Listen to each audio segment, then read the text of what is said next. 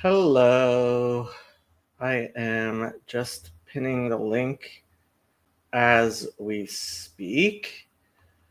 Um,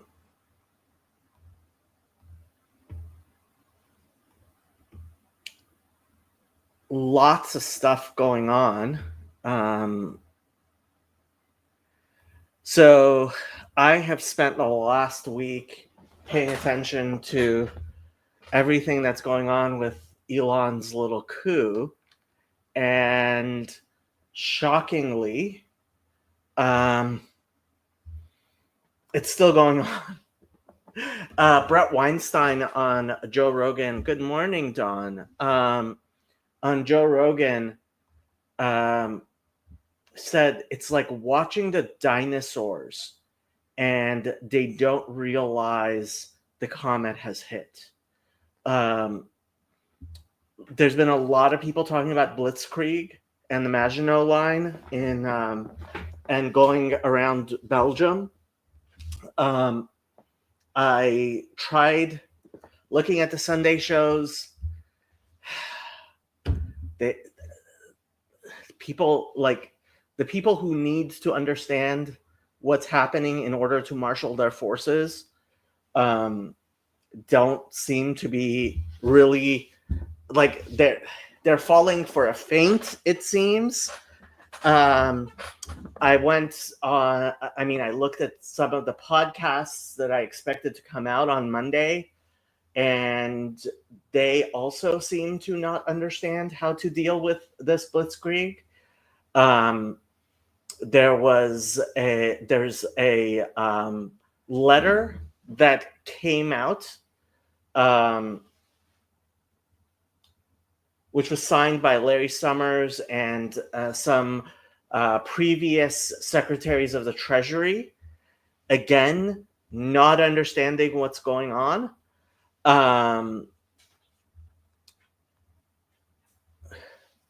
Mark says, a very simple, easy to fix thing was wrong. Someone came in and did the easy, simple thing. All the people following the bad pattern are in chaos and confused.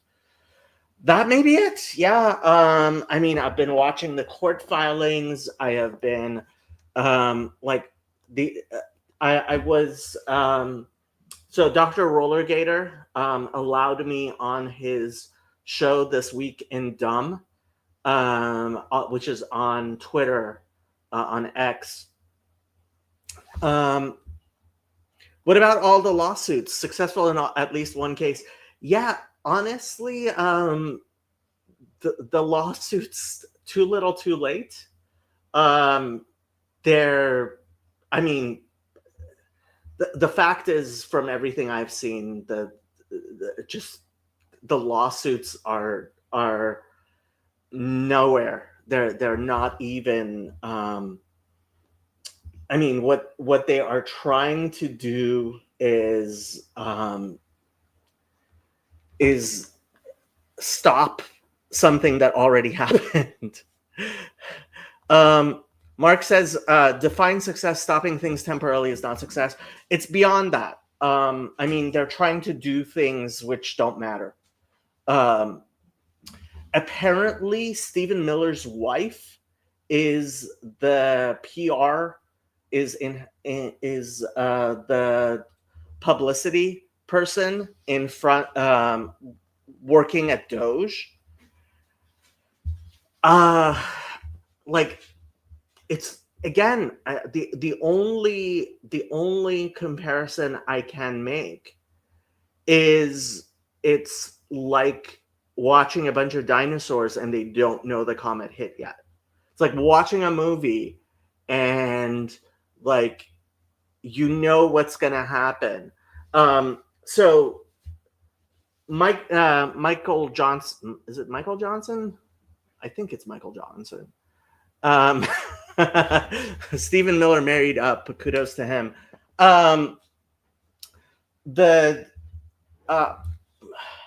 And they had an Orthodox Jewish wedding.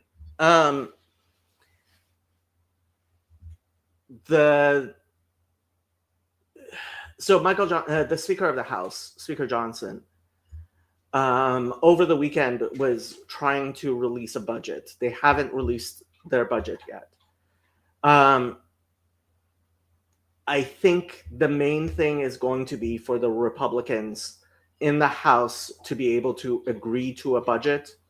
And if DOGE has been working on that budget, which is how I understand what they've been doing, to make serious changes in the federal budget, they don't have the Republicans don't have 60 votes in the House, which means that the Democrats can filibuster the budget. If the Republicans can pass a budget in the House, send it to the Senate, and the Senate Majority Leader brings it up for a vote, and did I say House when I meant Senate? I'm sorry if I did. The House needs to pass I have heard that the Senate is working on their own budget. Frankly, if the Senate were to pass a budget that works, I can't imagine that the Senate has a capacity to pass a budget that falls in line with the DOGE priorities. It would be really nice if anybody would jump on. Apparently, if you keep insisting that Elon is a Nazi, that will turn everything around in no time.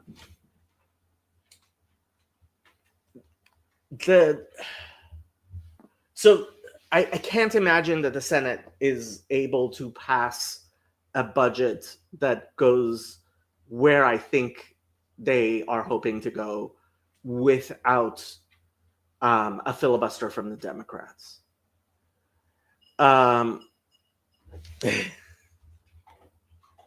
Yeah, that's where they're going with. I mean, he has access to all our social security numbers.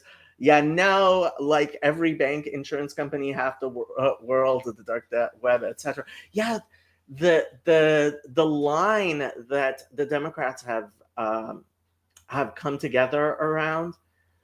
I mean, the real question is what's going to happen in terms of passing. I mean, if I understand what's going on, which I might not, what would be the coup de grace? What would be like the absolute? If it, what I would like to see is that the Senate confirmed Gabbard and Kennedy.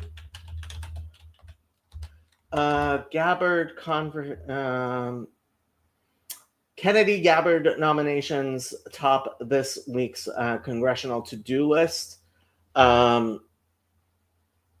Patel also hasn't been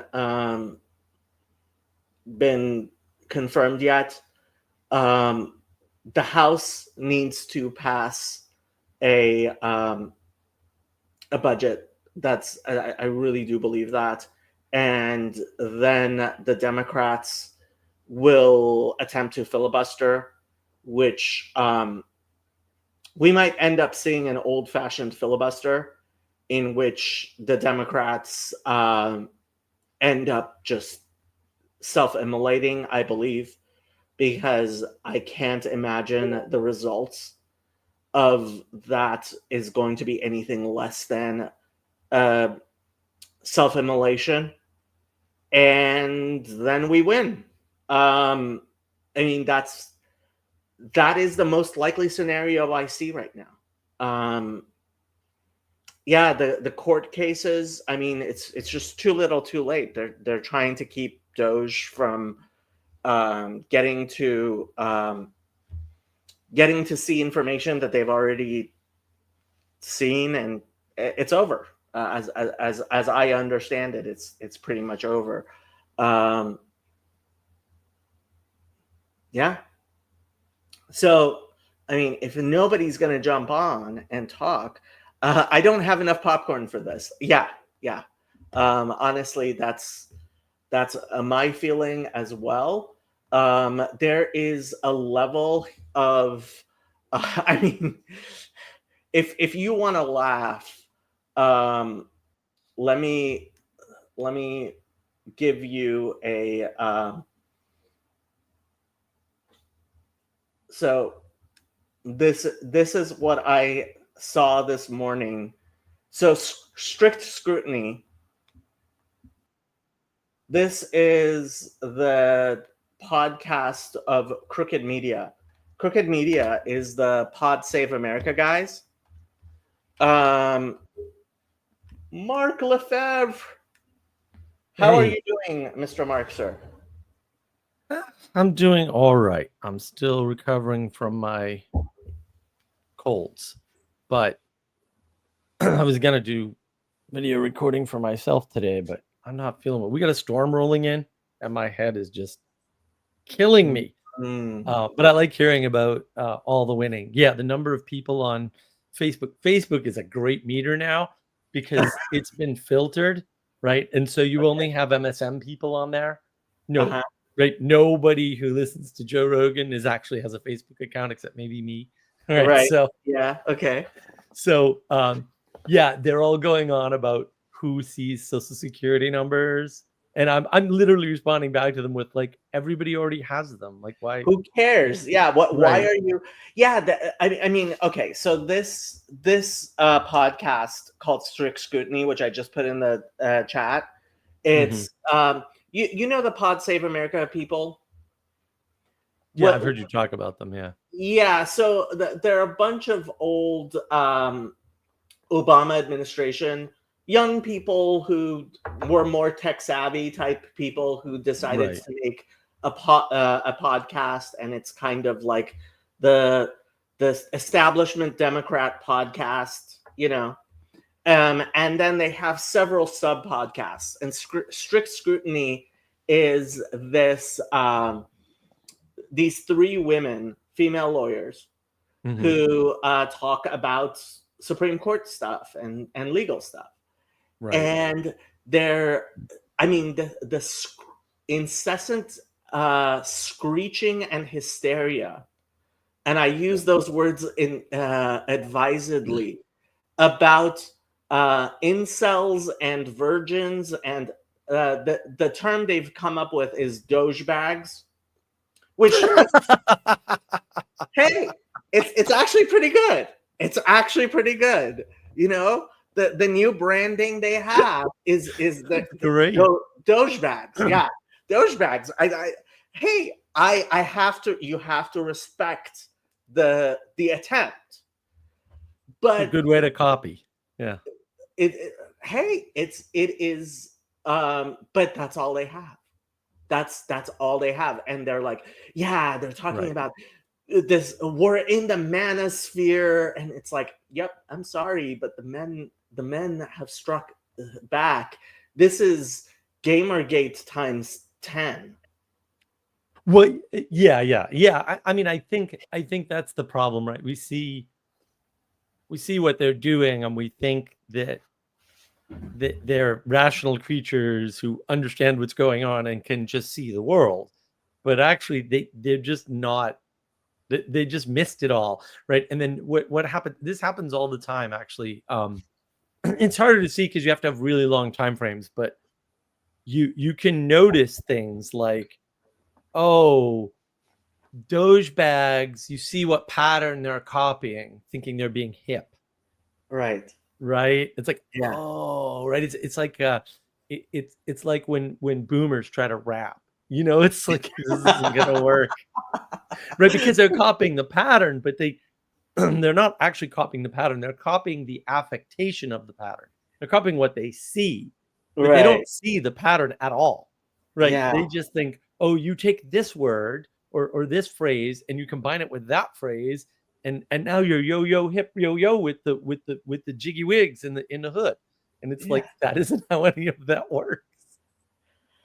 But they don't know how it works, right? They know how the old thing works. So that's it. I mean, Look, I was listening to Cory Booker yesterday saying you should be afraid. Like, that's their new thing. You should be afraid. What are these Of people them? doing? What?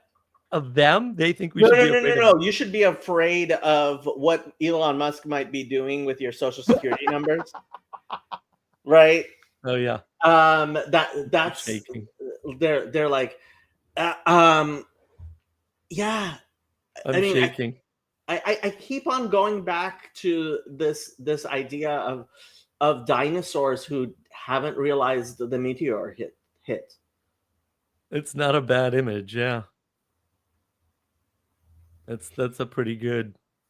Yeah, I mean, they clearly do, but I mean, you have to understand they didn't see the world, right? They like you can say like you and I see like the cultural significance of Joe Rogan, right? They didn't Mhm. see it, right? They thought like, oh well, this is the same system that we were running under before. Right. And if we just bully our way, Rogan will either have to give us our way or he'll be irrelevant because we are the power or something, because they don't have a good definition of power. And then, of course, it doesn't work. I'm there like, well, no, this is how it works. And it's like, no, it's not. That's not how it works. And they think the difference between YouTube and we'll say all the other flavors of media is like the audience, right? It's the audience. It's like, no. YouTube filtered out a bunch of people and you guys lost credibility and you didn't notice. That happened 25 years ago now. 25 years ago, the downward slide of the mainstream media was evident from the numbers. And it never ticked up for 25 straight years. It never went up, right? And then you have to think about, I did talk about this in one of my navigating patterns videos, probably a year and a half old now, but Fox, the whole time the entire total number of people watching Yeah. media is shrinking, Fox is growing. What does that mean? They're not getting new people from the outside. They're Right. stealing all the people who already noticed that CNN was lying to them. I'm not Right. saying they knew it rationally and consciously, but Yeah. unconsciously people knew that CNN had become corrupt, that MSNBC, it didn't become corrupt, it was designed that way, right? They knew unconsciously, so they were fleeing the bad news sources for the good news source. But what that means is it was never like Fox News is never conservative. Yeah. I Like mean, so they just so weren't. Fox was the indication that these people should have taken, like Brian Stelter, right? The Right. fact that we know Brian Stelter's name, frankly, it shows the mediocrity of Yeah. the legacy media, right? Um, but Brian Stelter was talking about Fox. He wasn't talking about Joe Rogan, but he definitely wasn't talking about Felix Schellberg, aka PewDiePie. Right. And I would really say that the test to know if a person knows what time it is whether you've heard of PewDiePie. Because PewDiePie is Yeah. still, I believe, the largest YouTube channel in Ever. the Yeah. world, Yeah. right? And he has all of the young. He is the next generation. Right. And I mean, Well, he's the icon for that yeah, group. yeah, I mean, I guess you could say he's the Beatles or Elvis of that generation. Right, in a landscape, right. And I think the thing people don't understand is the flood of channels of information, Mhm. right? Because back when the Beatles came out, there was only TV and radio. Right.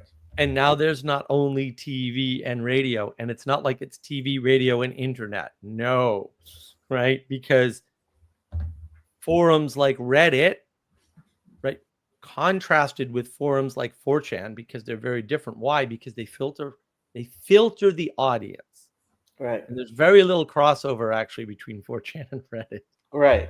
Maybe more than I'm comfortable with, but certainly not as much as there should be if they were the same thing, right? If they were similar or if they were capturing the same audience, they'd have a lot more crossover. So that's competing with YouTube, right? Which is also competing with, any number of other, and now we're into the smaller stuff, but like there's a bunch of smaller things. And so it's more like we have 6 new communications channels, right? And so you've got radio, TV, and 6 other things. And it's like, whoa, right? So we more than doubled it. Yeah. Don, I'm in the exact same place. I've heard of him. I know how popular he is. I don't watch him. And frankly, I don't think he's making nearly as much content as he used to. He used to make daily content. Yeah, he's not making any compared to what he used to do. He's checked out, and he's spending his time with his son and his wife. And he's got all the money he needs. And he makes some videos of him walking around with his son every once in a while, from what I've seen. But I mean, it really does feel like we're in a new world. Yeah.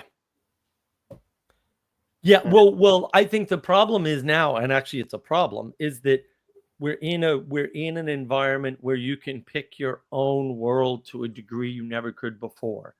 And how close that world is to, we'll call it reality, or natural reality might be a better way to say it. That's where the problems come in. Because for me, I've tweeted this out and said this in a few places, right? Like, there is no culture war. If there's a civil war, and I'm not saying there is, because I don't like that particular framing, but I can understand why people use it. It's between the moderate left and the extreme left. Because the conservatives that I know, and I know a lot of conservatives, they're just going to work, running their farms, doing the things they've always done. They were not online to the extent that you think. And when they were online, it was as controllers of narrative, not as consumers. And like, people miss that, right? They miss that a lot. And so like, oh shoot, what's her name? Oh, the Pioneer Woman. Do you know the Pioneer Woman? Have you ever heard of this person? No. This is fantastic. So the Pioneer Woman starts out as a blogger, like, I don't know, 15, 20 years ago. I have no idea. Right. And then she eventually goes on to YouTube, and then gets like a show on, like, I don't know if it's HGTV or, one of those networks.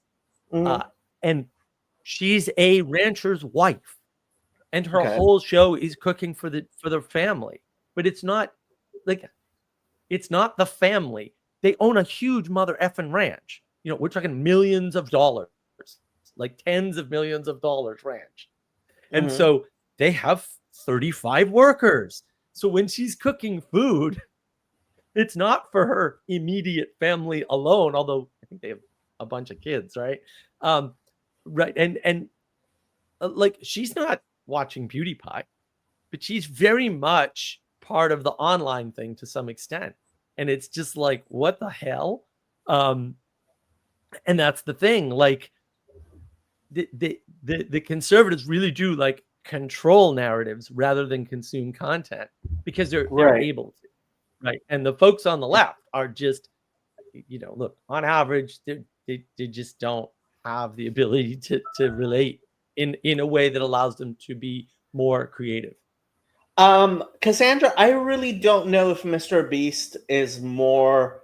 I think of him more along the lines of Alex Trebek and Pat Sajak, right? It seems to me that it's like a game show.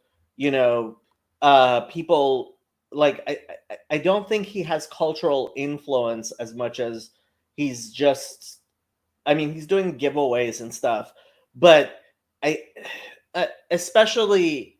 I mean, one of his co-workers transitioned, and there's a whole thing about it. I really don't know.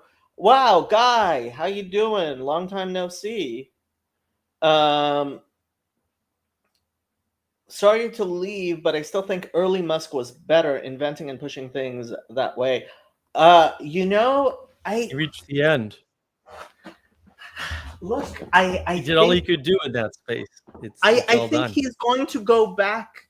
Look, I don't think he wants to stick around with government. He's doing the thing that needs to be done, right? So Young God says Elon was always a con man, though. That's why he's the only one who can do what he's doing with Doge. It's kind of meta. I don't think he's a con man. I think he was That's too strong. he was always a showman. I think he had that combination of business acumen and marketing capacity, and so I think he's much more of an Edison figure.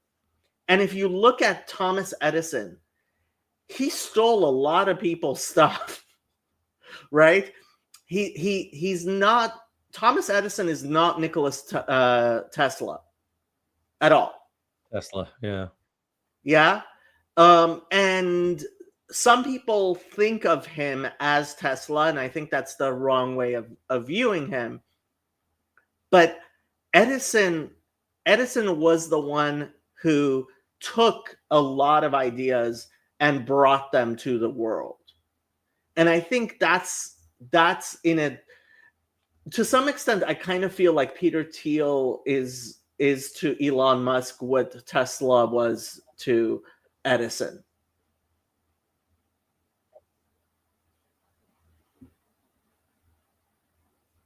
Yeah, I think the thing is that Elon was in PayPal, and PayPal basically invented what we call fintech, right? Where you move your financial institution to mostly online. Right. And the when that happens, you reduce the number of people that you need. And Right. people are, quote, very in any business, people are the most expensive thing. But Right. banking is not any business. Banking is the strangest freaking insurance and banking, the financials are the strangest industries we've ever come up with, because they're uniquely disconnected from physical things. And so Correct. what happens in a bank, and I've consulted for many banks, unfortunately, is you end up offering people titles and paying them very little money, but having a lot of people to do work that could be done by one person. So in many cases in the banks that I saw, and not all the departments or anything, like customer service. You need all those people, right? But a lot of the back end stuff, they would have 50 people. You could do it with one pretty easily. And so banks tend to do what I call welfare employment. They're employing people who otherwise could not be employed. And that's a good thing. Like, yes, we need that, because there's far more stupid people than you realize. You gotta remember, it's a bell curve. Half the people are under the average. Half, right? Right. And the average is pretty low, by the way. Remember, the average IQ.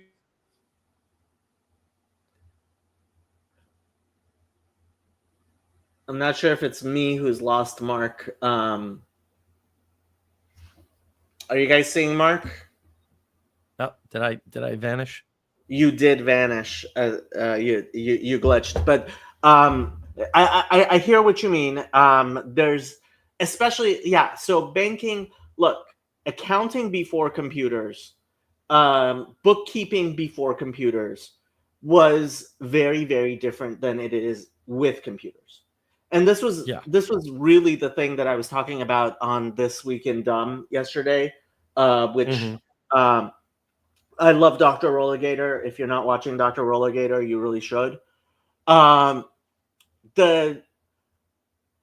government is even more so accounting database, right? So like government was maintaining databases before we had computerized databases. And guess what? Yeah, they were the first. All computers, all electronic computers come from government census, from tracking immigrants, actually. Okay. Ellis Island. Ellis Island, for real. Like that was the first electrically activated mechanical computer in the US was for tracking immigrants. Yeah. So and those types of efficiencies, there are plenty of people in the federal government whose jobs have been made redundant. Like I was thinking of the State Department and consular officials, right? What do most embassies and councils do? They issue passports, they issue visas, right? And most of that is just pushing paper, right? Right. And only recently have you been able to get a passport online, renewed online, right? Right. It's very, Super very recent. recent, Yeah. super recent, Yeah. right? Like you still have to go take a passport photo and send it in to them, right? And it's Right. like, what are we doing? Why passport photos? What the, you know? And it's because that's how it was done. Ooh, we have Queen Sally with us. Hi. Sally. I want all the California people to know that I got a plastic straw just for you. Nice. I didn't need one, but I thought I'm gonna go back. It does make it more delicious. It makes it more delicious. Can confirm. Plastic straws make the drink I, taste better. I can also confirm that we're back to using plastic straws in California. That is good. It is not good in Hawaii. Hawaii should not use plastic straws. It does make sense in Hawaii. It makes sense in Hawaii. That's because I bet Sally knows. Sally knows why. Because Hawaii ships all their trash to Singapore and the other nations, and they're the ones polluting the ocean. No U.S. state has any connection to polluting the oceans except Hawaii, and it's indirect. And it's because they sell their trash to the Philippines, basically, or they hire the Philippines to get rid of their trash, and the Philippines lie about it and dump it all in the ocean. Sally, how are you doing? What would you like to contribute? I have to say, Sally is one of the artists in our sphere, and the artists will in fact save us. That I hope not. That's a terrible plan. But And this is a Sally Michelson Cooper original on my wall. If you want more of her stuff, you can buy it all at the markofwisdom.org website. We have a shop, and you can just buy Sally art all day long if you want. But this is not available. This is one of a kind. Well, that's not available. None of my originals are available now. I've just quit selling them because I was terrible at it. So I'm like, let's just quit doing that. And that's better. It's been so much better. I don't know. I just, for once, was not on mom time when you were streaming, because normally I'm just on mom time and I'm not avoiding you, but zero recording of my child. I think recording your kids is gross. So I don't do it. And so I was like, well, heck, I can sit in a parking lot for 5 minutes before I go home. And yeah, so here I am. Tell us how terrified you are at the prospect of Elon Musk having access to your social security number, because I know that's the number one concern in West River, South Dakota. Honestly, if he can get my info back from China, I'm really excited. Like, because I was, in the service, I've been informed on 2 different occasions that China has all my personal information. And even when it got it out of the military to China, I was just like, it'll finally be in alphabetical order. So there you go. Finally. Yeah, I know, with all the breaches we've had of medical data and government records, and now you're worried about Elon Musk and what did I read today? Oh yeah, it was you have to ask yourself why, if this was an audit, Elon Musk had hired programmers instead of auditors. And I'm like, are you retarded? Like, and then I said, no, Mark, you're wrong. The correct question is, how retarded are you? Yeah. So everybody crying about the 19-year-old behind the computer, okay? You know who's behind our military? 19-year-olds on computers. Well, no, just 19-year-olds behind guns. Guns, yeah. So, I'm like, that's the norm. Like, who do you need to stay up until 2 a.m. to do everything and then be like, good job, bro, when they're done? Bros, like, that's what you need. This is exactly the right answer. Yeah. Let the 19-year-olds go crazy. Like, exactly. Like, I don't, the amount to which nobody's known how anything works, I'm 0% surprised at any of this stuff. I'm just kind of like, yeah, it was like that the whole time. So I want to show you where the Democrats are at and where the blob is at. So this is Lawrence Summers, who was president of Harvard and was forced to resign when he mentioned women might be different than men. Yeah. And he has written an article, an opinion piece in the New York Times, which was released today. I haven't read it. I'm not sure I will. Which is joined by Treasury Secretaries Rubin, Geithner, Liu, and Yellen, four secretaries of the Treasury, in writing this New York Times opinion guest essay, because we are alarmed about the risks of arbitrary and capricious political control of federal payments, which may be unlawful and corrosive to our democracy. This has 2.6 thousand likes, 4.9 thousand comments. So okay. It's been ratioed on X. So here's the thing about this whole statement. Yeah. First of all, that just sounds like 3 prick names. Prick names. But then also, I can't tell from that text, because of where I'm at politically, I can't tell if they're happy about DOGE and they're saying DOGE exactly this. Oh, no. This is their no, we know what they mean, Jacob. Her point is, yeah, but you can't tell. Agree. Yeah. You're just being stupid. Elon's correct. Well, yeah. But that's the kicker. Like, he's putting that out as though that reveals some type of information. And to me, all I hear is whiny, privileged people. And I can't even tell for sure which side they're whining for. So that's all it's impossible. You know, it was funny listening to some of these people going on the Sunday politics shows yesterday. I actually had heard them start on their complaints and finish off, etc., etc., etc. Literally. Like they're like, these are the things that could happen, etc., etc., etc. So mad at we're so mad at the plebs for voting. But that's a manipulation, right? You fill in the blanks yourself with whatever monsters are in your head. Yeah. That's what they're doing there. That is actually high spell casting. It just won't work with people who autists who care about details are not going to. They're going to be like, you're not saying anything, which is correct. When you say that, you're not saying anything. And it won't work with people that know what preaching sounds like. Right. Well, I think you're on to something with that, Sally, where people aren't exposed to proper preaching, and so they can't tell the difference anymore between somebody who's preaching and somebody who's conveying, we'll say, important factual information without, manipulation, we'll say, or emotional valence. I have 2 questions. First question, when do you think they will eventually, like, these people will wake up? And 2, what's the new world going to look like once 1 million federal employees get fired?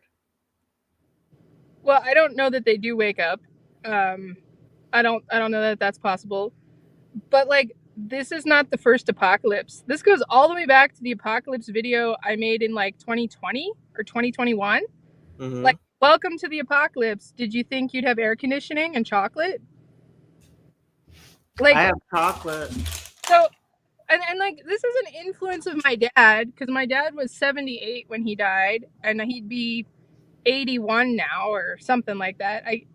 And he's like, yeah, this is like the 3rd time the world's ended when COVID hit. Like, yeah, it will be different, but it won't be that different. And like, weirdly, the mundaneness of everyday life is one of the horrors of war. So like, you're at war, you're dealing with horrific things and people losing arms and all of that kind of stuff, but you still got to eat a sandwich. And the guy from Chow bringing you the sandwich a little bit warm is still better than the sandwich being cold. And so, like, this is one of those things, like the infrastructure doesn't blink out of existence because the power got cut off one day. So restoring it is still easier. Like, Right. yeah, we got to cut the power off. But that doesn't mean we can't turn it back on. It doesn't mean if we overshoot, we can't adapt it. Like, the infrastructure doesn't go away, and maybe we should get the homeless out of the government buildings. So this is a headline. By the way, I would really like you to jump on, Sam. I tried listening to some of your discussion with Sam with Aaron Wren. I was surprised you guys were not. You don't seem to be up with everything. But this article, which I got from Dr. Rollergator yesterday, was just so hilarious. That's pretty funny. This is from the Daily Mail. Traumatized U.S. aid worker who survived the DOGE bloodbath describes horror of watching everyone get fired. but this is something people don't really account for. If the worst thing that ever happened to you in your life is you stubbed your toe, and I'm not, I mean, I know somebody like actually a person like this, it's still the worst thing that ever happened to you in your life. And so you don't, like if you've lived such a comfortable life that the worst thing that ever happened is all your colleagues got fired, it's still the most traumatic thing that ever happened to you. And I feel bad for you because you're weak. In Sally's reform of high school, you would have to get punched in the face to get your adulting license. I yes. more in my reform of high school, not just getting punched in the face, but like, good God, some people just need to one time, just for reference, they need punched in the face just once. Just once. With that, you can use a mitt, but they need it because when you're describing people getting fired as a bloodbath, to anybody who's either been an EMT or like been places where people actually were in conflict until they bled, you're doing yourself and them a disservice. Right. So, Dr. Rollergator, and by the way, Yon God, you would really love Dr. Rollergator. He's right down your alley. He said, they said to us that Trump was going to bring a bloodbath, right? Yeah. And so promises made, promises kept. Right. Yeah. Right? It's a bloodbath. Here we go. Right? But like this person survived, traumatized by surviving the bloodbath. So here's the thing. I'm gonna flip seats for a second. If I was in a position that I morally cared about and I was convicted of its purity and a bunch of people came in and fired my peers, I'd walk the fuck out immediately. Right. Immediately. If he really cared, he'd walk out somewhere else. I would not stay and be like, oh, I barely have my income. I don't know what I'll do if these enemies of the state don't feed me. I'll die on the streets. No. You have no conviction. You have no spine, and like. Well, and that's the thing people are missing, right? Oh. It's one thing to say that somebody is principled, right? But if they won't quit because they survived a bloodbath, they're not principled. No. And it's not because they don't have principles as a theory in their head. It's that they don't have principles they can act out in the real world. And, you believe what you act out, as Jordan Peterson says. And I think, yeah, they're not principled. And they're not capable of being principled. I had to leave my two absolutely best, highest earning jobs basically because of the impact of liberal politics on the Department of Defense. Let me read a couple of lines of this because it's just so funny. A USAID worker who managed to survive widespread cuts by DOGE has described the horror watching their coworkers being fired. President Trump has gone scorched earth against the United States Agency for International Development, USAID, this week, claiming it is corrupt. That's with all this language, corrupt is the one that's in scare quotes. Amidst huge amounts of layoffs at the agency, one staff member described to NPR how during a virtual staff meeting on a Monday, people started leaving one by one as their access was cut off. The staffer said it was like from a horror film. After the administration ordered at least 8,000 staffers and contractors onto permanent leave or furlough. So what's insane about this is people are not appreciating how much of a toast sitting calming factor big boy Trump and Elon are on the real conservatives.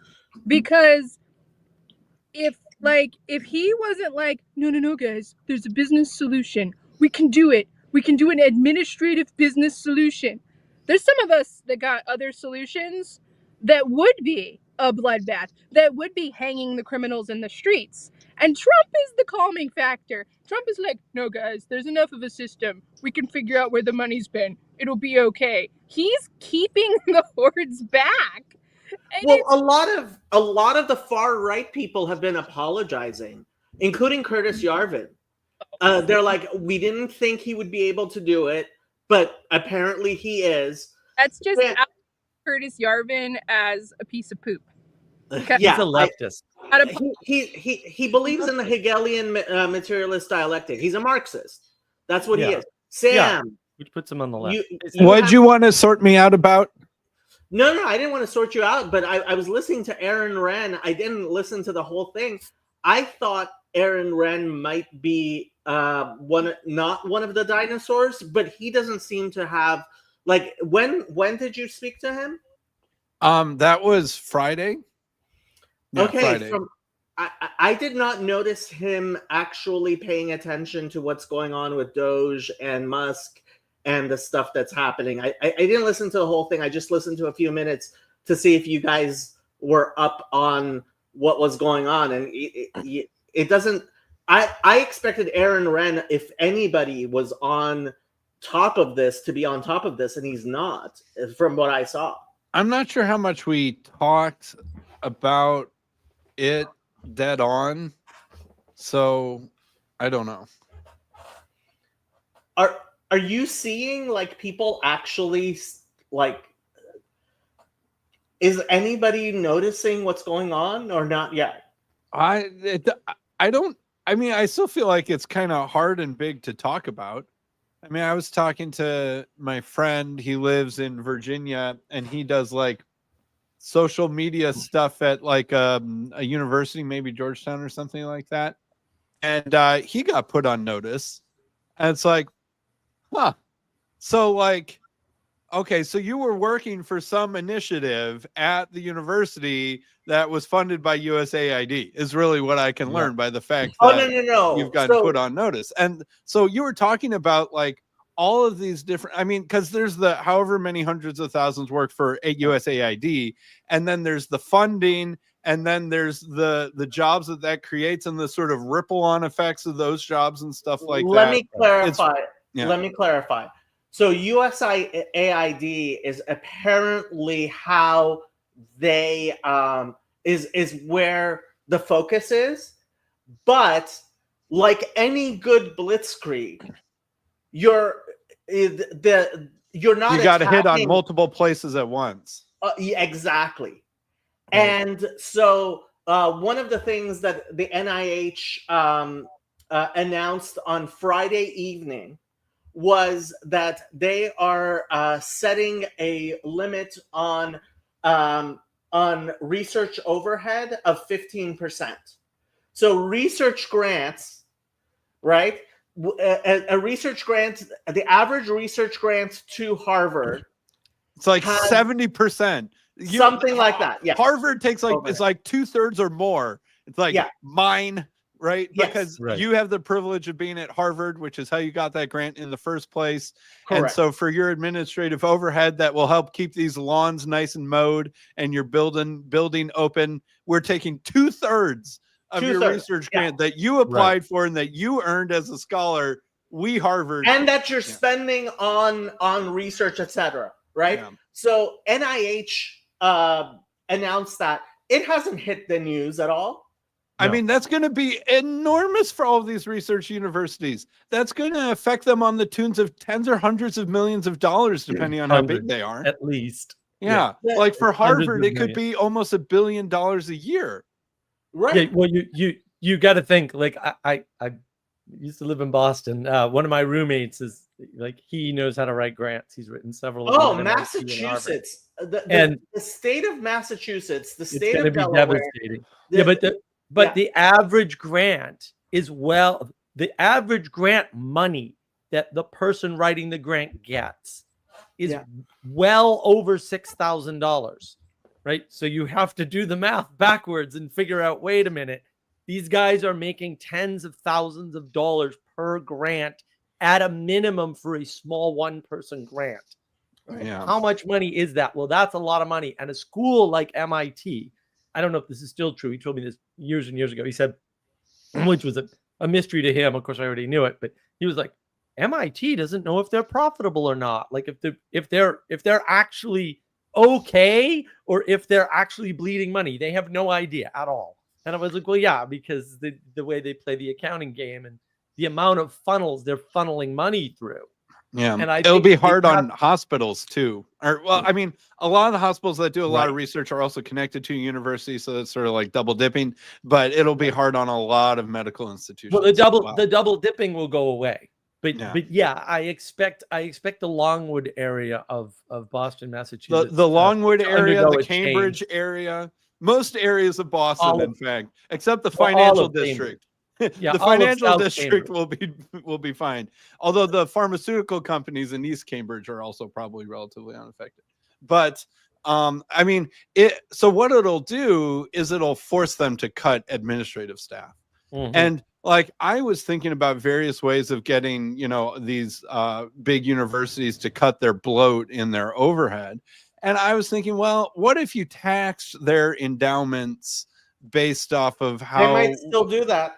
Based off of what percentage of their, employees are not professors or something like that. Right. All that's fair game, but this is way more surgical and straight to the point.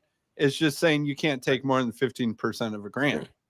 So yeah. Well, I mean- and I think Jacob, the thing that you're missing, because I've actually been on both sides of this, like this looks a lot like hiring consultants to come in and do management consulting at your company when you need to do layoffs.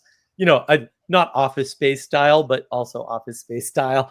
And this is exactly the way it's done. Like if you hired, one of the big three firms or whatever to come in, Deloitte or something, this is exactly what they do. They come in, they bring a bunch of data analysts, right? Data scientists, we call them, but they used to be called data analysts. And they do a bunch of accounting.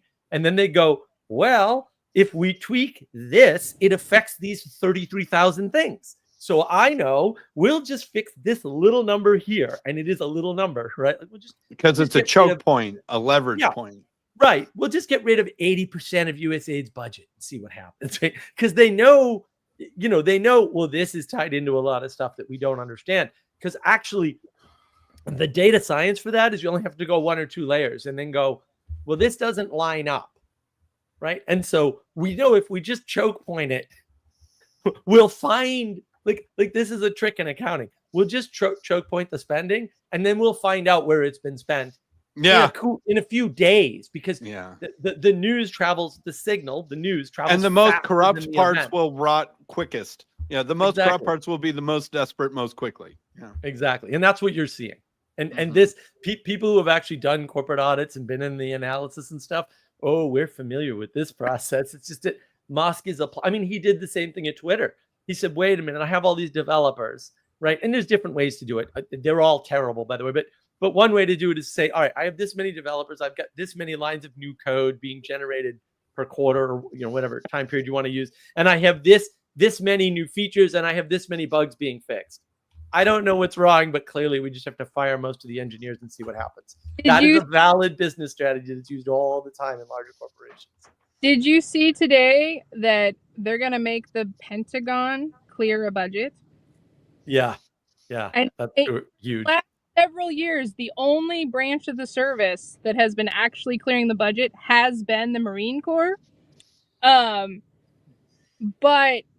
the Pentagon is the biggest criminal out of all of the service, whatever. By far. And like everyone, like you're mandated against fraud, waste, and abuse. You hear speech after speech against fraud, waste, and abuse, and you see fraud, waste, and abuse mostly by the civilian government employees, by the way, who can't be fired, much like the VA. And that was one of the great things Trump did, was make it so you could fire people in the VA. That's what had to happen. And man, if you start firing G6s and above, we can clear the fat so fast. Because it's not the service members mostly. They don't have enough clout to do it. They're only there 3 years. It's the G6s and above just sitting there freaking spending $30,000 to repaint a gym. And this is the thing. It was the Republicans who were supposed to be defending the defense budget, right? And now things have the turns are tabling. So this is, I mean, I haven't read it, but this is the opinion piece. 5 former Treasury secretaries, our democracy is under siege, in the New York Times. But right? This is them firing back. Our democracy is under siege by the voting voters. It's our bureaucracy. Voters are threatening the unelected officials who get all their money. We are the democracy. You don't know our names. You never voted for us, but trust us, we are the democracy. Democracy and the science. That's why I like on Twitter they're calling it our bureaucracy, and I'm like, well, that's actually accurate and precise. Yes, that's what they're upset about. They're just using the wrong word. I mean, do you guys want to read this? Is it worthwhile, or just forget the dinosaurs existed? The title is enough. I mean, the 70th, 71st, 75th, 77th, 78th, whatever Treasury secretaries. Blah, blah, blah. Yes, the 70th, 71st, 75th, 76th, and 78th secretaries of the Treasury. All I hear, Jacob, is I hear that the IRS is crying. And like, okay, cool. That's probably fine. Well, and those are the people who oversaw the problem happening and probably made it worse, right? Yeah, I have no idea who Kathleen Hicks is, but I'm guessing Jon Stewart's. Like, it's, again, I keep on going back to it. The dinosaurs who don't realize the comet has hit. And but Jon Stewart seems to be a little bit better. Like, I think Jon Stewart has the capability and shows glimmers of hope every once in a while. Like when he went on Colbert and was like, it is a little funny that there's one research lab in the world that happens to research the virus that this came from. And it's in the same city where it supposedly started naturally. One might wonder, right? Like when he did that. And I think that he kind of gets it. And but I agree with you. I feel like a lot of people are going to lose their jobs in like the next month. Hundreds of thousands, maybe millions of people will lose their jobs. That'll mean a couple things. It'll mean the real estate market in Washington, D.C. will be not very great for a while. But I think there are a mix of useful and useless people that are losing their jobs. And the useful people will probably be able to find themselves a job at a company that actually does something that like resembles making a profit, and probably increase the productivity of the various enterprises that they find themselves in. But there will be this like sort of trained to be useless cohort of people who have been trained to basically be, you know, these kind of parasitic leeches in part of the giant parasite army that just slowly globs more and more money. And that, you know, it's like kind of almost pyramid schemey, right? It's like, okay, you study woke underwater basket weaving. I will write a grant about woke underwater basket weaving, and then we'll get, you know, 80% of that goes to the administration, and they'll hire you with your woke underwater basket weaving degree to be the administrator helping me study woke right, you know, something like that. Those sorts of people will be jobless and very upset at their prospects because maybe they were making like something ridiculous, like into the six figures, doing their weird bureaucratic whatever, and now they have no real marketable skills. Yeah, but I mean, to be fair, and I think people don't really realize this, you can talk about, you know, equality and equal opportunity and equal access all day long, but a lot of the people that you're describing, Sam, they were never poor, and not making six figures is not going to make them poor. Like, this is what people don't realize. It's not like they grew up in the wrong side of Chicago and they're from wealthy families. They grew up on the have right plenty side of money. Chicago. If they're not making, like, if Chelsea Clinton stops making $89 million in 5 years, whatever the hell it was, she's not going to be poor. Nothing's going to change about her lifestyle at all. She just won't be able to buy 2 yachts a year. But maybe the maid who worked in Washington, D.C. will be lower on business, or, you know, there will be. Oh yeah, no, there are downstream effects, but right, but what you're saying there, Sam, I think is, all the illegals that they smuggled in to do that work will actually have to go home. And well, the thing is, this has happened before on a smaller scale in certain states. So like, we've seen this before. This isn't new. So, do you guys know what recruiting record was beat this year since Trump's been elected for the military? Do you know how high it is? No. 19-year high. It's never been this high in 19 years. Just through January. For recruiting. We're having a crisis, an absolute crisis of young people recruitment. And now it's at a 19-year high. So it went away overnight. And I think the other problem is, and I've, you know. First, Mark, let me connect it first. Oh, go ahead. Your bureaucrats are service members who hit their 16, 17, they're achy, they need to do something else, but they still don't know how to function outside the DOD. A ton of your bureaucrats are like, well, you know, I could do paperwork for the Army, and that would be the same. And they do a pretty okay job, but some of them are a little drunk. But, you know, it's better than the DEI people. And, like, so, like, it's great. It's great because there's been a bunch of service members staying in too long. And if new service members come in, it's going to free up people who have been leading people. And that is a different job than other jobs to go in. So, like, it's not all out.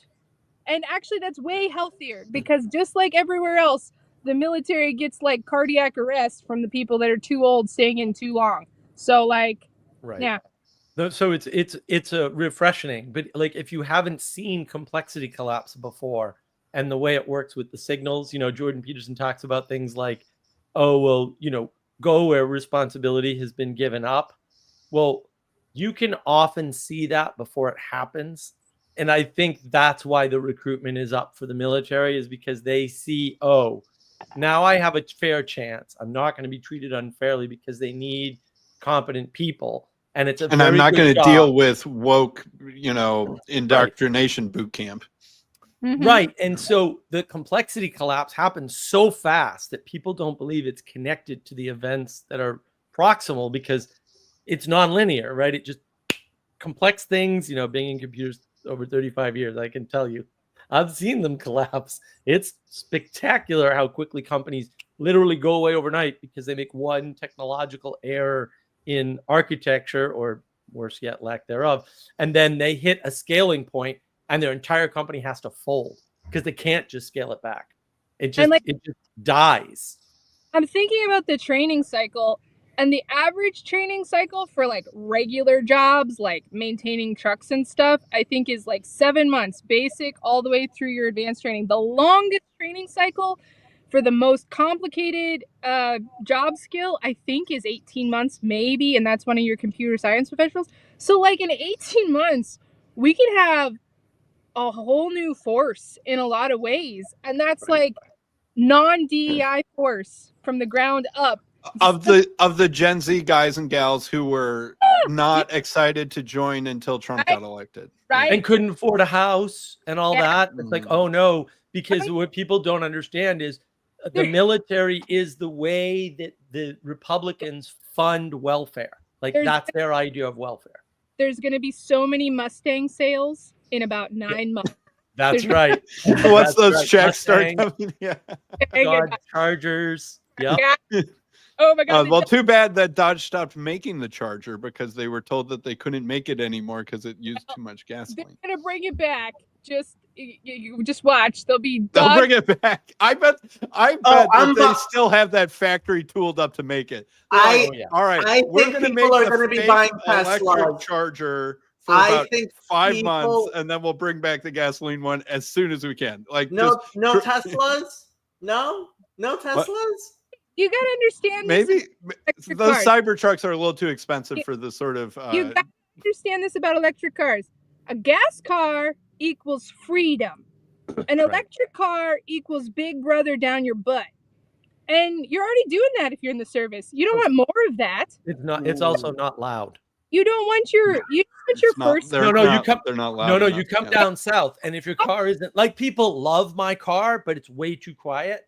So they're a little, I don't know, it looks nice. It's clearly very fast, a little faggy light blue color, but okay, we'll let you slide, but they really want the noise. They really do. My buddy brought his Mustang down here. It's a very loud car. They loved him. They loved him. Every place he stopped, they talked to him about his stupid car. They can shut off the grid. They can shut off the grid all day. There's no army on earth that can keep Texas from sucking oil out of the ground. That's right. They can shut off the grid all day. They can't keep the Midwesterners from man, I go out here to Gillette, Wyoming, and it is an oil boom town. And it is wild. It's wild here, and it's wilder in Gillette. And it enthralls me with the weird glory of it. And it's dirty, and it's just, it's so great. It's so American. I kind of want to go right now, but I got, responsibilities and stuff. No, Lance, hey. Hey, Lance. How's it going? I couldn't tell if Mark had cloned himself or if I'm talking to Aaron Wren again. I've got my old man reading glasses. That's what tells us apart. Lance, you and Aaron Wren have a very strong visual resemblance on a computer. Now I'm Lance. What am I, chopped liver? No, your head's a little flatter on top, Jacob. So even though you got way too much hair, bro. Look at all my flowing gray locks. It's turning gray, but it's not falling out yet. So I'll take it. So anyway, I told you, Jacob, the lawsuits were coming, and they would have these rubber stamp wackos who would start rubber stamping that in the first step of the line. Yeah, but I'm reading them, and it's too little, too late. Well, so it's good that we have. I'm just saying. I told you it's a good thing that we have these lawsuits because they're going to get so. For example. We have a separation between the judicial and the executive branch. That is allegedly a very clear constitutional line. And literally, a wacko judge in New York is trying to stop the Treasury, Manhattan, that's Treasury Secretary from doing his job. So, it's actually a good thing that these things are happening. There's no way that this is gonna stand up. Is it going to be Delaware all over again? Because didn't that judge set the precedent and then Elon won't countersue and it's stuck on the books? Okay, so I'll tell you my theory. So this is the Lawfare blog by the Brookings Institution. And they're keeping track of what's going on. And here is their listing of the lawsuits, right? And where these suits are at, right? So suit filed, appeal filed, TRO granted, right? This is the one that he's talking about on February 7th, that a judge in Manhattan. So I believe it's 19 attorney generals against President Trump and the thing. Like all these suits, partial TRO granted, TRO denied, which was surprising. Consent order signed. I have to tell you, every consent order signed is like they don't even know what they're doing, right? It's the TRO granted, the ones that they can claim wins with, right? Injunction appealed by government. Okay, so let me tell you my theory, which I don't know if this is actually what's going to happen, but this is my theory.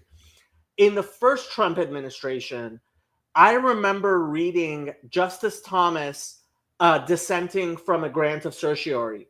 Now, a grant of certiorari is when the Supreme Court agrees to take a case, and it was a denial of cert, right? So they were not agreeing to take a case, and Justice Thomas bothered to write a nice long dissent, or maybe it was even a concurrence, I forget, but he was writing a signal, and he has an absolute army of former clerks who are now district and appellate court judges, and lots of lawyers who look towards him for guidance. And he was talking about how these nationwide injunctions by any judge anywhere needs to be restrained. It's quite possible that this TRO, which a judge in Manhattan, and they were obviously forum shopping, right? They went and found a judge where they needed him in the country to do this, right? And that's to be fair, that's just good lawyering. That's being a good lawyer, right? But he issued a restraining order saying that none of the political appointees, including apparently the Secretary of the Treasury, has a right to look at the data in the in the Treasury. And it's like, hello? Yeah, it's not going to stand. Yeah, and that's why I think some of these lawsuits are going to be very good, because it's going to ultimately get up to the Supreme Court, and it's going to stop their ability to be able to go in and get these rubber stamps to do these broad sweeping things are going to be, you need to be able to get that on just a Supreme Court basis. Stop it, because then the administration, which I think they have enough right now you can't just tell a confirmed secretary they can't do their work, right? You just can't do that, and you're not breaking the law by going in and doing your confirmed work. And so, but you also don't want to get caught in a gotcha where, oh, look at, they're breaking the law and yada yada. So anyway, it's interesting, but this stuff is ultimately going to be helpful in the end, because you just don't want to be able to do something now. You want to be able to reset the table moving forward for appropriate constitutional separations, actions, and those sorts of things. So I'm not worried. I'm glad these lawsuits are being taken, because a lot of them are so it is insane on its face to say that a confirmed Secretary of the Treasury cannot enact to have people look at and try and manage the financial payments of the United States well. And in today's day and age, it is completely appropriate. If you want to go do forensic accounting or any of these things, you know what you deploy? You deploy technological assets and AI, you look for things. These are things that accountants use all the time. I'll tell you what I would do on one of these things is they have these teams, they've strike forces they've sent out into all these agencies. And I don't think they included an engineer and some other people, and all these people have been approved. Like, they have their ducks in a row, the paperwork at the Trump White House, they're approving all this stuff and getting it out. Heck, they should just throw some CPAs on each one of these, which is actually be smart, right? Throw some CPAs on each one of these teams in order to do these things. But the lawfare stuff is ultimately going to end up being good. And again, like you guys mentioned this earlier, which is that when they say democracy, they mean bureaucracy. And if any of you watched, I know Mike Benz is a lot to take in. And for most people, he's so detailed and so in depth and has all the notes connected that it's overwhelming.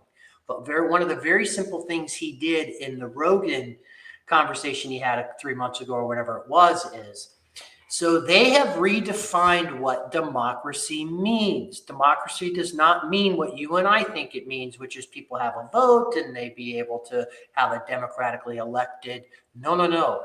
Democracy means the institutions that have been built. That's our democracy. And so an attack on the unelected bureaucrats of Washington, D.C., that's actually an attack on our democracy, even if the voters want to overchange that, right? So they changed definitions and they're playing this cute little game. And most people hear U.S. aid and they think, oh, people without water are getting water and people without food are getting food. No, it's never been the case.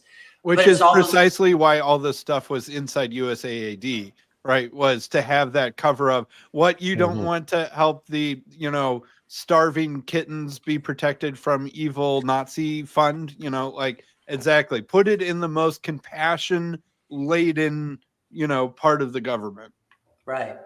And so, as Elon Musk, the president of the United States, and his cabinet members have every right to bring people in here for efficiency. What I find really rich, and I just say I'm smiling with it, the snarky, sneering, laptop class of wokesters learn to code. Well, the code bros did learn to code. And you know what? Your job is and they've also been trying to prepare us snarkily for the technocracy, which would have kept their laptop jobs in place, right?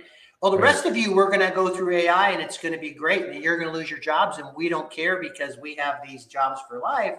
It's like, no, actually the jobs that are, quite frankly, most government jobs, when you think about AI and efficiencies, the office jobs are the easiest jobs to cut out. Quite frankly, you can have a higher functioning efficiency government. So let's take the AI war and all the lost jobs. Let's apply it first to our federal government because it's stealing tax dollars out of our pockets and see how much you like it. The sneering, joking, look down their nose at their class. I'm more than happy that they're the ones that get this taken away from them first. Yeah. But Lance, let me ask you a question because I'm really curious about this.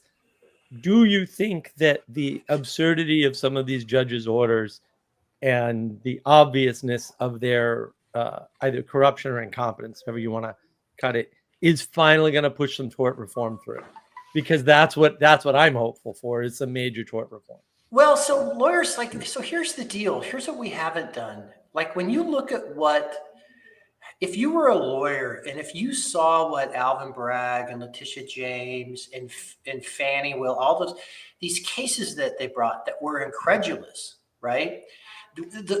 We already have within our own bar associations codes of conduct and professional responsibility, and there should be consequences for pursuing the types of lawfare cases that they did. Like you can disbar people. So if the problem is the American Bar Association is corrupted.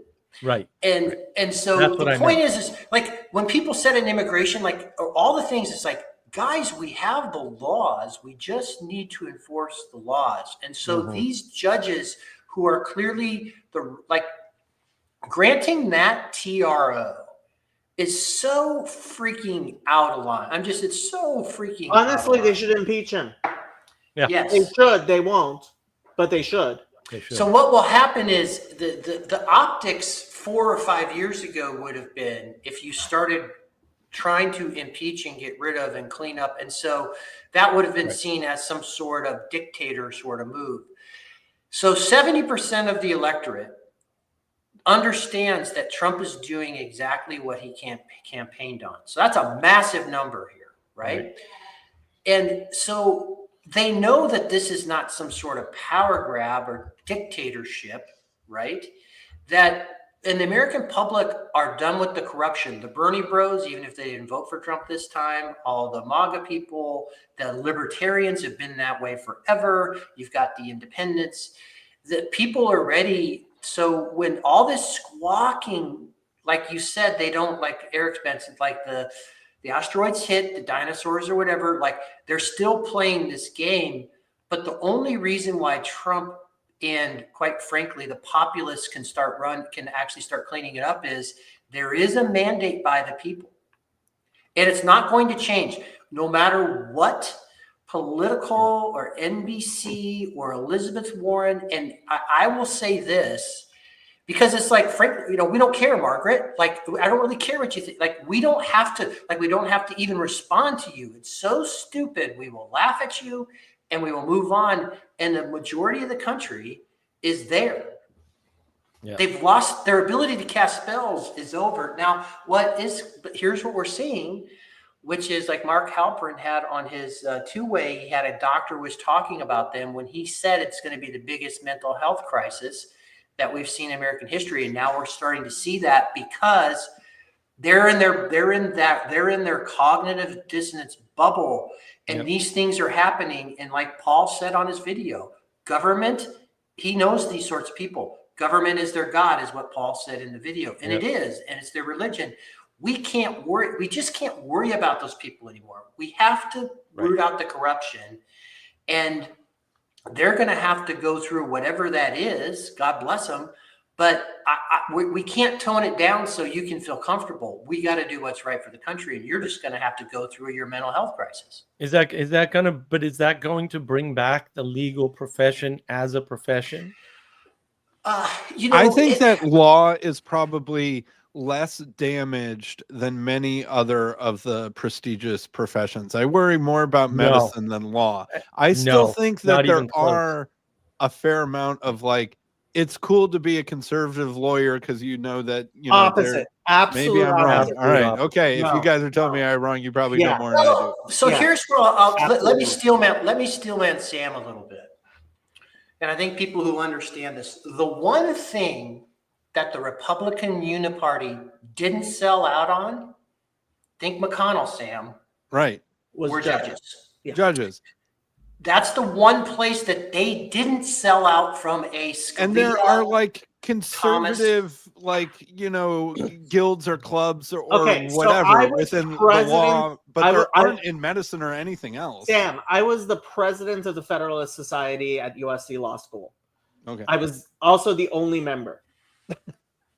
Okay. Oh. The Federalist Society is where a good half of our judges and a majority of the Supreme Court really that's their thing. Like the Federalist Society is the conservative, and the fact is that the law schools, that being affiliated with the Federalist Society at the top law schools is it means you are an outcast. Yeah, I mean, I get that. I remember what it's like to be conservative and elite institution, but there's still this hope that there's a job path and a career path for you. Well, but I would say this. Zero constitutional law professors are members of the Federalist Society. So I would say that I went to a lowly state school, University of Kansas, went to a lowly state law school. There are a lot of us lowly state lawyers out there, but there are more of us than there are that come out of the elites. Now, the elites, if you wanted,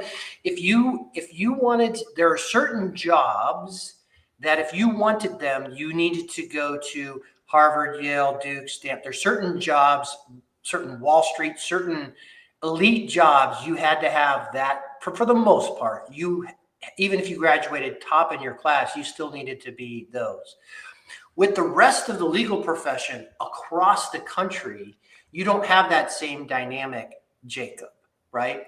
And so, like, my constitutional law professor was very left-wing in the late 90s. She actually liked me because in the Socratic method, I was bold enough to say the things that needed to be said. I could make the counter argument, right? And so I was, so for example, they talked about whether racial profiling, whether it ever should be existed. And people would be like afraid I'm saying, well, but actually, depending on where you're at in certain neighborhoods, there's a time where racial profile, like, so for example, I said, if I'm in my Mercedes in the inner city in a known drug neighborhood at 1 o'clock and I have a rich license plate, I'm probably down there to buy drugs or buy a prostitute. So you might want to pull me over and figure out what the hell am I doing down here? That's actually good, whatever. Now, we can have an argument whether that's right or wrong.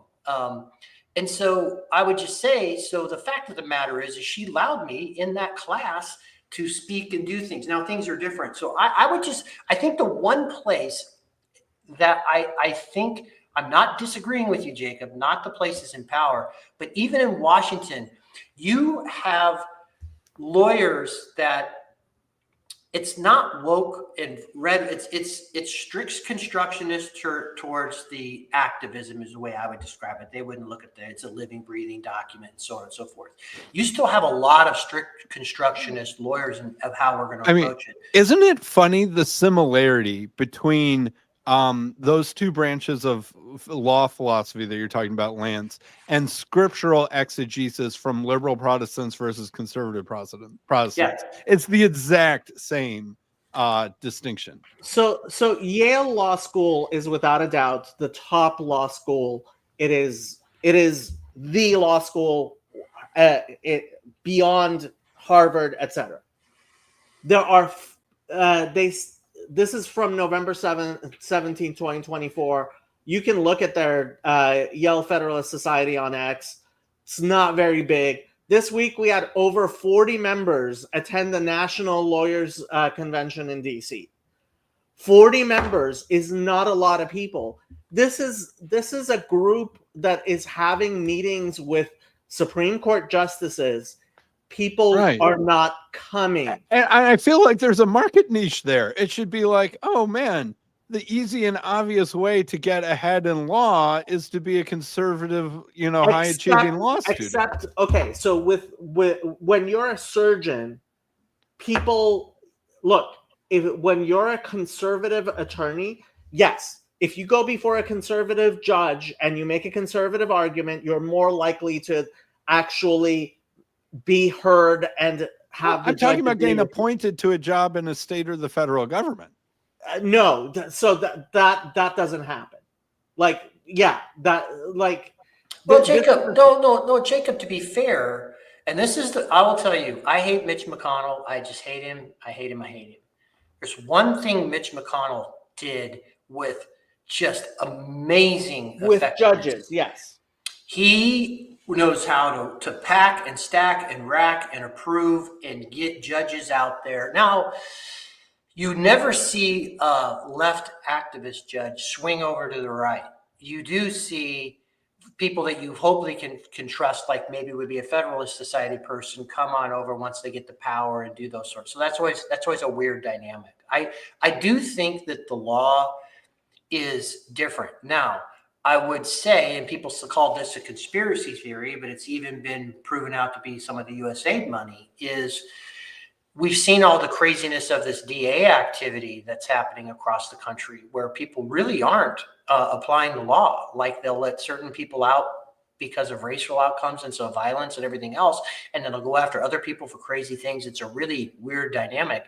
And it's why wherever you live, you should really be paying attention to when you're voting in these local elections. District attorney, your district attorneys. And then also people don't pay any attention primarily to their state Supreme Courts, or all the states are different.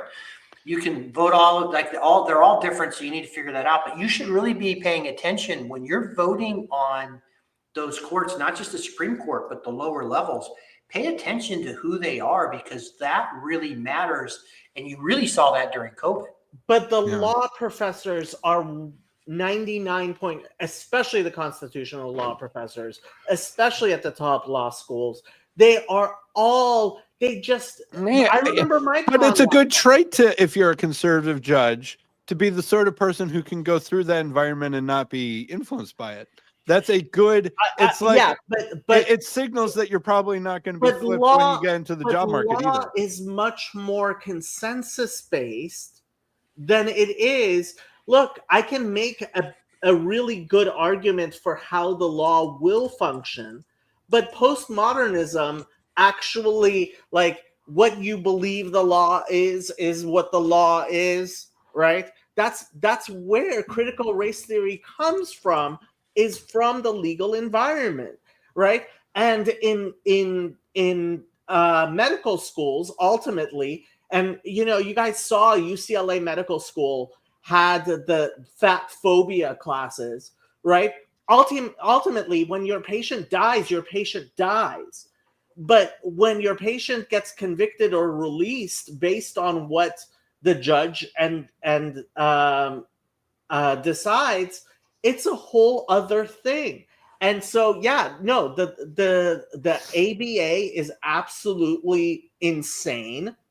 The majority of attorneys have been trained to, including myself. I did not realize how much, despite thinking of myself as president of the Federalist Society and the conservative, et cetera, right? How much presuppositionally I had been programmed with so much of the CRT stuff.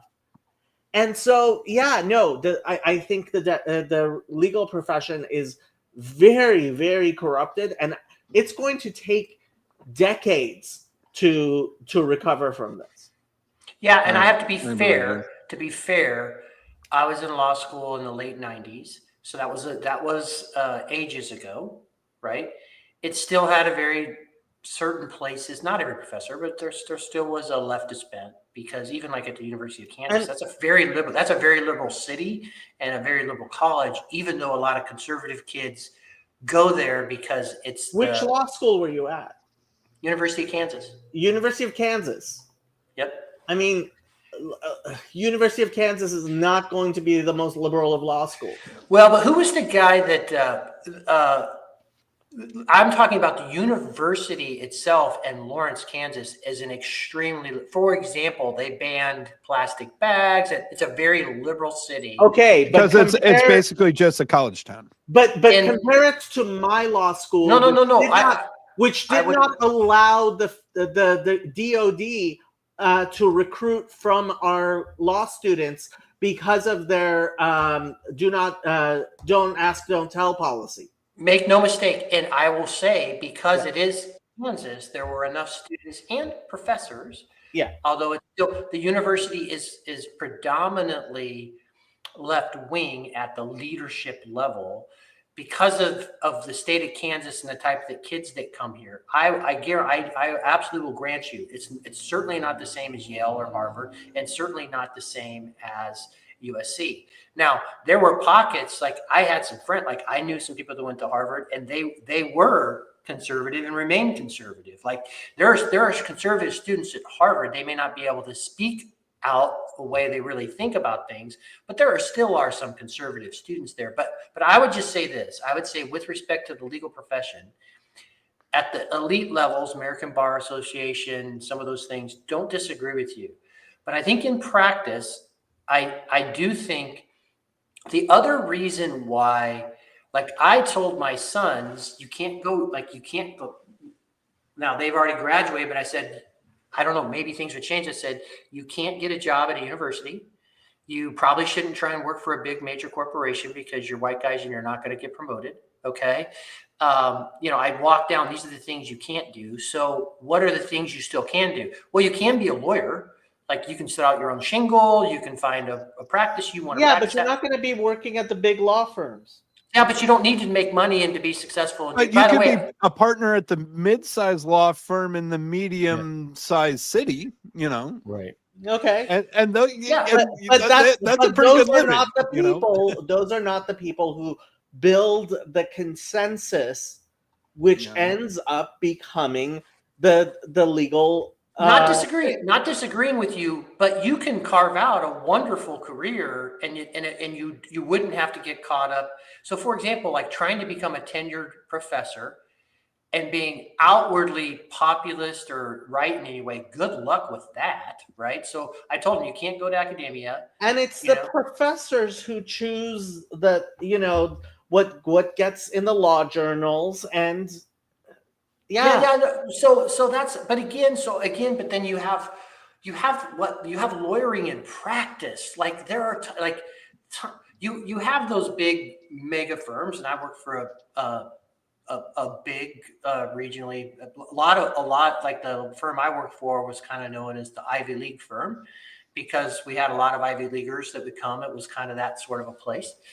And certainly there were a few of us, state school slouches that were there as a kid. But yeah, that exists. But there are enough lawyers out there, because you can hang your own shingle. There's like, you can make a lot of money. And here's the other thing, like some of the biggest, like if you wanted to work on, like, again, Wall Street or certain places, sure. But man, I know a ton of people that make it, that can do well and have influence. Now you can't do that in academia. Clearly what we've seen in our federal government, you had to go through all those, even in the Pentagon, where you had to go through the struggle sessions and everything else. Good Lord. Like I would never go through that. Like they would throw me out because I would say, no, I'm not doing this. Lance, you need to get on your knees and beg for forgiveness for all of your privilege. And I would have said, yeah, no, I'm not doing that. We'll see how things shift. And that's the thing. The comet has hit, right? And so when we talk about these cases, and I've been following the cases, like it seems to me like they're absolutely irrelevant to what's going to happen. The real fight, I think we're going to have a fight about the budget in Congress. And I think the only thing the Democrats have is the filibuster. And we will see what happens with the budget, which Speaker Johnson has been saying since Friday he's going to put out any day now. And apparently they've been working around the clock on it. But that's what I'm waiting on. That's what I think is really going to make the difference is the budget that comes out of Congress.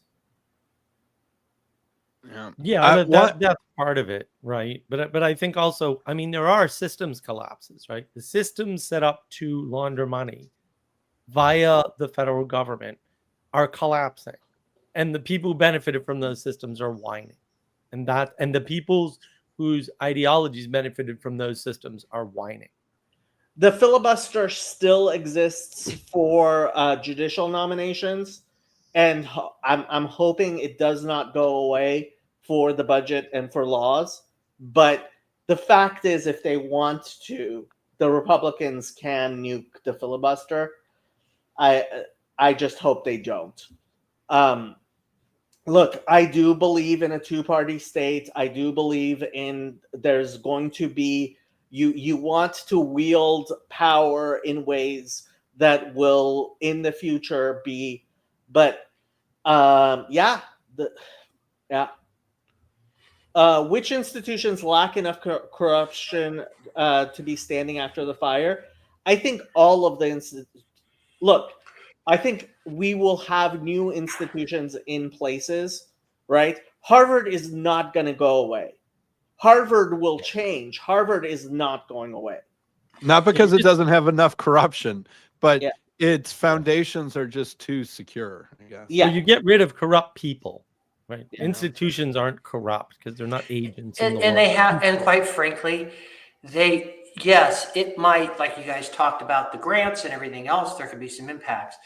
And even if they got taxed, they're still sitting on enough money and have access to enough money that they're going to be fine. The interesting thing that's happening, and this is what I don't know, Jacob, is like the Bill Ackmans of the world and some of those people that kind of had their eyes opened to, oh my gosh, this is happening. That the whole Gaza thing and the Hamas protesters on those elite campuses really open some people's eyes to be like, wait a minute, they're allowing this to happen, and the Jewish students are holed up in a classroom and are afraid to come out for fear of violence. Like, and you're saying nothing is wrong with that? Like, it's really interesting. I don't know, and I don't know this world, Sam. So the only thing I would want to know is, as the world has changed, and you've got the tech guys who, let's face it, the tech guys have the money. The tech is where the big money is going to be at moving forward.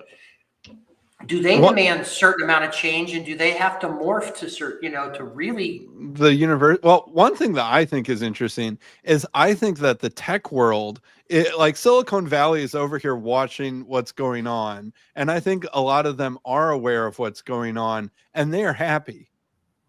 They might be quietly happy, but they're happy, and there might be factions within the companies that are unhappy because they're part of the parasite leaking into these tech companies. But these tech companies now have carte blanche to get them out, and they're probably pretty happy to do so. And it was interesting. Mark Andreessen, he's been all over all the podcasts recently, but talking about how heavy-handed the Biden administration was about crypto stuff, about AI stuff. And it's like, you guys aren't going to get to make AI. We're going to tell you what you can and can't make, and you're going to make it for us, and you're going to like it, right? Basically seemed to be the message that they were receiving. And now they're like, wait a minute, that's gone, isn't it? Right? Trump's not going to do that. Trump's just going to let us build things, and we get to hire our least productive, part of our companies that we were previously too scared of. Great. Like AI, Silicon Valley is probably secretly very happy about everything that's going on. And I bet that a decent chunk of Wall Street feels similarly too. Yeah, Sam. So to me, it wasn't just, so Andrees has been talking about that on the All In podcast. Those guys have been talking about these founders who were okay going with it. They kind of thought that's where the way of the world was. They were okay with a certain amount. But ultimately what they realized, not just from the Biden administration, but from the EU, they basically were telling these people, you don't own your companies, we own your companies. And we're going to tell you exactly, you're going to do this and you're going to do that and everything else. We'll let you, may have ownership, but we're controlling this because it's so powerful. And I think a lot of those founders, not just not wanting to put up with promoting people without meritocracy, I think they realized, holy crap, we busted our butts to build these companies, and they're going to come in and take them. And they're like, no, EU, this stuff. I think you've seen a shift that they want to see be permanent. Yeah. So I think that there are lots of places that will do well from this, coming collapse. One thing that I think will be interesting is, I don't know how much of whatever was making the elite media coordinated, right? There was clearly something behind all of the elite media organizations that was keeping them coordinated and on the same path. Even their headlines sometimes sound like they were written by basically the same person. Well, Ben's talked about that. So what happened was, the problem with the speed with which Trump is moving. So what would happen is, someone into CIA, whatever, someone would make some decision and say, okay, this is the deal. We need you, political. You're going to write this article here, and you're going to say this, right? And then they would go over and they would say, okay, now you're going to pick this up after they report it. And then literally they would get the word out.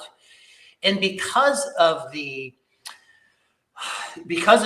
quite frankly, because all the media companies have been rolled up to be owned by just a few select players or whatever, and that means even down to local media. So when you see these videos of them parroting the same thing over and over and over to cast the spell, to mind control people, it basically very quickly, very smart people would communicate how they could get this out. It's also when they were training, the video exists out there. I wonder if it's still up. Ben's was on the Rogan channel. I think he showed them, they were training the journalists. This is how we're going to combat disinformation, right?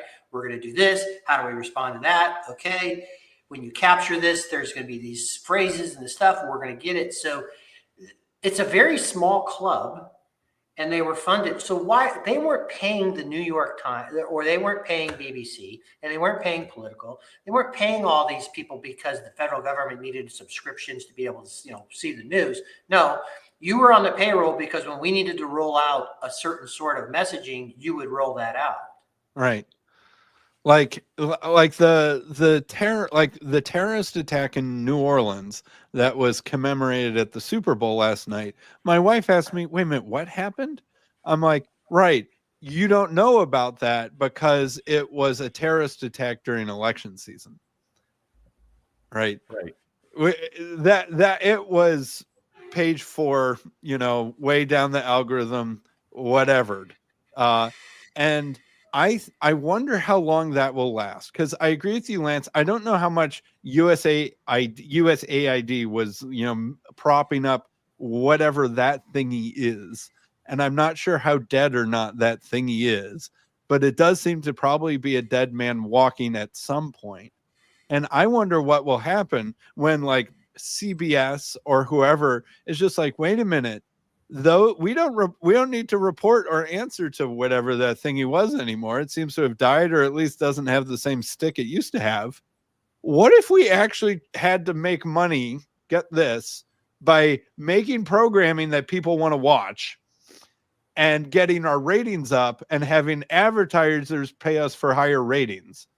What decisions do they start making then? And I think that it'll be interesting. I suspect that there will be a moment where a couple of those, news organizations test the water to see how dead the thing is.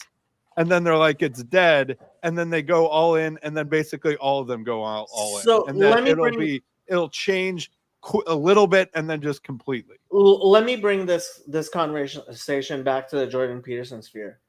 A name I've been hearing a lot is Henry VIII. And something that I think a lot of people have noticed is, we've been talking about people becoming Eastern Orthodox. We've been talking a lot about people, why don't people become Catholics? But the Anglo-Catholics and the Presbyterians, right? That is a real discussion to have about reformation and what happens when the monasteries and the corruption in the monasteries gets serious looking at.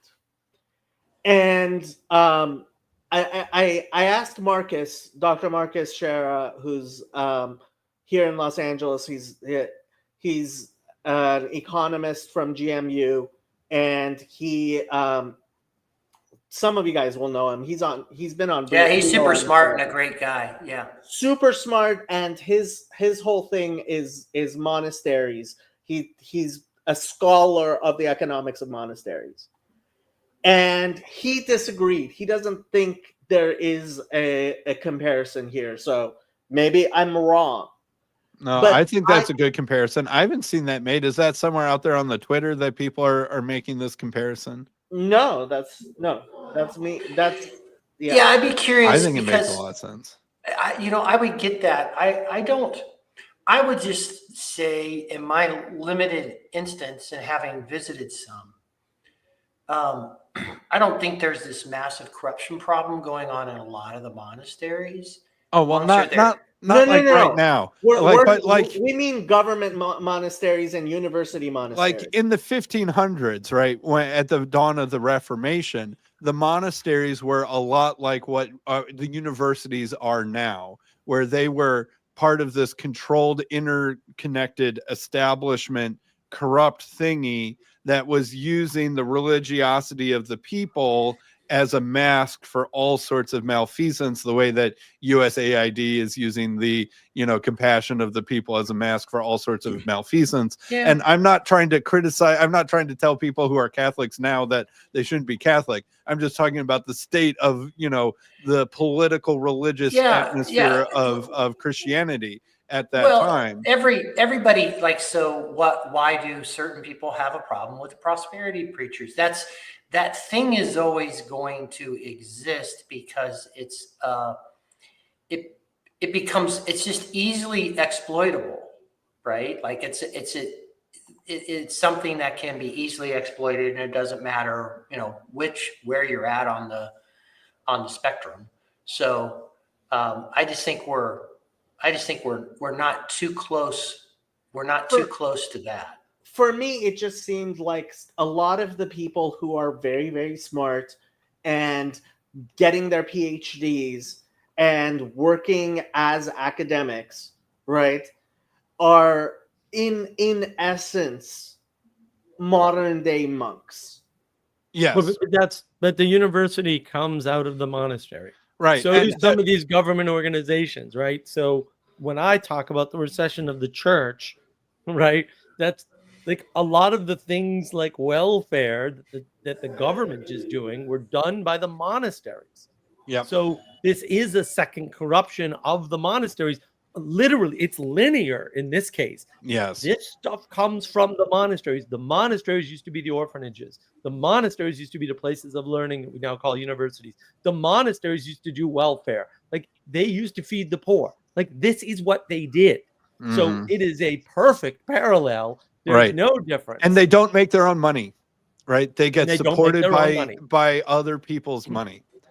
And but it doesn't even come direct, Sam, right? It comes through the church. Yeah. And now I think in the same way that, like, I like to say that marketing is communication, but not through the church. And that causes a problem. Well, and I think you need to separate that a little bit. I'm not as familiar with Catholic monasteries, and I understand kind of the history stuff of that as it is from Orthodox, because it doesn't necessarily always come through the church. It comes directly from the people. Now, this is the challenge to us who are Christians, which are those, even in our shrinking numbers, those of us who would call ourselves Christians, if we were tithing and giving to those in need, we could solve all those problems. And I think what happens is, although in trying to solve those problems, we might create monasteries which for the first couple hundred years were pretty functional and good at doing what they're doing, but eventually metastasize into this perfect vehicle for a parasite. Well, I'm going to make the Protestant case for it, which is when there are natural disasters and emergencies or anything that goes on, people rise to the occasion and jump in and provide those needs pretty organically. And we're very far away from that sort of, even going back, Jacob, to if we're talking about there, I mean, this idea of almsgiving was a way for the people to take care of the poor, even, because pray, fast, give alms. Jesus said, how do we do this Sermon on the Mount? He's like, well, pray, fast, give alms, right? There was this sense alms were the way that you had the people took care of those who, were crippled or something else like that. So, yeah. And I like what another analogy to tie this back to Henry VIII, because Jacob, I think you're right. That is a very good analogy for what was happening, because Henry VIII was like, all right, how corrupt are the monasteries? Holy smokes, get rid of all of them. Right. And they got rid of all of them very, very quickly. It would be a little bit like, Trump and DOGE being like, how corrupt are the universities? Holy smokes, right? We're shutting all of them down because they deserve it. And in a certain sense, it's a little bit true. But I mean, would Paul Kingsnorth be becoming Eastern Orthodox if there were still monasteries in England? Right. And there was baby in the bathwater that got thrown out. And there was something that I do feel like the kind of disillusioned, disenchanted state of England is a little bit because there weren't monks keeping that flame alive, which is what they were supposed to be doing, but weren't. Although maybe 5% of monks were. And so it would be bad to. I think it shows that you can go too far and reform, I guess, is a little bit. Well, and I think Ron Paul has that classic quote that foreign aid is just stealing money from poor people in rich countries to give to rich people in poor countries. Yep. And I think the anger that's going to start coming, we already saw it, but when so the working class people are going to get extremely pissed off when they find out how much Harvard and Yale were siphoning off from the American taxpayer while we're running up all these debts. They gave away all their factory jobs. They're trying to make a living. They can't afford gas and groceries.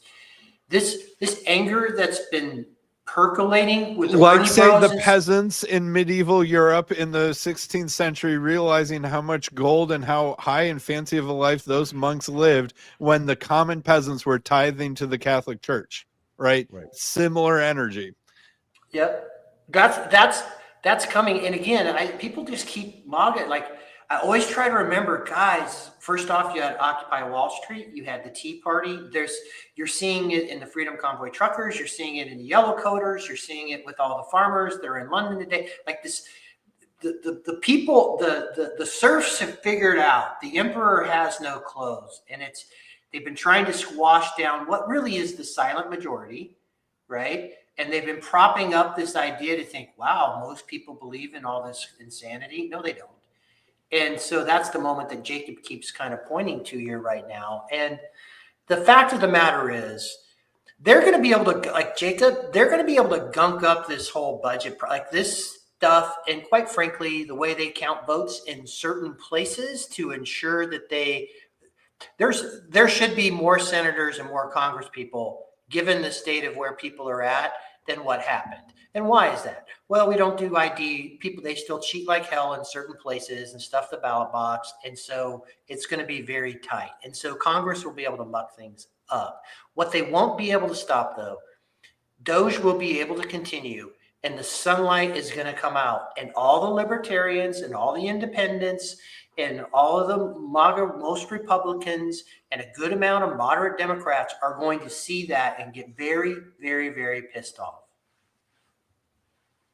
And I think at some point, like I was saying, what if CBS News figures out, hey, we can get all the eyeballs and really compete with Fox if we just start talking about how evil and corrupt this all was? Yeah, see, and my puppet master's strings don't pull as hard as they used to.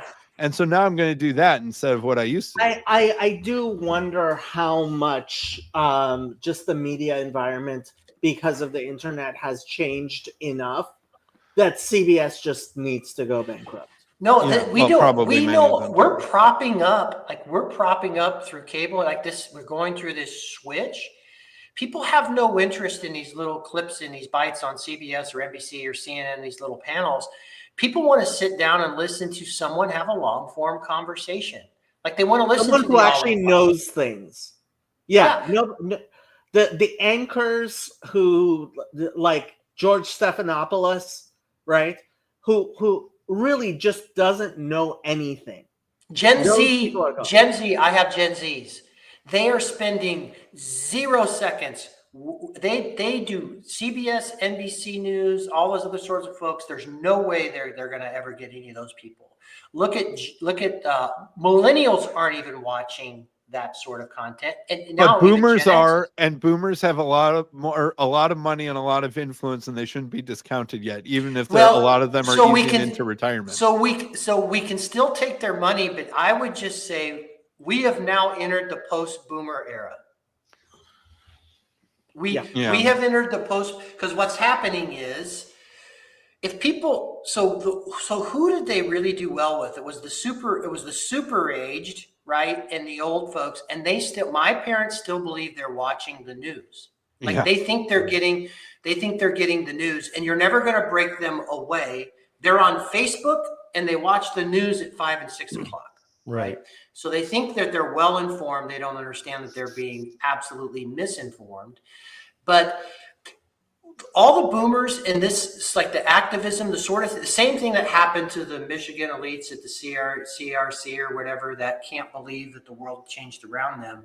We are not listening to them anymore. And so when they come, and like when Paul says government is their God, he's talking about a lot of his boomer. He's kind of Gens. He's talking about a lot of their friends, and they mean that. So the same people who protested for free speech and against the institutions, and then they sold out to become yuppies, and then they grabbed control and they turned those institutions into their Populist activist realms. We're done with their activism. We're just done with it. And so we are Pelosi and Schumer breaking their hips and falling down and lecturing us and activating on us.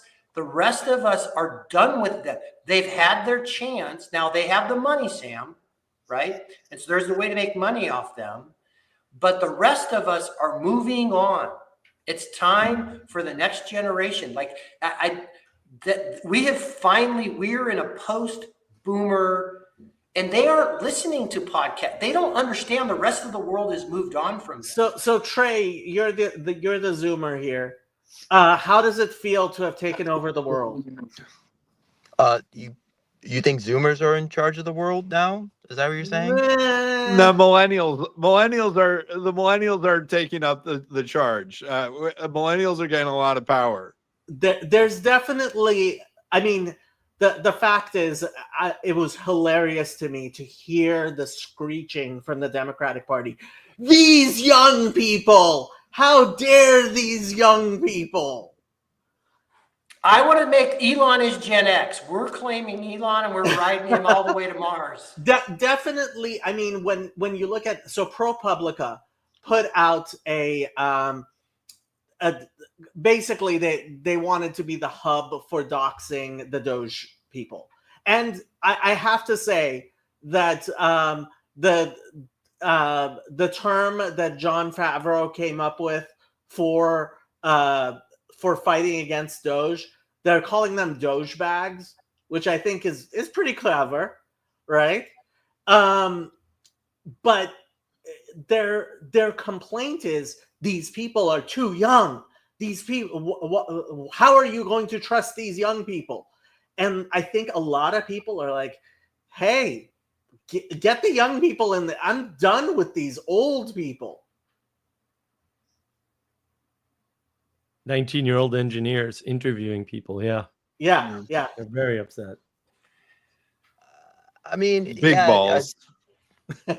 There are a whole bunch of young people wanting the old people, but it does seem as though that it's more ideological in nature. Like, I would be interested to see the people on DOGE, how many of their ideas were like different from Elon Musk or Curtis Yarvin. Like, No. It's not ideological clones. at all. This is competence based.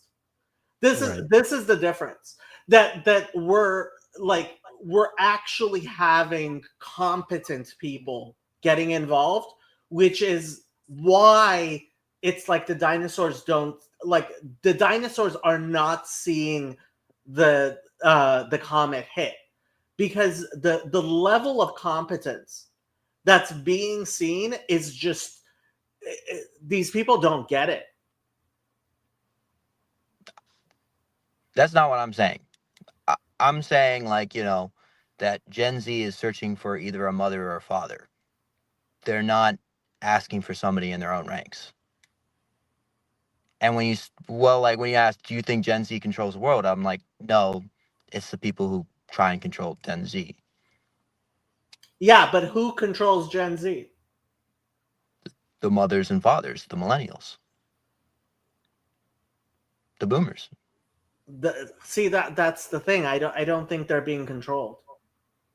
That's the thing. Like Chuck Schumer, I know you don't pay attention to mainstream, which you shouldn't, mainstream news, but like the videos coming out of Washington D.C. of Maxine Waters and Chuck Schumer trying to lead the protests, like they were just so cringe.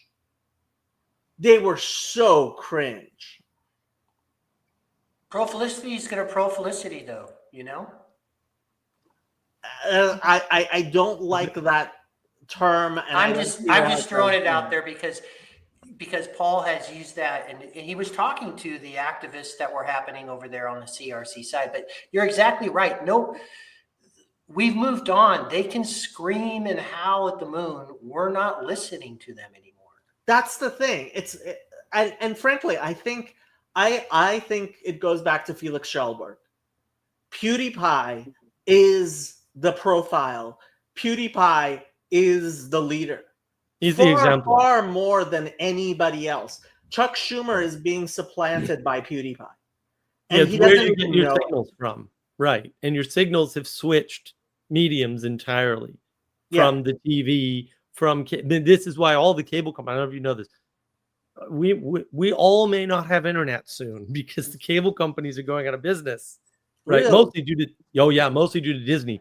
Well, yeah, even Spectrum, which is a huge company, like they're That's in where I get real my trouble. internet. Yeah. They're in real trouble because of the cable cutters, right? And so like they're either going to have to raise internet prices or hope that well, here they sell phone service. So I have Verizon service through Spectrum, which is very nice because it's super cheap compared to So am Verizon. I going to have to like get X or how am I going to get my internet? I don't.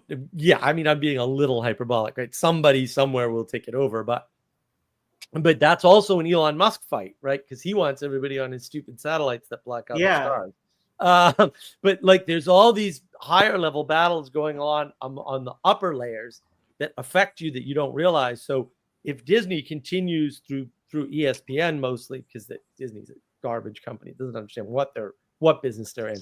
If they continue to bankrupt the cable companies, because the cable companies have last mile, which is the most expensive part of the network, who knows? Like that could cause a bunch of changes. I mean, I don't think anybody would actually lose internet, right? I mean, the dust up over rural internet taxes that have been in place for 35, 40 years, something like that, through the phone company and after the breakup, that never got spent on rural internet access. And I can tell you that as somebody who looked for real estate in South Carolina and said, hey, how come most of the state doesn't have internet access? Mm-hmm. Even though we paid all this extra money in taxes directly for rural internet access, right? And it's easy to put in. Oh, what's going on? Oh, they stole all the money. They got caught. That happened a while ago. They did get caught. And now the cable companies have to reallocate those funds. But as Disney has been raising prices on the two biggest markets, which are children's programming and sports, because they own ESPN, that has caused the cable companies a lot of harm. And all of the other networks are getting squeezed out, right? This is why the founder of, was it the Learning Channel or the Science Channel? One of them found his own online thing, right? Because he got pushed out. His networks are like Discovery and all those little awesome, or used to be awesome networks. They've all got pushed off of cable now. Right. So, but to get back to what Trey said, as far as like the takeover being ideological, there's no ideology here. There really isn't. Right. There's zero ideology here. What do you mean? I'm confused. Like, what do you see that's ideological? In what part? Can you be more specific? In any of it. Like, as far as the DOGE cutting of the federal budget, like, how is that ideological? DOGE cutting of the federal budget. Oh, I just mean the people, right? Like, Do you think Big Balls is ideologically conservative?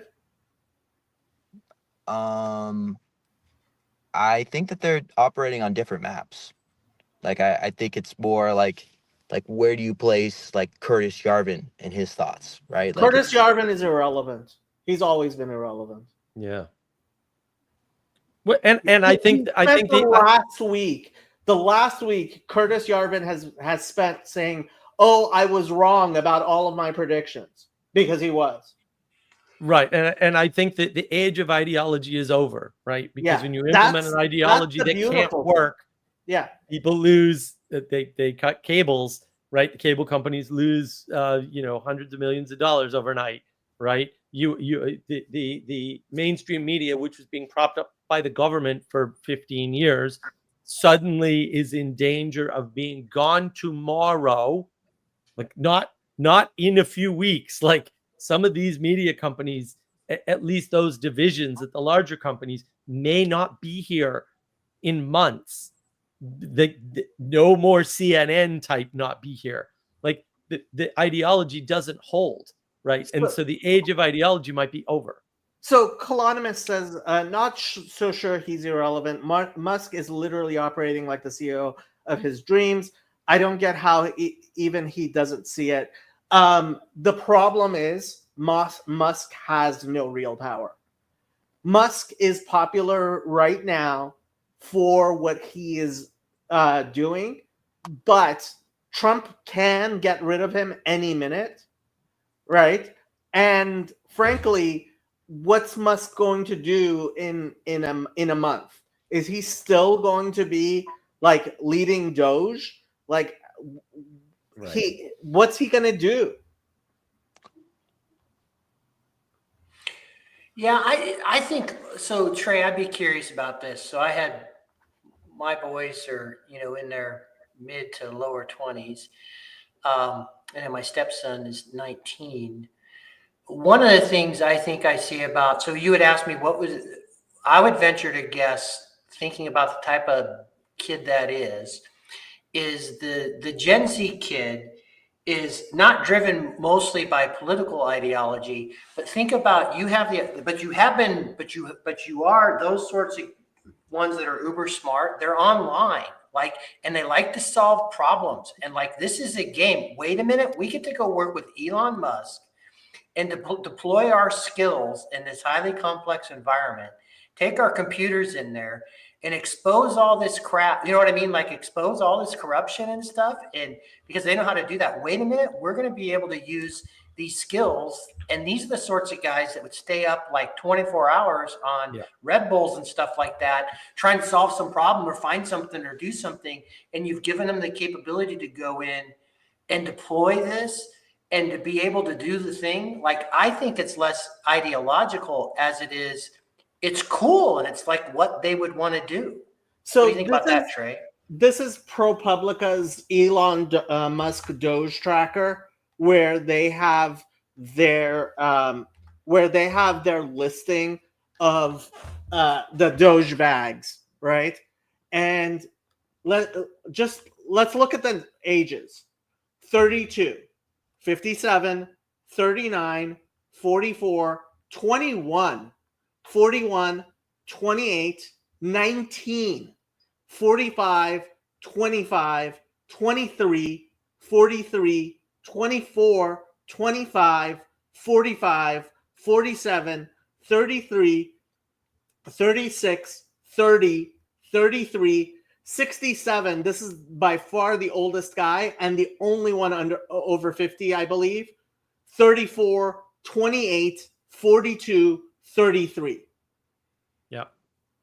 It doesn't follow generational lines, but almost nothing in history ever has. So the fact that there's a generational split, or appears to be one, is purely an affectation of the rise of technology and the fact that the media, what happened to the media happened. And if you don't understand that the media fell long before YouTube rose, and that's why YouTube rose, then it isn't going to make much sense.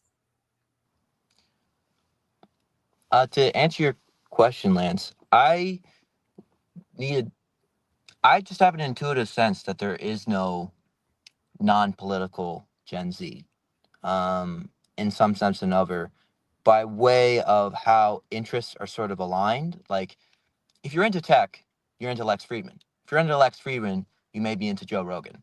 If you're into Joe Rogan, you may be into these other spheres. You may be sort of lancing into that. What is Lex Fridman's political party? Yeah, but I feel like you guys are. I don't think it's a map of political party. I mean, I think it's a map of ideas, right? I'm like someone will say oh, I don't have a party, but I have a coalition of ideas. That's kind of what it is. I would agree with you. I would say it's not Republican Democrat. And the one thing that I don't think people realize is, I'm older and other people did it. The whole COVID lockdown thing, and then losing time, losing proms, losing graduations, I had both my boys one was in college longer, the other one just started college, and then they got locked down in their fraternity houses, and they couldn't go to classes, and none of them were getting sick. There's this thing, and then the younger kids is there's this thing about, and I'd be curious if you think about this with Gen Z, is I'm not saying that they don't have certain maps how they see the world or ideologies, but they're not playing in these Republican and Democrat maps that some of us play in that are older. the fights of Republican Democrat stuff. That's not in their way they see the things. They definitely align around people that they like. Hey, I like the way they think, or I like the sort of people in this. They certainly have their tribes, make no mistake about it, which can then create an ideology, but it's not the game we were playing. Gotcha. Have you guys heard of P.F. Young? I think you guys will like him. I think he says that we're either talking about vibes or we're talking about memes. And, you know, there's the Christian nationalist meme. There's the sort of like Curtis Yarvin meme. And the idea that basically you have a set of ideas and you can basically create a chart, what this person looks like, and basically how that basically replicates. And I think that that's what politics is a sort of vibes general idea.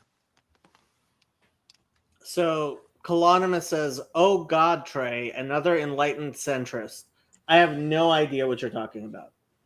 P.F. Young, but that's a vibes-based thing, right? He's saying I don't belong to a party, right? But I bet you I could ask him about certain policies, and he's going to say yes to it. You know? Yeah, It's vibes. That's just opinions. Like everybody has an opinion on things based on what they see, and the issue is if you think something like the Defense of Marriage Act is a good thing or a bad thing, is largely based on whether or not you actually understand what it said when it was passed, right? And that's usually the problem. Like how much illusion is going on, and how well informed are you actually, right? And the answer is at that level, no one's really well informed unless they're actually a politician. And this is what enables people like Lauren Southern, who was never a conservative and never in politics, to claim she was in politics, and everybody goes, "Oh, absolutely she was." And it's like, no, that's not what you were doing at any point. And she's still insistent that that's what she was doing. And it's like, you weren't in politics, right? You were just riding the wave of the popularity of YouTube, and basically sleeping around. Like that's basically all you were doing. And that wasn't a good thing, right? And so she looked wholesome, but actually she's just a cheap hooker at some point who was, and this is, this is what you see with the collapse of Destiny and his little fan base and all the others online, right? Even to some extent, Andrew Tate, right? Like, oh, you guys actually weren't wholesome, but you put yourself off as wholesome. But because it's the internet, we're just flooded with information. We had no idea you weren't wholesome. And now it turns out, oh, no, you are the worst of the worst. In the case of Destiny, clearly the worst of the worst. And even like Mr. Beast got tainted by this, right? And it's like, oh, like we're not any better than the things that we're criticizing. And you see this with like Brett Cooper. And I've actually been following Brett Cooper since she left Daily Wire. And it's like all these people are sitting there saying like, you don't understand. Our generation only cares about the personality. And we're going to, the Daily Wire is going to suffer for this. And I'm like, that was always true in the mainstream media. And they're contrasting it with the mainstream media. I'm like, no, the mainstream media knew, like, if you lost Walter Cronkite, you were done. Like your network was screwed, right? And you saw this in the late night battles in the 90s, right? Like they were fighting over personalities because they knew the show didn't hold without the right personality, right? But you also couldn't swap Johnny Carson for anyone, right? And they understood all this. Those problems didn't change. But the younger generation thinks they did, right? They think we're different, and they're actually not. They're stuck in the same patterns, but it's a different medium, and that's the issue. It's a different medium. Well, one big thing I keep on saying is people keep on talking about like computer technology, and it's like there's somebody sitting at the computer. I don't care. Like there's somebody behind the keyboard, and that person is a human being. Yep. And that human being, regardless of what the computer's doing and what the graphic user interface is and what, whether you're using command prompt or not, there is a human being that's sitting at the keyboard. And that human being is the same, is like the human being that existed 2,000 years ago. Yep. And it's all driven by humans too. So like if you look at something, like you can take a well-known case, right? You can say, well, what is it with YouTube and the Joe Rogan Trump interview that you actually could not use the YouTube search engine or the Google search engine to find that full talk, even though it was on YouTube. And I can tell you what it was. And I have somewhat independent verification, although I can't speak for the people because I don't know them, right? Oh, somebody went in and looked and found out, oh, this just got downvoted a bunch of times by a bunch of accounts. That's what happened, because the algorithms are all driven by people. Right? Algorithms don't work without data, and data is generated by people and filtered and managed by people. And so when you say the algo, that doesn't mean anything, right? If all the people on Twitter post smiley faces, your Twitter feed will be full of smiley faces. The algorithm doesn't have a choice at that point in what it gives you, right? And so, and because algorithms are just filters at some level. And so what that means is that, and this is what they should do, but no one will do, they should go and find those accounts for that one instance, because that instance is a blaringly, I mean, there's obviously a failure there, right?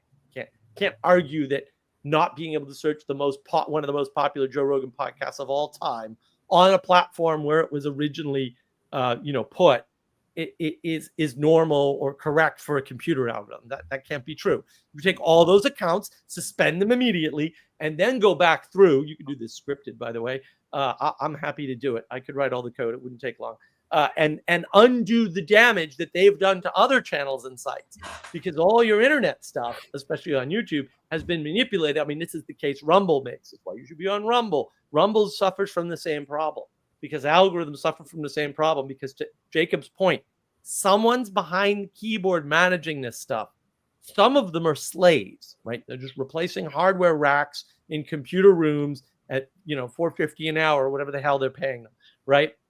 So, but a lot of them are, typing things and making sure the algorithm is managed, and who knows what they're doing. And a lot of Google employees at YouTube actually got fired over this, because they got caught manipulating the algorithm internally against Google's policies. But you guys don't realize that's going on. But Jacob's right. The keyboard, somebody's at the keyboard. McMo says Trump and Elon draw their influence from popularity and are leveraging it against the bureaucracy. Yeah, I mean, look, ultimately, this is success.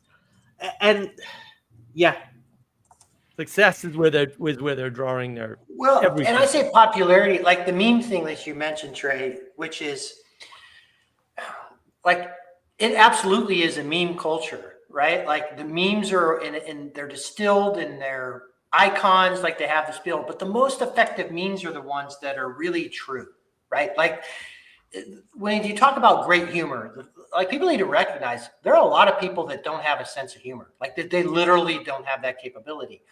But like a real comedian, like Norm Macdonald used to talk about, you could go up and throw a cheap line and get clapter, which is, oh, Trump sucks. You can do that. That's not very funny. You can get a reaction. But something that's really true is that comedian who hits you somewhere unexpected and you can't control it. You laugh. Like it's that sort of thing.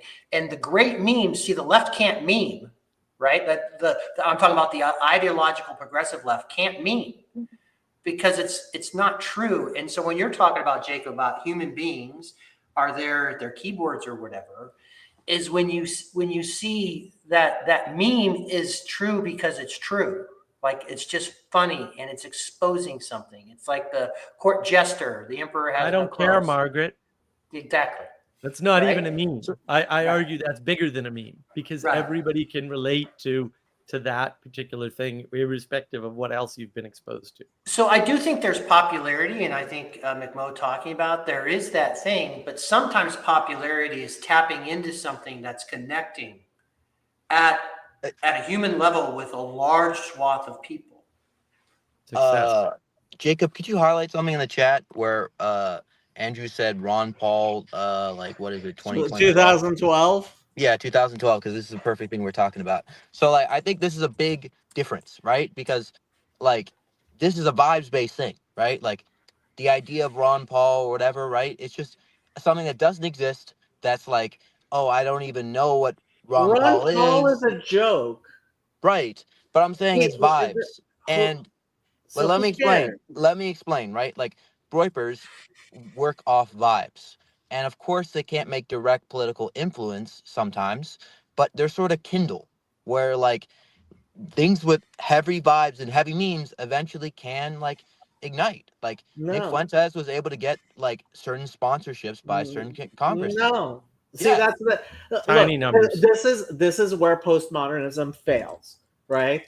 You can make stories all you like, but ultimately, Elon Musk is in the building with a computer, and he's shutting off the dollars.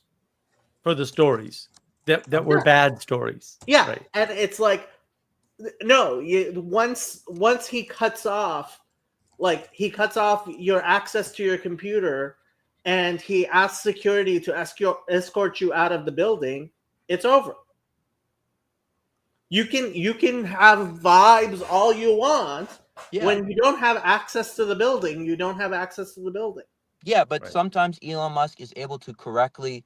Yeah, but I'm confused by that because Elon Musk is a good example of like a vibes fraud, right? Like him trying to do the Hitler salute was him messing up the vibes, right? But when he talks about like I don't think censorship, he was. I honestly don't think he was doing anything like that. I think the Democrats did try to turn it into that, but nobody paid attention. Yeah. It right? failed. But I think that's a confusing vibes, right? And the vibes are not able to basically replicate. Nobody But cares. the censorship, the idea that there's a high platform of censorship or whatever, right? Basically allowed Elon Musk to be viewed as a hero for buying Twitter, for example, right? And Mark, you talked about the story about like the interview, Trump's interview with Joe Rogan, right?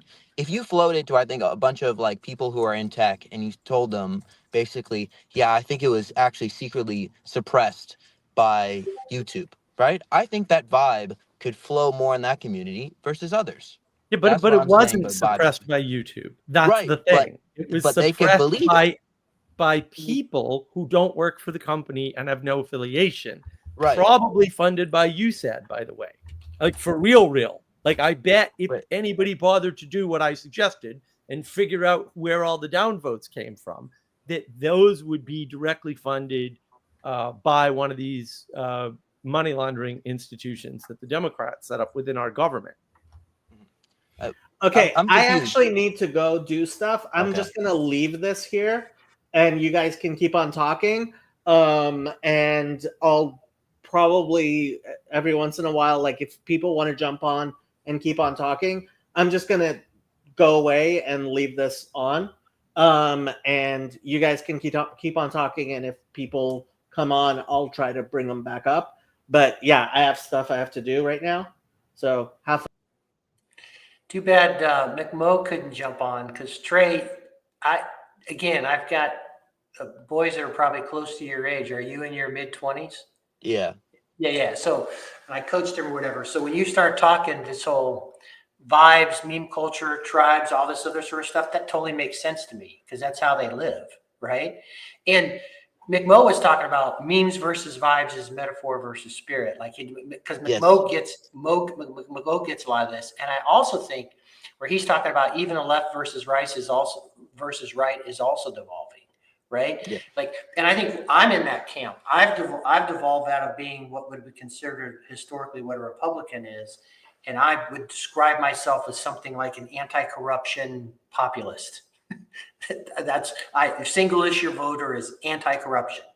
And that puts me in a group of people now that like I listen because what you were describing, I do the same thing, whether it be spiritually, the sorts of people I listen to, whether it be for me, certain priests that I like listening to or whatever in terms of what I'm trying to figure out orthodoxy, but also the podcast that I'm listening to, there is this vibe, but I would say, like, I love listening to Glenn Greenwald. I'll catch his stuff a little bit. And he's certainly not a Republican by any way, shape, or form.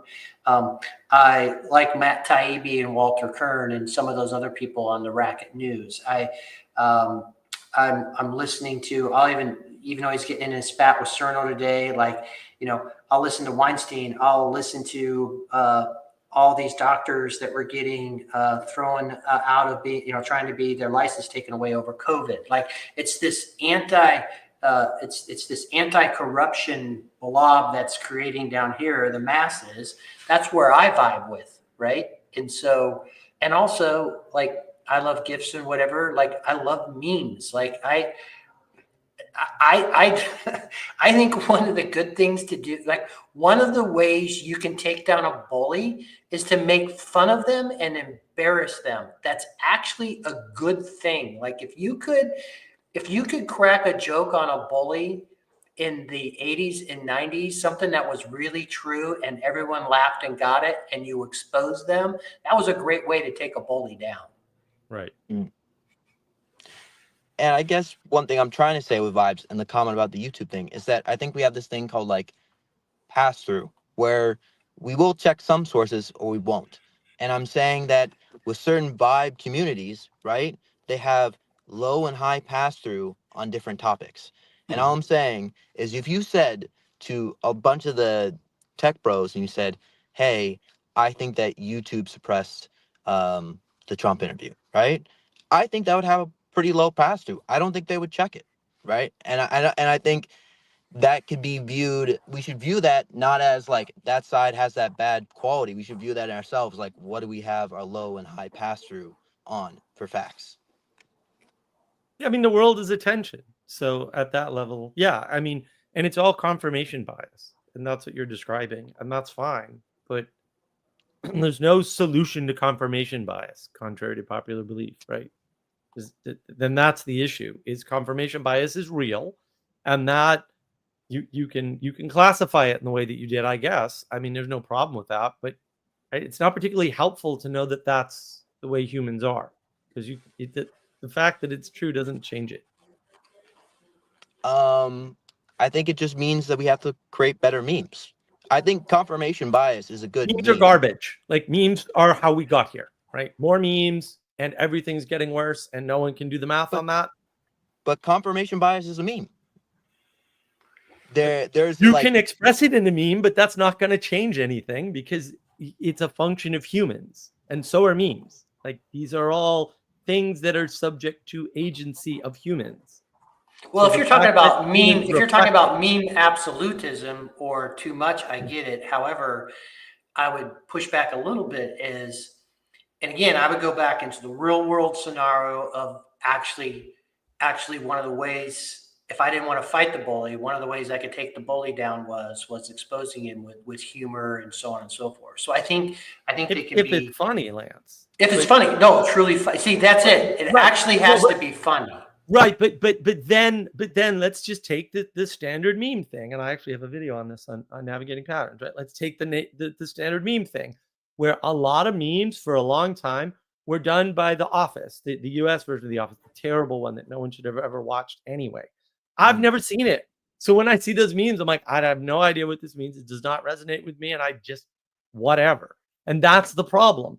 I'm not alone. That wasn't that well watched a show. We'll say globally, right? But people are fooled by numbers. They look like even Jordan Peterson, he goes, oh, I had 1 million viewers on YouTube. Yeah, bro, that's 1 million people is not much when you're talking about 4 billion online or whatever number they're throwing out lately.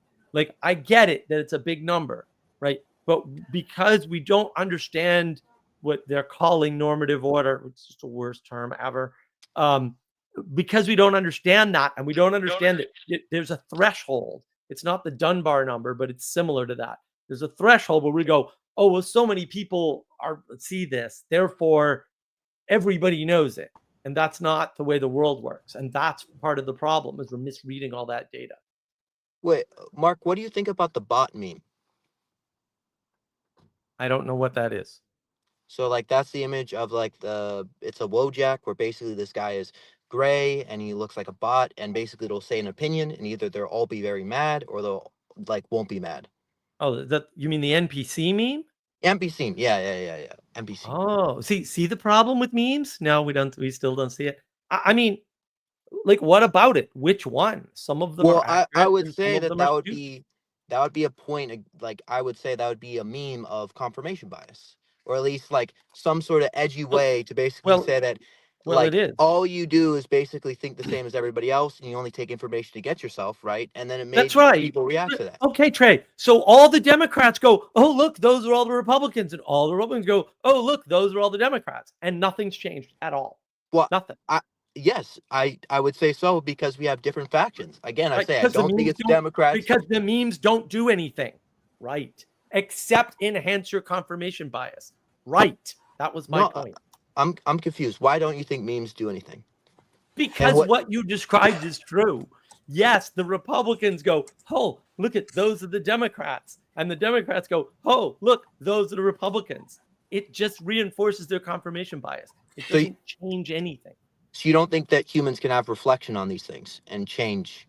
They Is can, that what but you're not saying? through memes. Memes are explicitly only confirmation bias. Like that's how they function in society. And I don't disagree with you that a large portion of the meme culture is just getting. That's like when I talk about the clapter. It's just getting one side to And meme respond wars. in a certain way. Yeah. So you've got that, and then Oh, there's you're that doing. stuff. But then there's the truly funny and the thing that encapsulates the thing and shows that the emperor has no clothes. It is also why you saw people of a certain bent, and I would just say an authoritarian bent, that really hated memes, and why they wanted to put people who created memes in jail, and they did, and all that other sort of stuff or whatever, is because it was serving a certain purpose. So I'm certainly not I get what you're saying. No. I have a They thought it was question. doing something, right? And therefore doing away with it would make that something go away. So they put those people in jail, and it doesn't work because it wasn't the thing that was doing the thing. It was just an expression of something else. So totally get you, my but point. I need to get ready to get out of here. I You do, go, but I Lance. do think what you're right about, Mark, and I think I would say this is the thing that is the wider movement, which I think is good. Now, I think people are dissolving away from what's really happening is like MAGA is not Republican. People don't get that. Like No, it's not at all. dissolving away from that. And Yeah. it's also, how could like all of a sudden, like I was MAGA and I loved RFK Jr. And why did I love RFK Jr.? He was going to be a Molotov cocktail against the corruption of the medical state. If you like Trump, you're a moderate Democrat. Trump was always a moderate Democrat. There was never a point in his life where he wasn't a moderate and Democrat. it is, but what we've really become, though, really, it's to me, it's all the anti-corruption. Why did I like Tulsi? She seemed to have some integrity, and she was questioning the corruption of intelligence agencies. And you would say, wow, she was a Democrat and she ran for the Democrat. No. As soon as I hear you speaking anti-corruption, now that can be totalizing too, by the way. And you have to be very careful. All these things that are being spoken about right now, I also not everything's corrupt either, right? Like there are certain things that aren't corrupt. And so you have to take some time. And I think, Trey, you mentioned this, and I think Andrew mentioned this, is you have to try and find some people that you trust. And those people need to be people that, wait a minute, they have a track record of not over responding, not getting caught in the meme and like say, oh, I know you guys are sharing this meme, but that's dumb or whatever. You know what I mean? Like, or this thing comes out that sounds bad and it's like, no, that didn't really happen. There's this sense of, because there's a lot of first reaction hoaxes or whatever. And so there's this sense of kind of pulling back. And so I do think we're not in a left-right moment. We're in something that's very different. We never were. I mean, that's the problem, is that if you didn't recognize, because the powerful people were not in the left-right. It was a uniparty, but the people down here thought they were in the left-right. Right. The false binary that everyone's stuck in, because basically they're overloaded by information. And so they want to reduce as much that's as far away from them as they can. They get into a political binary, because politics, especially at the federal level, it doesn't really affect you the way you think it does. Like, it has almost no effect on you ever. That's the great trick of getting us to worry about these things up here. However, how it does affect, this is why DOGE cuts to the heart of it. How it does affect a working person is this corruption and this insanity here has caused my eggs where they should be $1 to be $9. That's right. That's right. Yeah. Yeah. I mean, right. And that's the corruption, but it's not the voting and the policies and the things the politicians were talking about directly that caused the eggs. And this is why the Democrats are still fooled, right? Because they're still like, oh, well, you know, and they're not actually completely wrong about this. They're like, oh, well, you know, the president releasing the oil reserve doesn't really bring down the price of oil. That's actually technically correct, right? The problem is that the corruption is causing the problem. The corruption is almost all in your party, by the way, right? The Republicans didn't see it effectively. Like they were just blind to what was going on, even though they were being told left, right, and center. And then the moderate Democrats come in and go, no. We're moderates. We can't have eggs go up. We can't have people being mass manipulated away from rationality, right? Unlike the old media, right? And so if you don't understand that JFK was a moderate Democrat, because I love JFK, right? And you don't understand that FDR was a crazy psychopath leftist extremist, and you don't understand that Clinton was left of Trump, right? Because Trump disagreed with Clinton on China and trade, and that's about all he disagreed with him on. Also, Trump was right about that then, and he's right about it now. Then you don't understand, Trump moderates, right, which have now become MAGA, were always the people who cared about the end results. The trade deals that Clinton did, and also everything he did with the banks, which completely, purely nothing but evil, really hurt Americans. Like I lost a shitload of money because Clinton changed something in the banking. And to be fair, the media never reported on it. Had they reported on it, I wouldn't have lost my money. I would have stopped doing what I was doing before it caught up with me. I didn't lose a huge amount of money, but still, I shouldn't have lost any, right? I should have been apprised that the banks were now getting an advantage over the consumers against the Constitution, which would have been good to know ahead of time, right? And so when all these things happened, the moderates were like, no, we're not putting up with this because this actually affects our lives. And we know it, right? And it's the people at either end that don't know it. The Republicans because they're freaking idealists, and the Democrats because they're the bad guys causing the problem, basically. Yeah, there were so many things that jumped the shark. So once we jumped the shark, and then the censorship, the authoritarianism, like all these things, I just mentioned, and this is why I believe like we are, most of us, descendants of people who got on a boat, came over here, took their families out into dangerous places and scratched out livings for some sense of freedom, those sorts of, so those things kind of got here. And like McMo mentioned, he's exactly right. Now his 6 months isn't right, but he sees, I see a MAGA and Maha split within 6 months. That won't be the case because I would say most of us, are bounded around anti-corruption. Eventually, what people are going to realize is, and that'll be good. There needs to be some sense of, not going too far one way or the other, so on and so forth. We have fairly significant differences on some key things that eventually, if you get rid of the corruption, then all of a sudden we say, well, we think, well, I believe this. Well, I don't know if I because Kennedy's a pretty pro-choice candidate. Right. And so eventually if you take care of the primary, the house is on fire and we put the fire out, then those other luxury things are going to start playing their way out. And so, well, potentially, I don't think they will. I think that moderates are perfectly able to negotiate.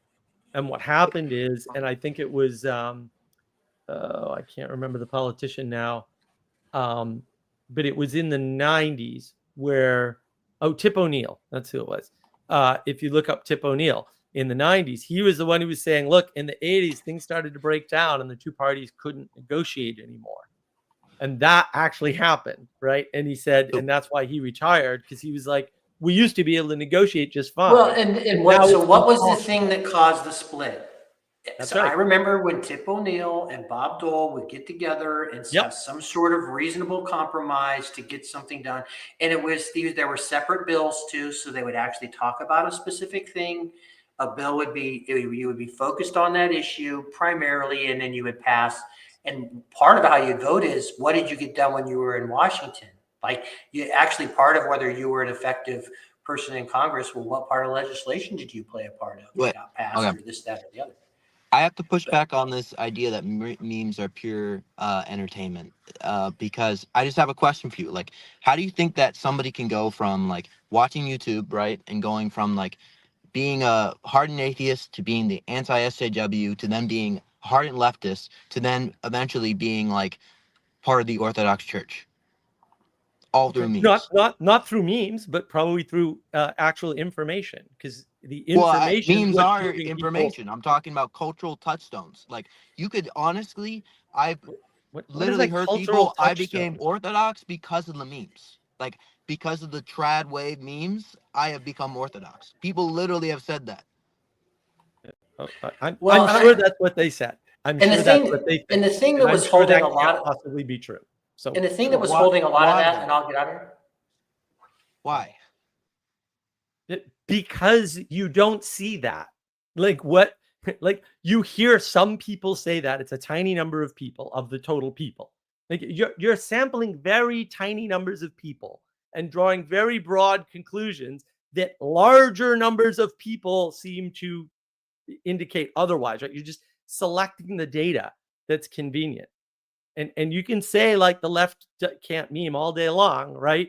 But every faction that's against every other faction is also using memes.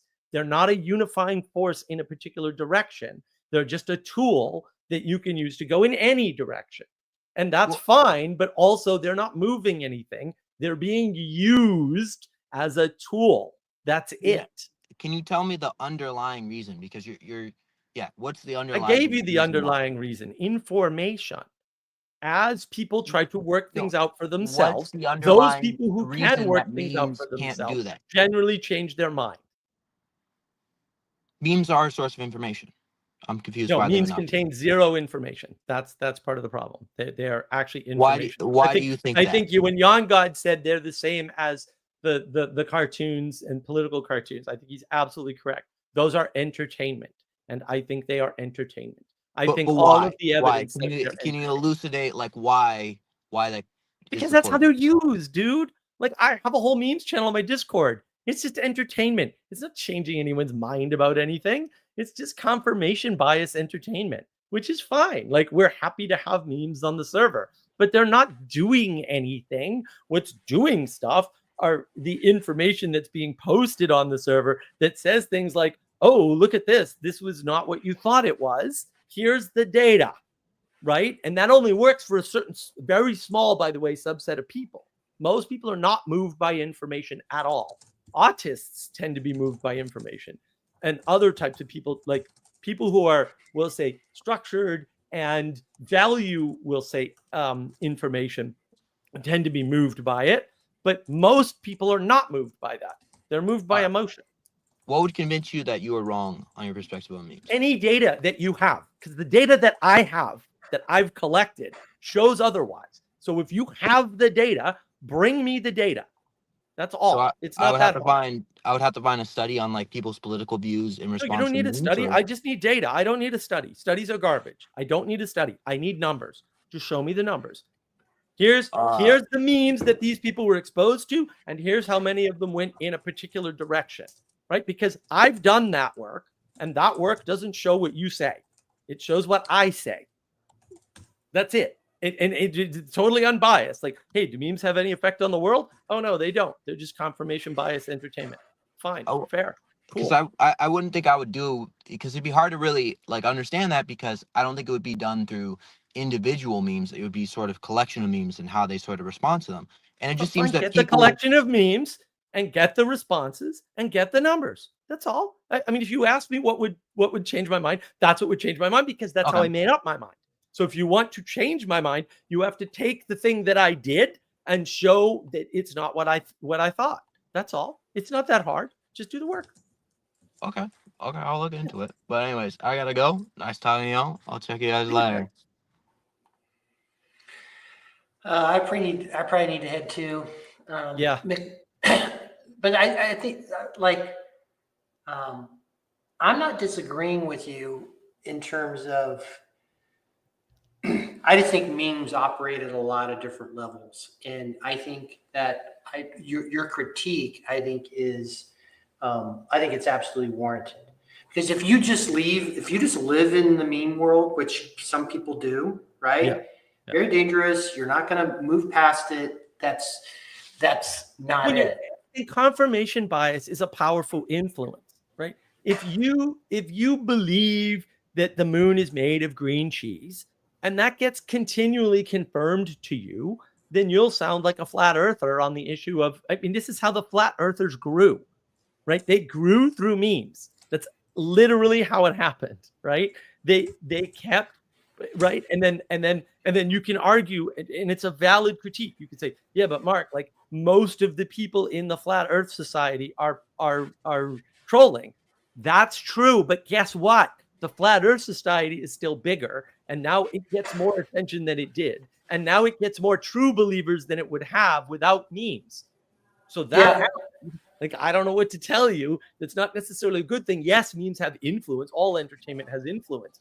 The question is that a good thing overall or a bad thing? And my argument is, it's not really clear that it's a good thing to me. It doesn't seem to be a good thing. No, and if you got rid of them, I'm not saying they wouldn't be immediately replaced by something else. I'm not saying that either, right? So, like McMose said, I haven't given a definition. Trying to bridge the gap between meme is confirmation bias and meme is propaganda, right? I think he's trying to kind of parse that out a little bit. But this whole, I know we give the new terms for it, vibes, all those other sorts of things. I mean, no, I'm not. I know where your critique comes out against that. However, vibes are very powerful, and you can map that onto. And so the difference between a rad trad and a charismatic, you can start mapping onto those sorts of the vibes, folks. Yeah, right. It's the same patterns, which just tells me that a model like signals and memetics and those that way of thinking, which is actually my live stream on Friday, topic was signals, right? That sort of thinking is actually what's going on, and the implementation through memes and the labeling through vibes is kind of irrelevant, right? If you find a normative order that matches what you believe, right? Like, oh, we all believe in the flat earth, then that's going to grow. Now the question is, should flat earth grow? And I mean, you could take three positions on this. You could say yes, because it's correct enough for an individual, right? And that may sound like Jonathan Mageau's position, although I don't think it is. But also not wrong. Like, from your personal perspective, the world is flat. That is true. You can't actually prove the world is round without trusting other people, by the way. That might be an important fact to keep in mind when you scoff at the flat earthers. You could take the attitude that no, because the objective material reality says the world is round. Of course, objective material reality doesn't exist, right? And therefore they're wrong. Or you could take the third position, the third way. I've talked about that on Paul Van Nucle's channel maybe 3 years ago now, right? You take the third position, which is, well, yes, of course, if you're trying to get to the moon, the fact that the earth is round is important. But I'm not trying to get to the moon, so I'm going to act as if the world is flat, because that's how I interact with the earth. It's not that hard, right? You can kind of have both positions kind of at the same time and not get caught in the vibe of either position. Because in the binary thinking, we're caught in the scientific vibe. Well, science says that the earth is round and it's moving around the sun. And it's like, because that camp breaks apart immediately, right? Well, really, it's doing a double spiral 3D pattern through the universe, because as our solar system is moving, the galaxy is moving. As the galaxy is moving in relation to the center, and it's all relational, it's all relativistic garbage. I'm like, well, who cares? Like, it doesn't affect what I plant and what I eat and what I do day to day. And I think what Mo talked about meme versus icon, and I'm sure Pajot has to have a video out on this, but a meme is doing a very different thing than, for example, what an icon is doing. So, Right. for example, Memes are unstable. Icon has all these depths and layers. Like, one of the interesting things when you watch it is like it inverts things where people try to create 3D things out for you this way. But if you look at how they draw things in the perspective, it's actually trying to take you this way through it, Yep. right? So you don't even know it's happening, and it's trying to take you through it. It also shows you the top of the building and the sides, and it's giving you this. Then it also has all this imagery of truth and telling stories in this hyper condensed way, but it's trying to take you to see how the world, using Pajotian language, that's how the world really works, right? He'll say things like that. But the way I describe icon is the icon can grab you in any number of places, right? Depending upon where you are, and it takes you into or out. Maybe a better way to say this: it takes you out of the material realm and can deposit you at any number of locations on the other side in the non-material realm or spiritual realm. Probably better language. I call it the ethereal realm, and that's actually really important, right? As opposed to a meme. What a meme is doing is it's taking one reference and it's going up into a fuzzy version. Maybe it's the spiritual. I don't think so, though. And then back down to earth. And so it doesn't have that transformative power for that reason. No, we call that the realm of transformative coupling. It doesn't go through it. Yeah, it has. It's definitely limited. Right. It's certainly powerful. Yep. Certainly powerful. But any influence is powerful, and it is an influence. And so those things can create things. It's parasitic on rationality too, right? Because it looks like it's giving you a connection from one thing to another, or maybe the connection of three whole things, but they're all linear and discrete. And that's like an icon's not linear and discrete because it can meet you where you're at. As I pointed out earlier, if you're going to put a meme up of the US version of The Office, I'm not going to understand it at all because I don't have that linear discrete reference of that TV show because I didn't like it. I thought it was written by retarded people who were trying to copy the intelligent British show. So I don't like the show. I didn't watch the show. I don't agree with the stupid ethos of the show. I think it's a terrible TV show. Yeah, they're limited to the cultural references that you understand. There's no doubt about that. Versus and your understanding of them, universal truth. And so I think the biggest. Every now and again, I poke in on Scott Adams, and I like certain things and have done, but I don't watch him religiously. But one of the things I think is really good, and people are talking about trust. I think one of the things he gets really good, and this is actually, I knew this before he said this, which is watch the people that can accurately predict things. Like, I see this, and then this is going to happen. Mm-hmm. We can also say that. Watch the people then who say this, that, and the other, and they're completely, absolutely wrong. And so if you get into that sort of frame to try and figure out how am I going to make my way through the world, who am I going to trust, that's where there would have been a lot of the people on the progressives and whatever, all these things these people had predicting or saying this is this thing, and it's just turned out to be 100% proven to be a hoax. Like all these hoaxes that are proven to be conspiracy theories that have been 100% proven to be true, but they won't update the cognitive dissonance, the things that happen. They will not. Maybe they can't. Maybe they're overloaded, and this is what we don't account for. We just assume everybody can do that, and the fact of the matter is everybody can't do that.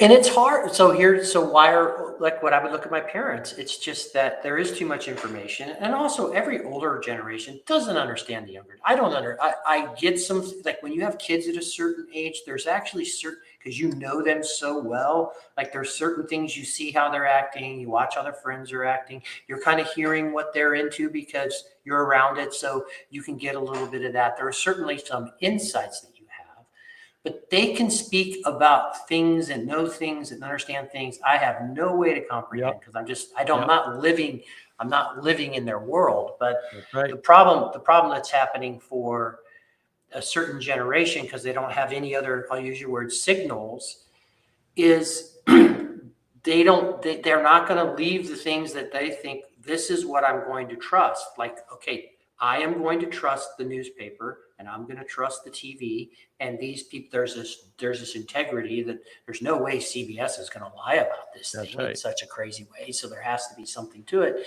And they just can't update. They just can't update. And I get it. Like, it's the sense of like, you know, when I hear people talk about how much they hate the Republican Party or whatever, I'm like, yeah, join the club. I do too. That thing you like, Orthodox priests will say, tell me about the God you don't believe in, and I probably don't believe in that God either. Tell me about the Republican Party you hate, and I probably don't that party either. We're in an interesting time, but I think what you're trying to get to, I think what the TLC is trying to do, I think what Paul's trying to do, what Pajot has been pointing at is, we've had this inversion and we're out here and we're going through this sort of tumbling, is that eventually, I include myself in this, we're going to have to find our way into how are we going to move and understand and make sense of this new world that we're moving into. Yeah, I mean, if to the extent that we can, and again, a lot of this is just assuming capabilities that people clearly don't have. Like, some people are not going to change. They are going to, and you said this earlier, we're going to have to leave them behind. Like, sorry.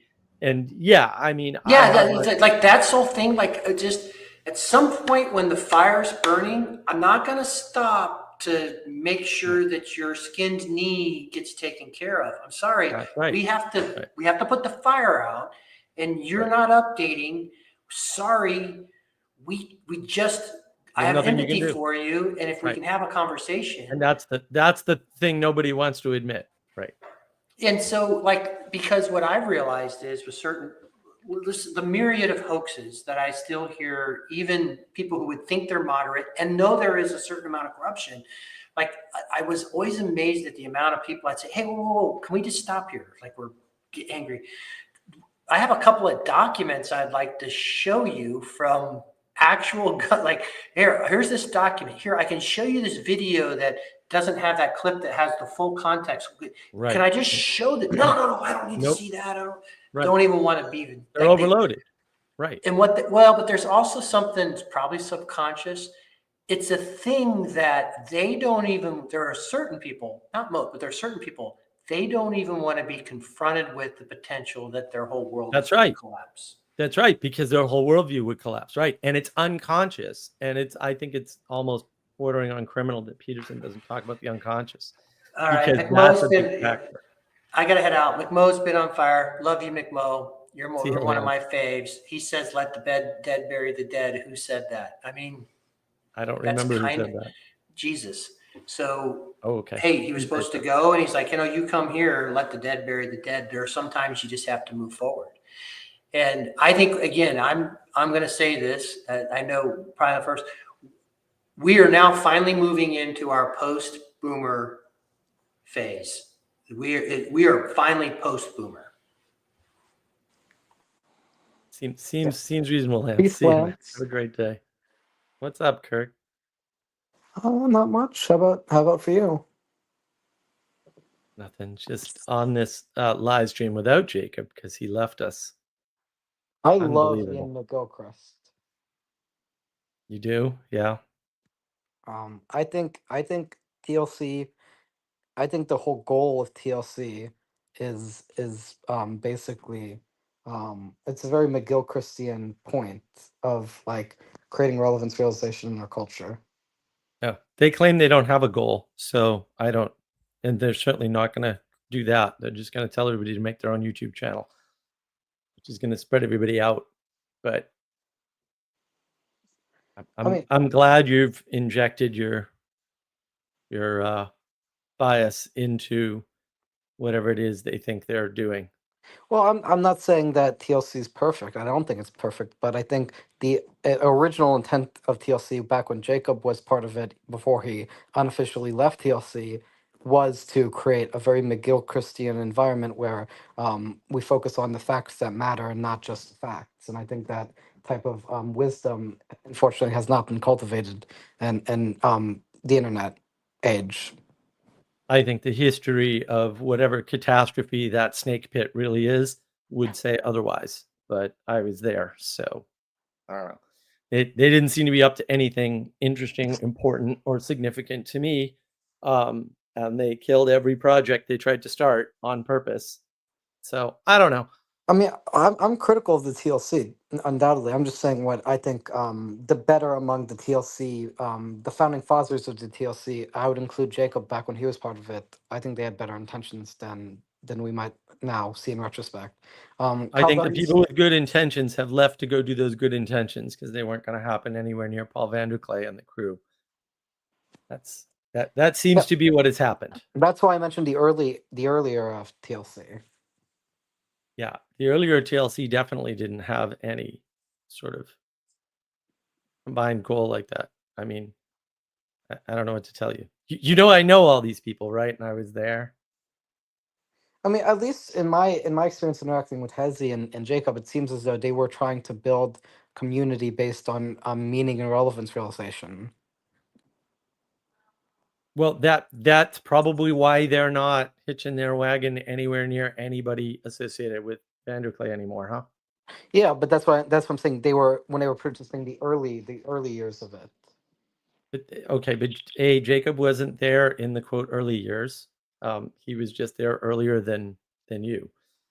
And B, I don't Earlier than think who there you was broke up for ever a a second. concerted effort to do anything specific ever, because there wasn't. Now, there were agents like Joey trying to do specific things, right? And they all got hijacked and destroyed by whatever those little cults are up to this week. But sorry, you said Jacob was earlier than who? You broke up for a second. Earlier than you. Oh yeah, But I mean, it wasn't that undoubtedly. early. So I mean, I've only been, you could say, I don't consider myself part of TLC by any means, but I've only been in the Jacob sphere and somewhat tangentially interacting with TLC, and more so the Peterson sphere for like what, like yeah. 3 years by now? Yeah, Like 2.5, 3 years? I realize that. Probably more like You- 2.5 years. Yeah, but you also have to consider a bunch of other things. Like Jacob actually did try to build something for a while, right? Like I used to have administrator keys on this StreamYard, in fact, unless he changed the StreamYard, I don't know. And so did a bunch of other people who were doing content, right? So the total amount of content coming out of Jacob's channel was much higher in the past, right? And then things changed. And yes, Cal, things were much worse than people realize, and still are, by the way, because there's still other people's plans being destroyed by those little cults, and for no good reason, and to the detriment of everybody, I would argue, and that's the problem. I mean, that's why Joey's gone. That's why Jacob's gone. That's why I was never in. Like I was always like, I don't want to be included in your group, and they kept saying you're part of our group, and I was like, yeah, but I don't want to be included in whatever you think your group is, because A, you don't have a group, even though you keep using the same label, and B, I know what you people are up to, and I don't like it. Like I don't like drug addicts. I don't like people who steal YouTube channels. I don't like people who have outbursts and start swearing at people when they're not even involved in conversation and then have to apologize 2 days later. Like I just don't like behavior like that. And that behavior was rampant. It was absolutely rampant. And, I try not to like call it all this stuff out because there's a lot of it that, and, a lot of it people don't know about, but like do your damn research, but also like people keep forcing me to divulge, we'll say, negative information. And I'm kind of like, well, if you don't have anything nice to say, don't say anything. And then maybe people will get the hint. Oh, well, that person's not saying anything about that. Maybe I should look into that and be very careful. But of course, people aren't getting that message, which is fine. We all have our cross to bear, I guess, and our deficits of attention. But like, whatever you think is going on there is absolutely not happening. Because anytime anybody organizes anything over there, it immediately splits and gets rebelled against, because that is what they do. It's a bunch of rebels. It's like the bottom barrel of the Lost Boys fighting over attention for other Lost Boys about their whatever ridiculous splinter idea is. and it's idea of the week too. And they've already said like, well, we just want to keep the conversation going forever. And I'm like, well, that's great, but we're building something. So you guys do that and we'll continue to build. That's all. And Joey's the same way. Like he left because he's like, I'm trying to build something and they won't let me build anything and they keep destroying the things I build. Okay. Well, just leave. I mean, you're sort of, I mean, for at least from what I understand from what you're up to, Mark, you're sort of in the Father Eric sphere nowadays. If you say so, I you can couch it that way if you want. Although it could be that Father Eric's in my sphere. Who knows, right? I mean, Father Eric, I mean, does he have more does he have more viewers than you? No. Okay, yeah, if he doesn't have more viewers than you, I guess you can conceptualize it either way. It could be. It could be the whole reason he has a YouTube channel is me, for all you know, Kirk. Perhaps. But There could be a lot of things going on that people just don't know about, and fair enough, there usually are. And that is sort of what I was pointing to with those little cults, right? There's a lot of stuff that's happened over the years and behind the scenes that people don't know about, partially because they're not looking. They could find out, right? They could do a little research, right? They could ask a few questions of people who were there in the beginning instead of making all these assumptions about what's going on needlessly. But you don't have access to information and you're casting a narrative out into the world, very postmodern, by the way, and saying this is the way the world was. And it's like the people who were there are going, no, none of that actually happened. What you're saying is ridiculous. And that's fine. Like, I really don't care because I just can't be bothered. But also, like, you're just fooling yourself at that point. And this is sort of goes back to memes. It's the same thing with memes. You think you're communicating information, and the thing you're communicating may not be received the way you think it's being received because it's a meme.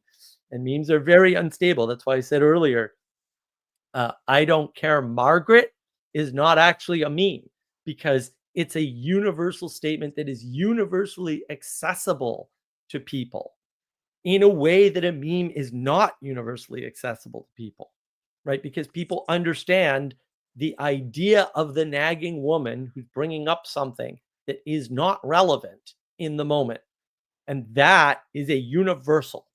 It can be understood by both men and women, and it does not matter what TV shows you've seen or which pictures you're familiar with on the internet or what YouTube channels you have viewed, right? And so that actually, there's something to that. Now, I don't want to classify it, right? I'm not saying memes aren't real or anything like that. I'm just saying that there's a certain difference in those two things, and it's actually sort of important. Mick, yeah, navigating patterns is not the ultimate sphere, sir. Petersonsphere.com is. It may just so happen that the person that registered that domain also runs navigating patterns. I don't know. Maybe do a little bit of research. That may have happened also during a certain stream that Father Eric had on those little cults and why they can only be those little cults and can't actually manifest anything interesting or important, right? Because they lack telos. That's his most watched video on his channel, by the way, which I feel bad about. I don't think he's too happy about it either. But, oh, Lynn, yeah, mentally ill people get attracted to it. Yeah, well, look, when you're the lost of the lost, it's easy to get attracted to other lost people going, oh, these are my people, we're all lost. But that's true in a sense, but also in another sense. I like what KL said, right? Kirk, get married, be careful around these crazies. That's true, KL. I have to agree with you there. It's important, right? Like history matters. Like this is how you know if things are going well. You have to compare them to the past, right? And if you haven't seen the past, you don't really have a good way to judge the present. And so you can cast all kinds of things if you're doing what I call middle out thinking, see navigating patterns. But if you're doing this middle out thinking, you can cast, oh, well, this is what the project was, this is what and this is where it's going. And then you'd be wrong about everything. I mean, I would say the problem with not understanding history is a problem with the internet age in general. Yeah. I don't think it's localized to like TLC. I don't think it's even localized to anybody. I think the fact is modern technology has made it so people are detached from the traditional sources of meaning in the West. That's the intimacy crisis, right? You can learn more about that on Navigating Patterns. I have, I think, 4 talks on intimacy crisis. John, you can always come on my stream and ask all the questions you want, especially if Sally Joe is there, because she has more of a history than I do with this stuff. I mean, She like knows all the bodies of it. Destiny is a prime example of this. You think Destiny has any sort of grounding? You think Destiny he's a grifter and he's a Oh, sexual okay. abuser. Yeah. So Kirk, so let's just take this one layer up. So, and I'm not at all kidding, right, or being hyperbolic when I say those little cults, right? It's rather explicit. We want everybody to create their own YouTube channel. Fine. And then there's way more information, right? So let's look at the internet in general. What is the internet? Well, everybody now has the power of broadcast, so they can create their own little followings. What is that? Oh, it's just the mass creation of more cults. Well, And that's the McLuhan. problem. I mean, that's the McLuhan's point about the medium being the message. The medium of the internet has created the message of like cult following around creators instead of traditional media, which is more about trying to give unbiased news to the masses. I haven't read McLuhan. I don't agree with I don't know that I disagree with his point. The medium is not the message, though. That's crazy talk. But I don't know what his point is. But your point about the internet being the medium that causes cults to form is very similar. Is basically McLuhan's point that the medium is message, because you're basically. Okay, but cults formed without the internet. It's just. But I'm saying the internet has bolstered it because as a medium, it encourages following. Yeah, the internet is not a amendment. medium. That's a big problem right there. The internet is not a medium. I went over this earlier with Jacob, right? There's lots of mediums enabled on the internet, right? YouTube, that and even YouTube doesn't have one medium, right? It's got live streams and it's got the recorded videos, right? So those are 2 mediums actually, and they're very different. They were different in TV too. And so yeah, these actual subtleties matter. So the fact that technology enables us all to form little cults, right, isn't even necessarily a problem. So if you look at something, and Andrew Clay talked about this a few years ago, right? If you look at something interesting like the revivals in the 1800s in the United States, where which is where Mormonism comes from and stuff, right? You look at these religious revivals where all these new cults formed in the United States, right? Roughly in the same part of the United States too, which is sort of interesting, right? And then spread out and sometimes through the world, right? That happens all the time. The difference with the internet is the amount of reach. And again, I went over this earlier in the stream, right? When you have something that has, we'll say, an enormous amount of reach, your ability to discern what's normal or normative is the term everybody's using that I hate. What's normal goes away, right? Because 1 million people is already more people than you can track, right? And if 1 million people believe it, maybe I should believe it too. Well, that's certainly possible.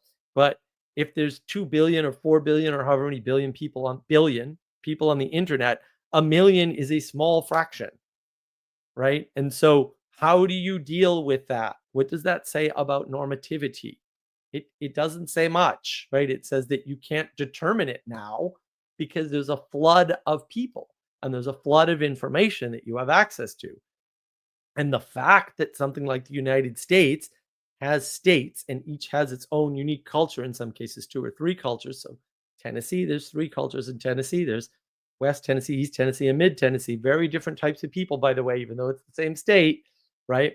That means something important, right? And you can say, well, maybe we should redraw the state lines. And California is a great example because I want to break up California, which they should, into 5 or 7 parts or 3, depending upon who you talk to. I would right? agree with breaking up California, although I would do it in the free. Are you familiar with the Jefferson State proposal? Yes. Yeah, I would break up California where Southern California becomes its own blue stronghold, and then Jefferson State with Northern California and Southern Oregon will be its own state. Right. So when you think about that, though, we had, before the internet, very good relationships between the individual separated cultures and the mediation of them through the government. And the internet, to some extent, broke that. And because that was broken and the internet was available, because it wasn't just the internet that broke it, right? The internet's sort of taking it over. Because that got broken at some point, now we've got a flood and you don't know what to believe. Like the number of people that don't realize how red Southern California is now in a bunch of places, like LA is unbelievably red and it's been getting more red instead of more blue, is sort of shocking, right? But because people don't pay attention to numbers, actually, most people aren't moved by numbers, they're moved by emotion, right? And so you can move people by emotion, especially entertainment, right? A lot of the political movements that we had happened as the result of comedy, rather explicitly. And when comedy was left leaning, it moved a lot of people left because it can, right? And most people are moved by emotions, not by data. And so when you start to understand that what's moving us are powers and principalities, as Jonathan Peugeot would call them, that changes the game, right? Because the internet is a reflection of that. It doesn't cause that, right? And this is why when you jail all the people who write memes, the problem gets worse, not better, right? That means it wasn't the memes, dummy. That's what it means, right? It can't mean anything else, actually, right? It's not the memes. There's something else going on. The memes are reflecting that thing, for sure. They're a form of communication. I get that, right? That they're not nothing. They're not unimportant, right? But they're also not doing the work. Something else is doing the work. Right. And that was sort of my point earlier. Like this is important to understand. If you don't understand what's moving things, then it's very hard to figure out where you are and where you're going. Yeah, I mean, and I think this is, I mean, like the fragmentation of it's just a fragmentation issue. Like people need to be embedded in something bigger than them. Right. And that requires understanding of and engagement of rich relationships, right, with depth. And that's roughly speaking, or quality relationships. And that's roughly speaking intimacy. That's how I Yes. describe intimacy.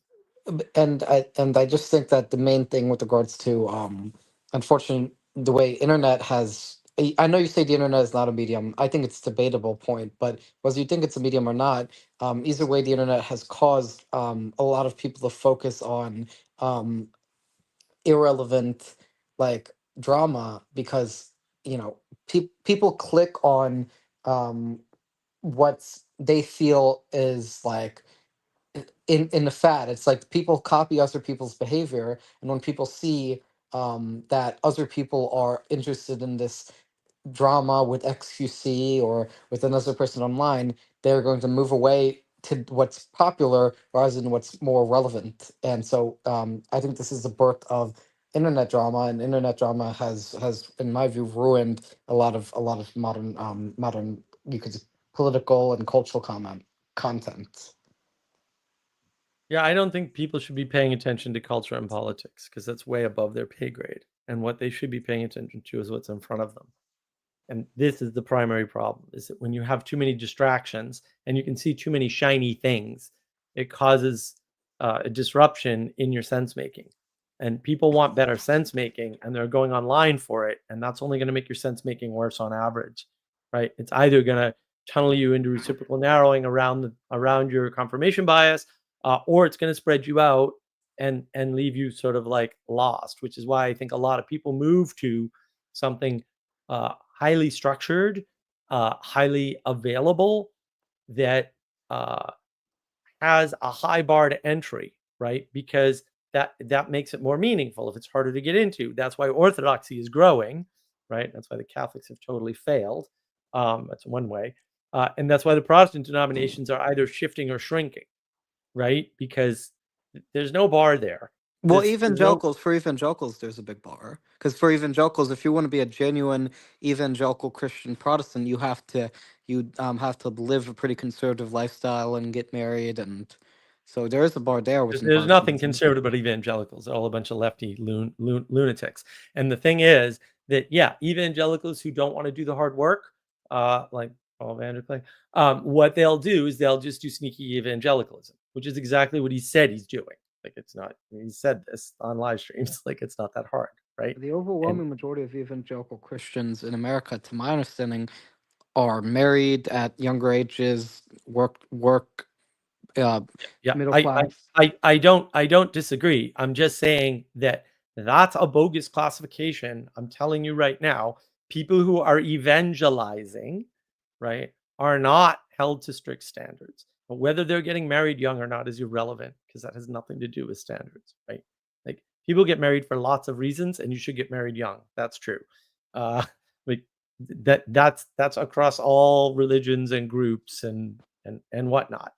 It just is. Now, you can make the argument that the more liberal people, but it's not liberalism, although liberalism is related, the more individualistic people tend to wait longer because they've been fooled into thinking career is more important than anything else or something like that. And so they're not getting married young, and that they tend to skew Democrat or lefty or whatever. That's certainly true, but it's a bad way to understand the world, because the right way to understand the world is to say lefties who believe in individualism don't get married young, but the lefties who do actually do get married young, right? So, but you have to know that. You have to actually look at the data, and people don't look at data, right? And when they do, they tend to interpret it with their bias instead of just reading what the hell the numbers say, right? Which is why everyone's like, "Oh my God, the mainstream media is collapsing." Mainstream media collapsed years and years ago, like over a decade ago by now. And just like, I don't know what numbers you were looking at to think it's collapsing now. Like, that's insane, right? This was going to happen because they haven't had any viewers in 25 years. Yeah, I mean, my point about evangelicals was just that in my understanding of what research shows, they tend to live more conservative lifestyles with regards to not just family but to community and to views on community. Yeah, they all vote lefty Democrat, and they're all individualist psychopaths. So these other measures are invalid measures of, quote, conservatism. I thought most of them voted conservative, most evangelicals. No, they switched at some point to voting Republican, but they're not conservative, and they don't vote for conservative Republican candidates. They vote for moderate Republican candidates because they all used to vote moderate Democrat. Okay, and so like, that was the big switch with Reagan, right? Was he got the evangelicals? Yeah, that was 2% of the vote too, by the way. It wasn't, like, it's not a huge percentage of the vote either. And that's the problem. Like, it's really easy to fool yourself with this stuff. I mean, the main leader of evangelical Christianity that I can think of in the Senate would be like Ted Cruz or Tom Cotton. Like, these are not moderate. I mean, Cruz is pretty moderate. I don't know about Cotton. I don't think you know what a conservative is. Like, this is the problem. Like, no one knows a conservative. Conservatives are William Buckley. They still exist. They never watched Fox News ever in their lives. Conservatives never watched Fox News ever. I mean, Fox News is a left-leaning, moderate news organization. If you think Fox News is right-wing, then yeah, of course, all the evangelicals are conservative. But I'm not that's not true. When I think of conservative, I have a sort of American definition, which is conservatives are the three-legged stool. Fiscally conservative, so less taxes, less spending, less environmental regulations, more free markets. You could say hawkish or strong national security, and conservative social issues. So things like pro-life, anti LGBT plus nonsense, pro border security, pro border control. You can say that, Kirk, but even Cal says Ted Cruz is a moderate. Like, he's a moderate. I understand these ridiculous political designations. I'm telling you, there's something else going on, like something very important, right? Conservatives read their news once a month, and they read it. They don't watch it, right? Or they listen to radio programs, right? That usually on AM radio, by the way, right? And so, like, these are very different information sources that tell very different story. And that's part of the problem. And they're also busy working all day, so they don't have time to watch your nonsense TV shows. So they're not familiar with with things like memes, right? And this is the problem, is that people don't understand the so-called culture war is a war between crazy leftists and less crazy leftists who are all online. Nobody who's offline is involved in a culture war, civil war, any of that stuff. They're busy growing your food. Like, that's what they're doing. How would you define conservative, Ben? I would define conservative the way I have been, which is people who don't pay attention to the news and aren't online. Those are conservatives. People who are online are not conservatives, ever. So you're not a conservative? No, I'm not a conservative. I'm moderate. What are you talking about? Why do you think I'm a conservative? I thought That's you were a not. conservative. Yeah, I don't know where you would get that impression from.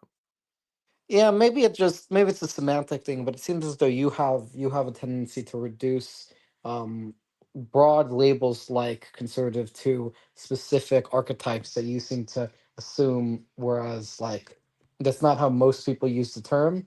And to me, common linguistic It's meaning not most relevance. people, Kirk. It's leftists. This is the moving of the Overton window. Like this, when people say that, this is actually what they're talking about. When leftists define all the language, and they're stupid because they are, they define it stupidly, and then it doesn't match reality. And then when something happens, like someone comes in and does a simple freaking audit on USAID, everyone loses their mind. But I, as a moderate and a consultant for years, have seen this thing happen before. Not in government, but also not in government. Like when I worked for the government, because I have been a government contractor, I saw an audit collapse an entire government organization in like a few weeks, because that happens. It's not that unusual. What's unusual is that we finally got the damn audit, which, had you been paying attention for the past 30 years in Congress, was the thing that people like Ron Paul, crazy or not, was calling for. I want to audit these federal organizations. Why can't we audit the federal organizations? And then every once in a while, the Republicans would get an audit out of the Pentagon, and they'd be like, well, we don't know where $2 trillion is. And instead of alarm bells sounding and people losing their jobs, the Democrats would have control, and they'd be like, now, you know what? It's fine, right? That's what's been happening, right? It's just that now that's not happening because a moderate is in control, and he's going, listen, we're starting to hurt the American people with this nonsense. Can't afford this anymore. Now we're going to put an end to it. And so you have a bunch of moderates in office now who are actually taking this seriously and know what they're doing. They're not. Donald Trump was never a Republican, never will have been a Republican. He is the least conservative person on the planet, as far as I'm concerned. And he's barely a moderate. To me, he's way too leftist for my tastes. Like, I'm a moderate. I don't like most of his positions, but he's got way better positions than anybody else. I see. Right? So yeah, Anybody with the, who's willing to run. And the conservatives, like the actual conservatives, like the Mitt Romneys of the world, are busy trying to make a difference and losing their minds because the Democrats basically destroy them. And they don't understand why. And then they become corrupt, because Mitt Romney became corrupt at some point. It's too bad. He did a great job when he ran Massachusetts. And then when he tried to get on the federal stage, they completely destroyed him. I mean, mentally. yeah, you mentioned like Ron Paul as a libertarian advocate for auditing the institutions. I mean, to me, the way I understand conservatism, not merely as a way of life, even though that's part of it, but as you could say, an ideological or propositional trend, as identifying with the three-legged stool I mentioned, and I would include skepticism to central institutions as part of the conservative propositional ethos, right? Like big institutions are trying to be conservatism to me is about connection to community, authenticity, intimacy, like you said, and big institutions. I would add the Federal Reserve, and all the other major economic forces in the government break. Conservatives oppose those because they intervene in people's lives and lead people to be detached from community. Yeah, and so conservatives aren't online in general, and when they are, they're on Facebook local groups, right, that involve their community. And what they talk about on Facebook are like, oh, I saw this car. Does anybody know who it belongs to? Or sketchy people, or, oh, I have this thing for sale, right? And so, and also, where's all the purchasing power? It's with conservatives. That's why when Sports Center goes woke, everybody stops watching Sports Center, right? Because those are the people who like sports. Who actually watches the football? Those are conservatives. They have a very healthy relationship with real world things. And you can say, well, sports isn't real world, but it is, right? Some sports are more real world than others, right? That's why the WWE guys are conservatives. That's who goes to those things, right? And that's why liberals or leftists hate those things. So that's actually a really good way to tell who's conservative and who's not, right there. You hate wrestling? Yes. All right, you're not conservative. You could be moderate and hate wrestling for sure, but I never hated wrestling, by the way. I thought the WWF and stuff was cool, but I didn't watch it that much either. But that is a different way to think about the world, but it's also a way that doesn't fall into the mediums that I use online, whether they be YouTube or Reddit or 4chan or whatever, are all telling me that conservatives are Ted Cruz, which is ridiculous, by the way. Right. Oh, so that must be true, right? Because that's the normative order of the Or people Tom Cotton. online. Well, maybe Tom Cotton. I don't know anything about Tom Cotton, to be honest. But it doesn't matter, right? Like, does he like wrestling or not? Right? If he thinks think the he does. WWE is okay, then he's probably conservative. Yeah, I mean, like it's that go simple. ahead. Yeah, I mean, I suppose what you're saying makes sense. Would you say conservatives? Do you think we're going to see a revival of conservatives in the future or near future? Not as political power now. Not as Part political of the power, problem but is as cultural power. conservatives, but conservatives. No, look, if conservatism somehow gets broken, we're all going to starve to death and die. It's the end of society and culture as such, right? Because they are the ones that hold all that together. Period. Right? They're the guys that work the electric lines. They're the guys that mine the minerals. Like They're the that's plumbers, they're the engineers, they're they're the the plumbers. mechanics. Right? All plumbers are not conservative, right? But conservatives tend towards jobs that are local and do real good for the world, right? They're not the laptop class like we were talking about earlier. Those are not conservatives. Conservatives do not like to work online. And fair enough, maybe no one should ever work online. That I'd be okay with that. And that's the problem. And I think actually, Kale, most conservatives, conservatives don't idolize anybody, right? They tend to be, their idol tends to be religious in nature, because they, like, truly religious people don't fall for false idols, actually. That's why conservatives are more stable. The problem is that politically, conservatives do not get into office for the same reason as moderates or leftists. And that's where people don't understand. Like, they think the only reason to get into politics is that's not correct, right? And not too long ago, within my lifetime, there were plenty of people who were super wealthy, actually, and took very low paying, very low power government jobs because they wanted to make that part of the government better, and they thought they could. And that doesn't happen very often anymore. Although Elon Musk seems to be an example of that. I could be wrong about that, but also I think he might be. And that might be significant. So the return of conservative values, virtues, attitudes, and engagement through the moderates, that might be happening in terms of politics. And I'm that talking would about be culture, great. not politics. Okay. Again, there's no culture without conservatives. It doesn't exist. It's that simple. They are the ones that make all the things happen that enable people to do anything in cooperation. Because lefties don't cooperate with one another, and moderates have a really hard time with negotiation because they tend to be more individualistic. And that is actually bad. Yeah. Yeah, well, moderates. well- That's why the far left is totalitarian, because it's the moderates who are the true individualists. Well, yeah, but that's what I was saying. I think that's why I think conservatives might, and you could say that on a cultural level, might increase in cultural prominence. Yes, Kale, conservatives completely reject humanism. They're generally very religious. They're deeply religious. And that's why they're not prone to falling down the rabbit hole of things like they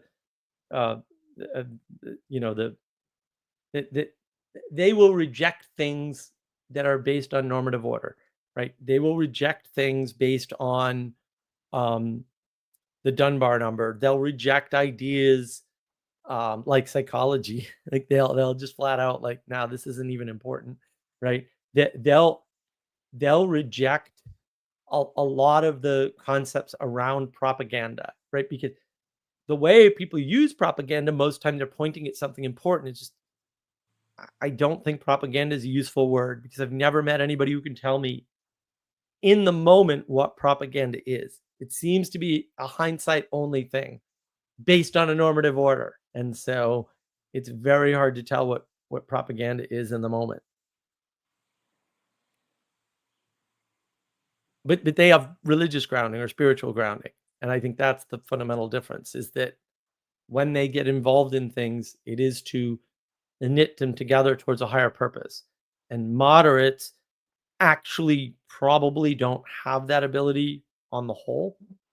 There are some clear exceptions, obviously, but I think moderates tend to be more individualistic, which is why they're not prone to totalitarianism quite so much, but they are prone to the splitting, to the Protestantism. And I think that when you talk about like the United States is fundamentally Protestant, like I understand what you're saying. I disagree with the use of the word Protestant there, although it's not incorrect. They're more individualistic, and therefore there's more splitting, and that looks very Protestant, but that's where Protestantism comes from, is individualism, right? The idea that like you can understand the Bible or something retorted that can't possibly be true, right? And then, oh, well, I can understand it for myself, and oh, look, there's these other people that agree with me. We'll just go form a religion, right? It's these little cults. This is older than the internet. By the way, the idea of this little corner, like that's not the first group that used that term and is still using it, by the way, which I just find funny. They don't know that, so don't tell them. Shh. But also, like, it's so silly. Maybe they should be on Reddit, not on YouTube. Yeah, I mean, these sorts of things are not new. Maybe technology enables them to a degree that's genuinely far more dangerous than it has been in the past. I'd be all for that. All I'm saying there is just shut down the internet tomorrow. Maybe. The Amish did nothing wrong. They had the right answer. Sure, possibly. I wouldn't agree with that analysis of technology necessarily. All I'm saying is if you think that might be true, you also need to consider, right? And that's always the problem, right? It's the John Vervaeke problem. We can't go back. Yes, we can, and we will. The question is, will we do it voluntarily or will we do it through collapse, right? Oh, those are our choices. Yeah, maybe those are our choices. Maybe we need to back out certain things very carefully with actual deliberation. Otherwise, we will suffer a collapse, because if we try to say we can't go back all the time, then that's definitely going to cause an out of control thing that's going to destroy the world.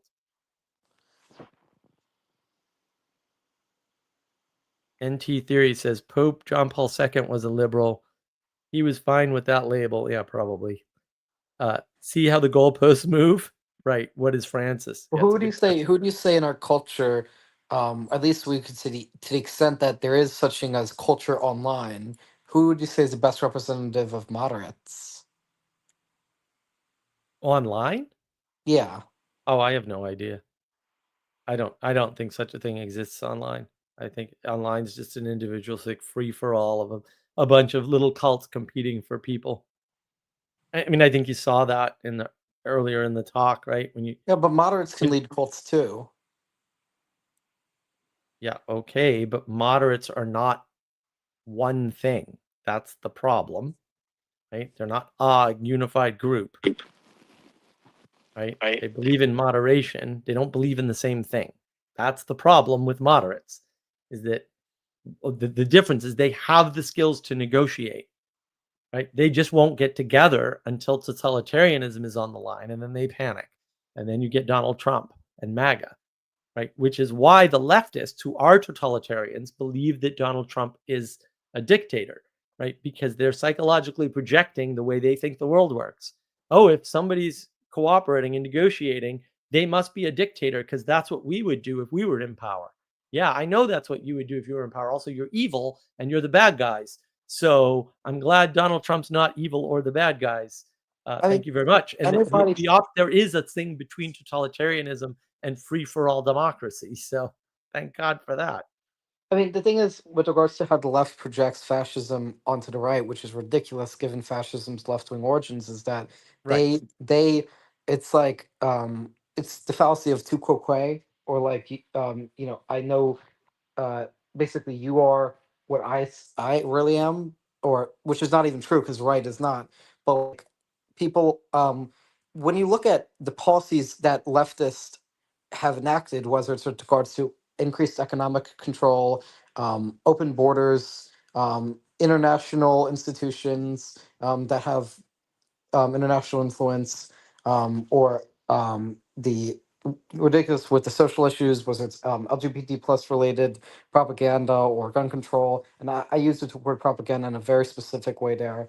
I would say they take all of that authoritarianism within their side and project, if you oppose those things to authoritarian, because to them that's just normal, because they don't They think understand what that's they the only mean. form of power, and they're binary thinkers. And so they think either you're us or you're not us.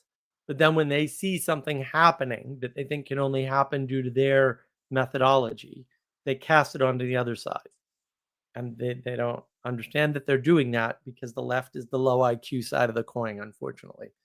As measured, by the way, like the numbers are there to measure this. Um, and that's the problem.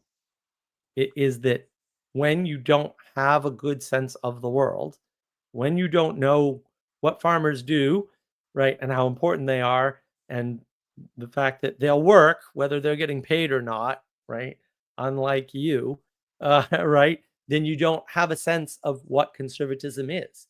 And then you get fooled by Lauren Southern, who's just an attention whore who goes online for attention and calls herself a political conservative commentator, even though one quick look at her history shows that she didn't grow up conservative. That's for freaking sure. My goodness, things her parents let her do. I'm like, yeah, that's the least conservative family in the world right there. Would you say that? Do you think that there are conservatives within finance, the financial sector? I mean, there are conservatives everywhere. Like anywhere you have a functioning thing, there are conservatives making it function. But you seem to be implying that things like the financial sector or more high tech sectors are inherently non-conservative. No, anywhere you have a functioning institution, you have conservatives because lefties can't run things.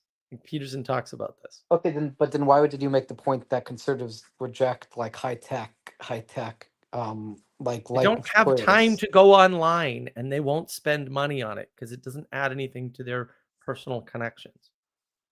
That's why. Okay, so you're saying it's not that conservatives reject like careers that involve technology, Not because that's my necessarily. point. I Okay. mean, Peter Thiel's fairly conservative. I mean, he's mostly moderate, but he's fairly conservative. Like there are plenty of the tech. I mean, tech was built from IBM. You know, all tech was built from all of it. All of it. The only reason we have chips is IBM. Otherwise, you and I would not have access to chips. Somebody might, but they would be rare and expensive. It's all IBM. Okay. IBM was a company where employees were not allowed to drink. If you were known to be a drinker, like if you came into work drunk, they would fire your ass. You had to dress up in a suit and tie every day to work at Big Blue. It's a very conservative company. Tech was born from that. All tech. The company Texas Instruments, which was that was the early juggernaut of the Silicon Age. They wouldn't exist without IBM, or at least wouldn't exist in the form that they became. Although they're sort of a shadow of what they once were, unfortunately. But a lot of those tech companies turned into that, right? And you look at something like Apple and like, oh yeah, Apple was basically started by two hippies. Agreed.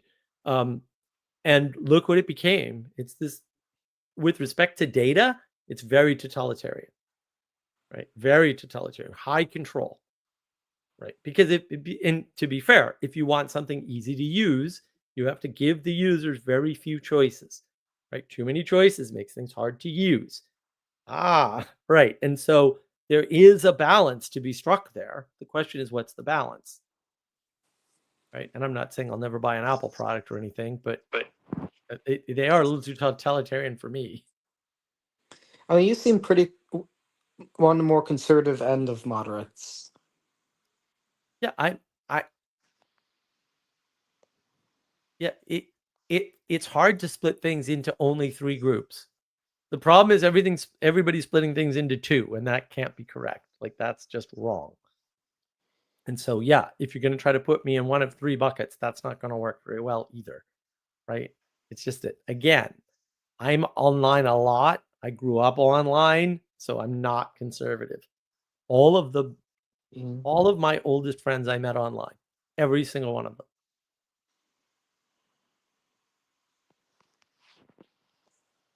Right? So I'm not conservative. I didn't grow up on a farm. I suppose I could start a farm because I have enough land now, but I'm probably not gonna.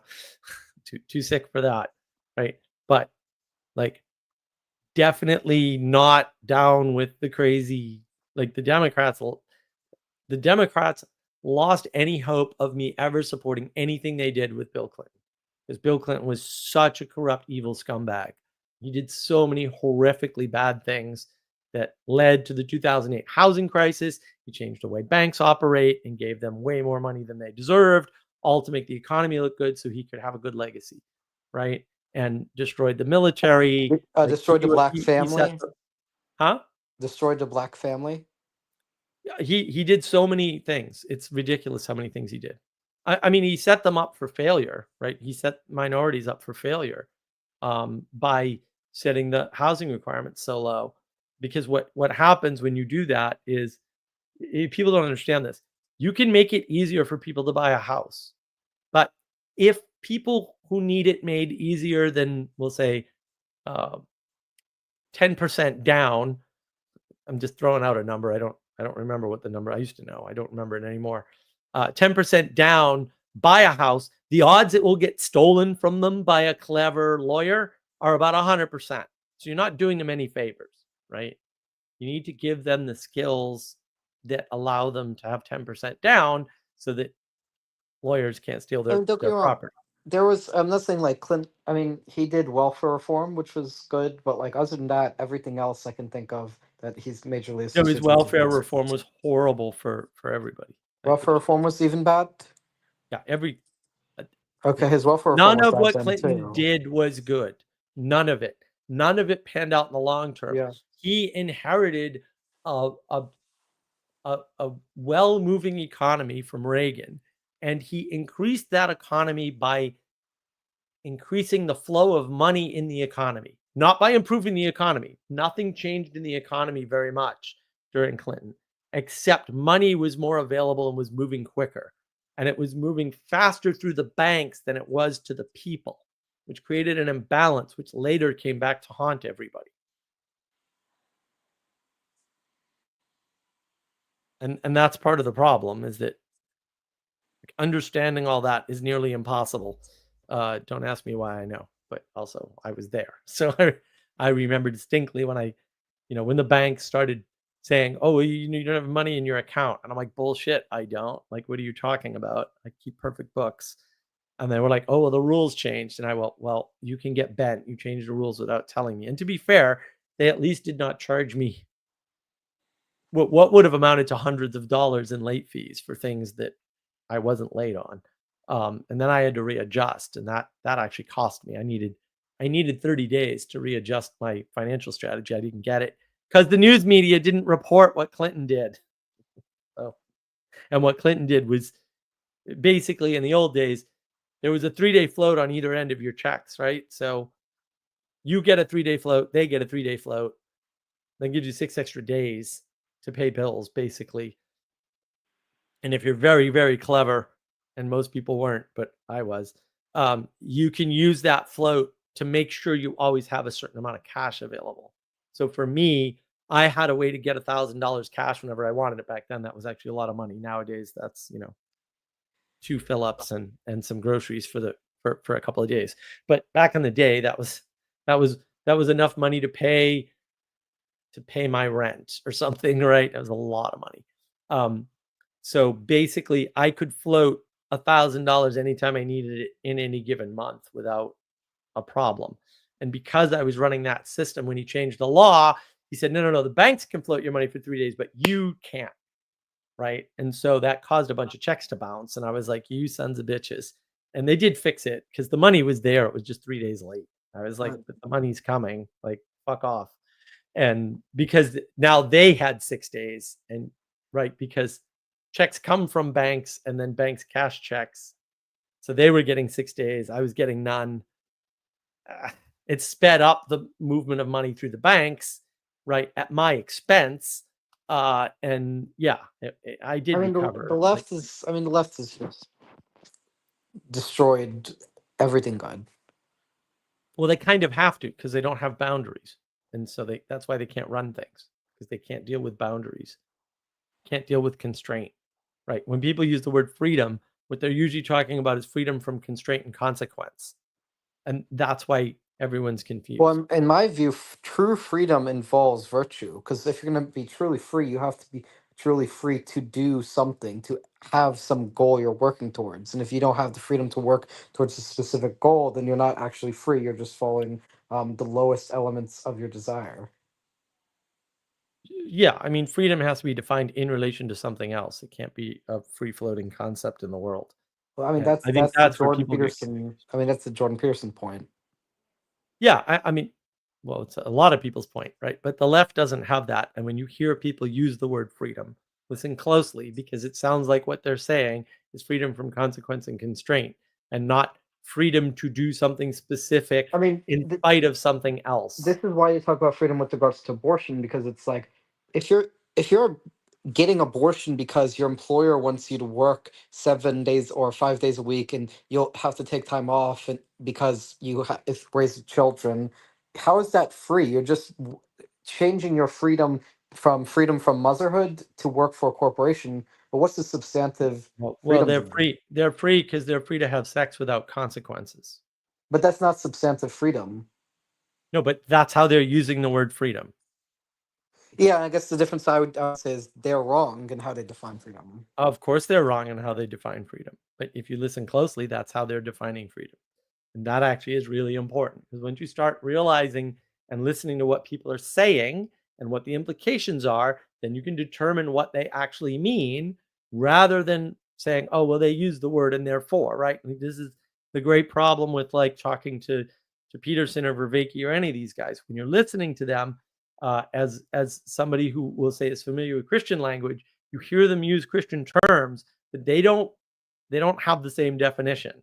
And so you believe you're in far more agreement than you're actually in. It's actually the problem with apologetics in general, is a lot of people throw around these terms. And like when I listen to it, I go, oh, no.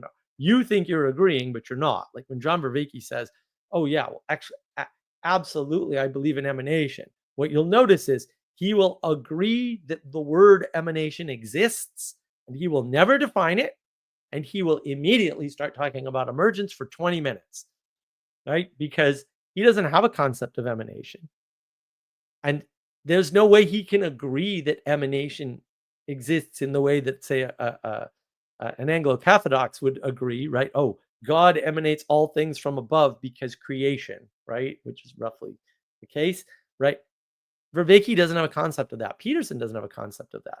So they can say emanation all day long, but you're not talking about the same thing. And that's largely what this is. Like everyone's giving everyone else too much credit for using the same damn words when they don't mean anything like what they think they're conveying. Well, that's because Jordan Peterson and John Vervaeke are part of the continental philosophy adjacent. We like the existential values and significance of Christianity, but we're not going to commit ourselves to any propositions crowd. Oh, I think they'll commit themselves to propositions. They won't commit themselves to things that aren't propositions. And that's where they run into trouble, is that religion is non-propositional. And they can't deal with that because they're Peterson scientists. talks a lot about non-propositional knowledge. Yeah, he talks about it, but what does he say about it? How does he define it? Well, Peterson mostly talks about non-propositional knowledge in the form of existential relevance. Okay, what the hell is that? Well, basically things which are relevant to how you live and conduct your behavior. I still don't know what non-propositional knowledge would be in that frame.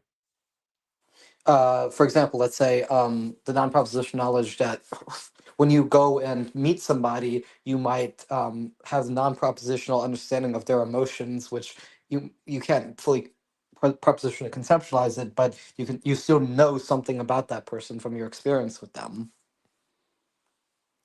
I guess, I mean, if that's his definition, it's completely wrong. That's intuition, but whatever. And intuition is not a type of knowledge.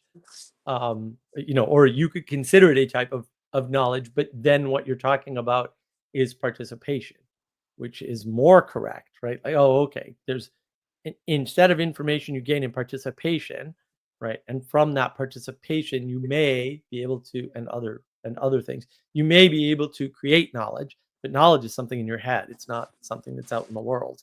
And that's the problem of science. Science believes that knowledge is objective material reality or inobjective material reality and is outside your head. But knowledge is something you create for yourself in your head. And the fact that we're able to create the same sort of knowledge from the same sort of information is something like reality correspondence. Although we are easily fooled by something like the internet and normative order. And that's where things get tricky. Like once the number of scientists passes a certain level, they begin to believe their own BS. And I think that happened in science, right? Because if you look back, they'll use things like physics and they'll use physics concepts from Einstein. Einstein believed in God.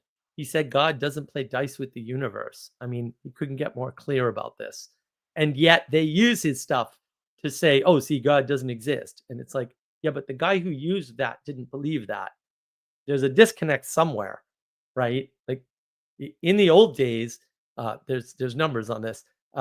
80% of physicists were believers, right? They believed in God. And during that same time period, 80% of the general population believed in God. At some point, that switched, by the way, right? Where the general population believed in God and physicists did not, or scientists in general, maybe. I forget what the actual figure was because it's been 20 years since I looked at it. So there was a split at some point, and science created its own normative order and started misreading books or titles of books like The Origin of Species to mean the origin of life, which it most certainly does not, because Darwin also believed in God. So they're just misusing evolution entirely. It seems like you're agreeing with McGilchrist's point about the left brain taking over contemporary culture.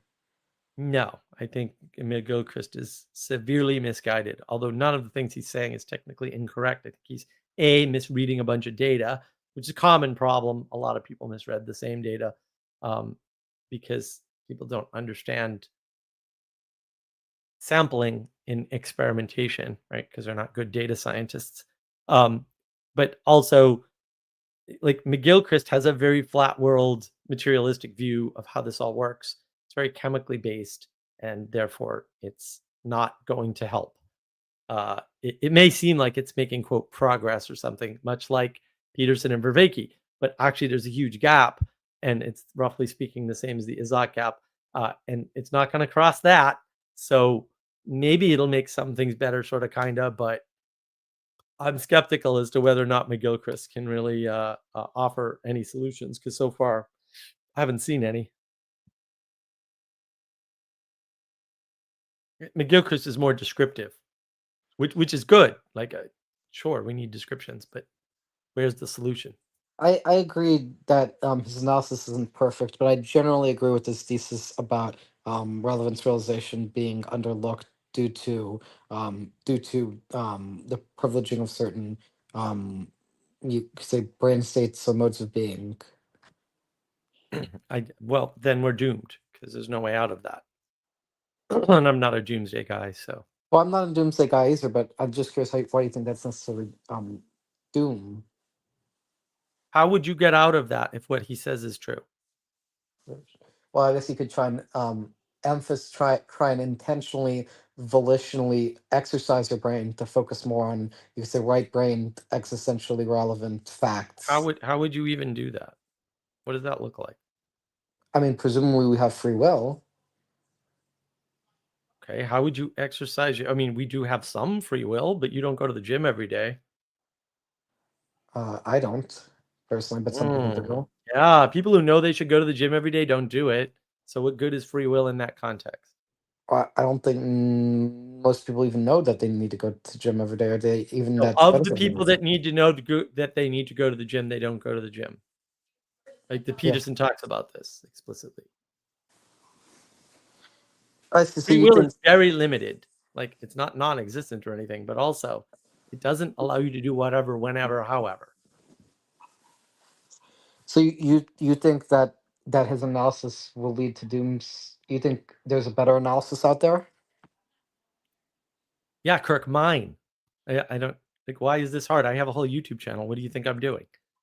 I'm offering you a real set of solutions to this problem of the meaning crisis and the intimacy crisis, because we actually have one and we know it works.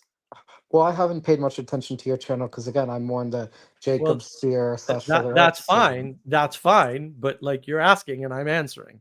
It's on the channel. It's available to people. So you're saying if I want to know more about your position about the solutions to the meaning crisis, I should see your channel? Yeah. Yeah. Okay. All the information you seek is probably there. I mean, there's definitely some missing pieces, and I thought I was going to record videos today, but I haven't been feeling well enough to do it. Otherwise I would be filling in more of those pieces. I will get to that at some point.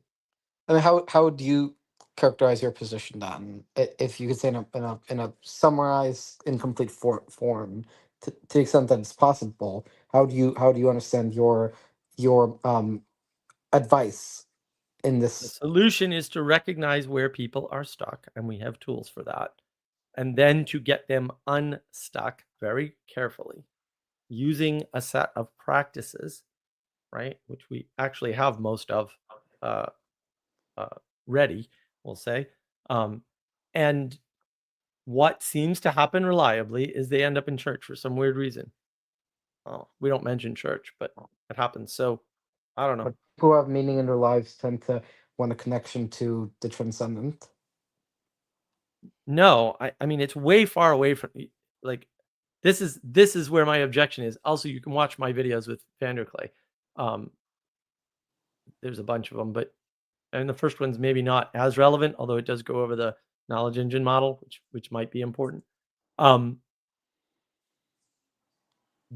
The problem with people is they don't have the tools. Meaning crisis people in particular, I do make a distinction between meaning crisis and crisis of faith. Meaning crisis people never went to church. They never had any church. It's not that they had church and fell out. Those are crisis of faith people. Right? Meaning crisis people in particular, and people that got stuck in the meaning crisis from the crisis of faith, which can certainly happen, they do not have a way to make a connection such that going to church will help them, because they can't make the quality relationships in the world with the things around them. And the example that I point to for this is John Vervaeke, very long time ago, did a talk with a guy named Jacob Cashiers, probably 4 years ago now. Maybe 5, I don't know. What Jacob Cashier said was he was in a meaning crisis by his own telling. I don't know how accurate that is, whether it fits my definition or not, because I don't remember his full story. But he was, quote, trapped in Athens, Greece. I would love to be trapped in Athens, Greece, during the fake news virus scam. And he had previously done psychedelics and they didn't work for him, which is everybody's story with psychedelics, by the way. They work for almost nobody ever. It's a very old story there. But he went into the center of Athens, into an Orthodox church. And what he said was, I went to the church, I saw all the stuff. It was really cool, but it didn't do anything for me. Okay. When I left the church, I started walking around Athens, and then I saw it. And I was like, yes, you related the high contrast symbols in the Orthodox Church, which must be gorgeous. I can't imagine. I'd love to get to Athens someday and see some of this stuff, right? With the patterns that aren't in the church. In other words, reality, right? You're like, oh, these aren't spiritual patterns, or just spiritual patterns, or just spiritual icons, or things that only point to the spirit. They relate to the world that I'm walking in, to the city that I'm around, to the people that are near me, right? And that's what caused his conversion, right? And from that story, we derived a bunch of things, among a bunch of other. We did 3 years of work on this, a bunch of us too, right? And so there was a practice that we developed in particular that, along with other practices which you have to do first, which are hard, seems to reliably get people to understand the importance of something we'll say as banal and basic as poetry. And all the people we worked with did not like poetry until this particular practice, and then they developed an appreciation for poetry and somehow magically all started going to church. I don't know anything more about it. I'm just saying that's what happened. I don't care to speculate on any further on how that happens or why that happens. I think that should be clear from the material if you care to dive in on navigating patterns.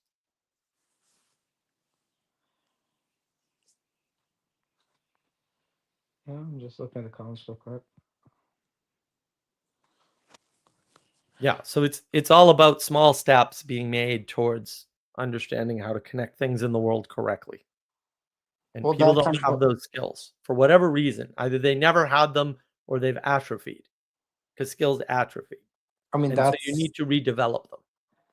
I mean, I think the stucking of Western culture, and I don't say Western culture because I don't think it's Western culture. Perhaps I don't think it's best to conceptualize it as Western culture because in its modern culture more generally, um, I think it involves the disillusion of traditional um, hierarchies of importance and meaning, and if you or if other people in the Pearson sphere. And I don't know how much you identify with it, but I would include the Pearson sphere in this fight for getting people out of bad habits. If that's possible, which I think it is, then I don't know when that will be fully actualized. Yeah, well, I mean, if people don't cooperate, then it won't be. And that's The the question is how long. individualism. The question is how long does it take for people to cooperate? Essentially, No, it's not a question of time. It's a question of willingness to cooperate. And so if you hang out with the PVK crew, you're not going to find people that no, cooperate and but negotiate. it is sort of a question of time in the sense that people can cooperate, but the time it takes to work out each detail involves time, right? Yeah, you don't work out details in cooperation. That's one of the big problems that people have, right? They want to have too much control over details instead of just getting work done imperfectly, but getting work done. And that is the sin of fundamentalists, which PVK's crew is full of, right? They want legalistic ideas, they want exact ideas, they want control. They don't want free work handed to them that works well enough. They want it done exactly their way. And it's like, well, I don't know what to tell you about the world, but you're going to end up disappointed because you're never going to get a solution that is exactly the way you want. And since you can't build these things yourself because they're bigger than you, then you're kind of at an impasse. And they will probably stay that way forever, right? Because they don't want to submit to the idea of cooperation and to what it takes to actually cooperate. They don't want to So you negotiate. you don't think cooperation takes time? I think cooperation takes submission, and time does not solve anything. Right? Everything takes time. Like No kidding. That's not saying anything at all. The question is how much. I guess the question I'm asking you is how much time is what I mean. It depends on what you're cooperating about. What matters is submission, because if you don't submit to something higher, you can't cooperate ever. The infinite amount of time won't allow you to cooperate if you're not willing to give up your ideas for something greater that may or may not be better, by the way. Like, you also have to give up that idea. Maybe cooperating with people means that the idea that I have is not as good as I would have made it, which is also an impossible thing for you to know, right? But fair enough. People think that that's true. And they may even be right about that, but it's not relevant with things that you have to build through cooperation. It's not like all people come to the bell of cooperation and start doing it. I understand that. Well, like I said, then time is irrelevant because it's not the factor. The factor is whether or not you're willing to give up your ideas to cooperate with others to build something bigger than either of you, right? And that's the issue. And if you have a den of snakes and rebels, they're never going to cooperate ever. They're never going to When build did you anything think ever. when do you think uncooperative modes of being have become a serious problem within the culture in your in your analysis? Yeah, that happened a long time ago, probably with the rise of the internet. So the 2000s. I mean, look, if you watch my stream on 2014, that's a live stream. That was when it became apparent, we'll say. Okay, so 2014. When it started was probably before that, but when it Okay. became what I would call undeniable by data was 2014. Like, if you Okay. didn't see what was going on in 2014 because Carl Benjamin did, then that's on you. That's not on anyone else. And maybe you couldn't have. Fair enough. Had you been cooperating with guys like Carl Benjamin, though, you would have seen it, right? But you didn't. And that's why cooperation is important, because you can't see those things necessarily. Someone can, just not you, right? And so when you think you can do anything anyone else can do, you're so wrong, it's not worth thinking about anymore. You're going to live a miserable life for sure. Carl Benjamin had on the Sargon of Akkad channel, although I don't think it's still there, he had a Gamergate playlist. He outlined everything that would happen in the next 10 years. In 2014, he outlined everything that happened from 2014 to 2024 in that playlist. He said explicitly, you think this is just the gamers, but this is coming for you. And here's how it works. And he was right about all of it. And if you didn't see that, that's on you. Maybe you should have been cooperating with people smarter than you or who were able to pay attention to that sort of thing, right? And that's the problem. If you're not willing to cooperate, you're going to miss obvious signals like that, where people told you exactly what was going to happen, where their predictions were exactly dead on, and their timelines in that case were pretty dead on too. And if you didn't notice, fair enough. But also, like, that's because you wouldn't cooperate. That's why you didn't notice, because you weren't willing to work with other people who were aware of what was going on, who had their pulse on the patterns that were unfolding. So the lack of cooperation already happened by 2014.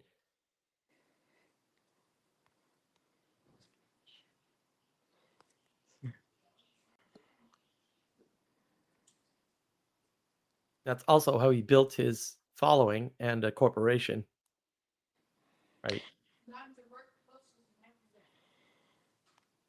Do you agree with Jacob in rejecting debate culture? I don't know what I don't know what you're talking about or what Jacob's stance is. He refuses most debates as legitimate. He thinks that, like, there are legitimate debate. The best of my understanding, I'm not saying I can't speak for him, only he can speak for himself. But the way I understand his position is that he thinks some debates are legitimate, but most debates, especially online, are inherently illegitimate. And I don't know if you would agree with that. Yeah, that's true. I mean, that's obviously apparent. So yes, he is correct about that. I mean, the Andrew Wilsons of the world, and I actually like Andrew Wilson quite a lot, aren't actually moving the needle, right? I mean, they are doing something good, right? But they're not moving the needle in the way that it needs to be moved. And I hope he continues to save more OnlyFans girls from themselves, because he's definitely doing that. He's doing a lot of good. I don't think he should stop doing what he's doing. Andrew Wilson. I don't watch The Crucible, but from what I've seen of Andrew Wilson, he seems to be doing positive things with regards to getting young people, especially young men, into higher order purposes. He's doing a lot of good in the world. I don't know. I don't think he's moving enough of the needle in enough of the culture or addressing the core problem.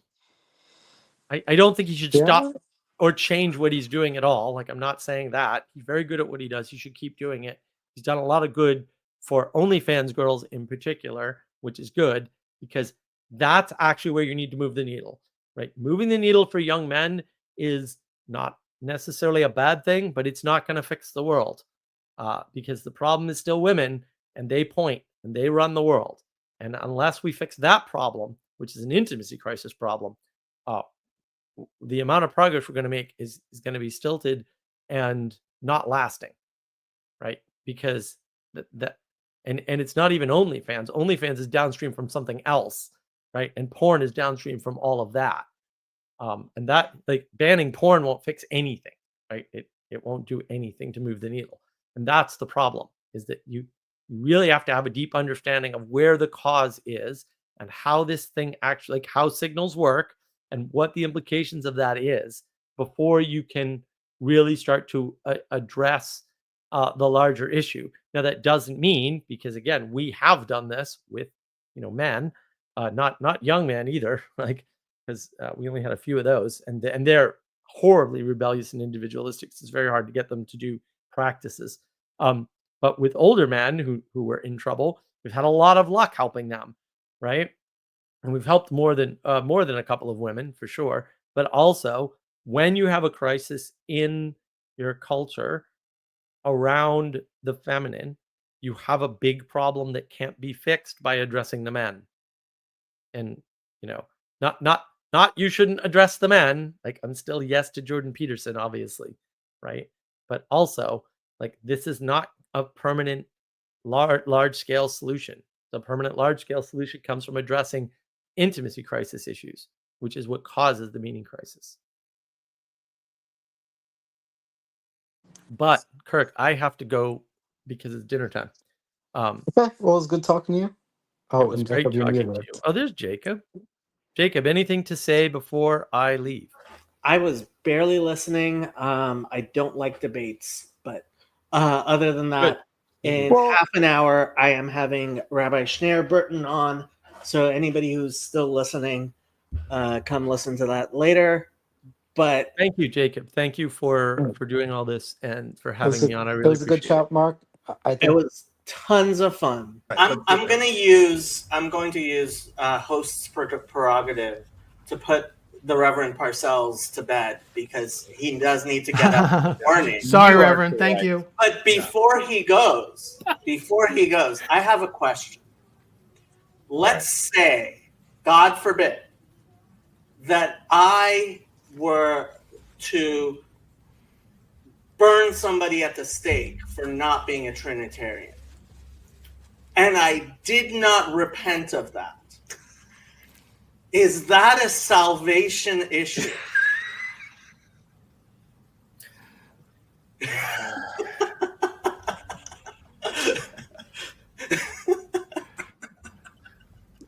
Sometimes Jacob takes that devil's advocate thing too far. There a proverb that says something like, "Don't answer a fool according to his folly."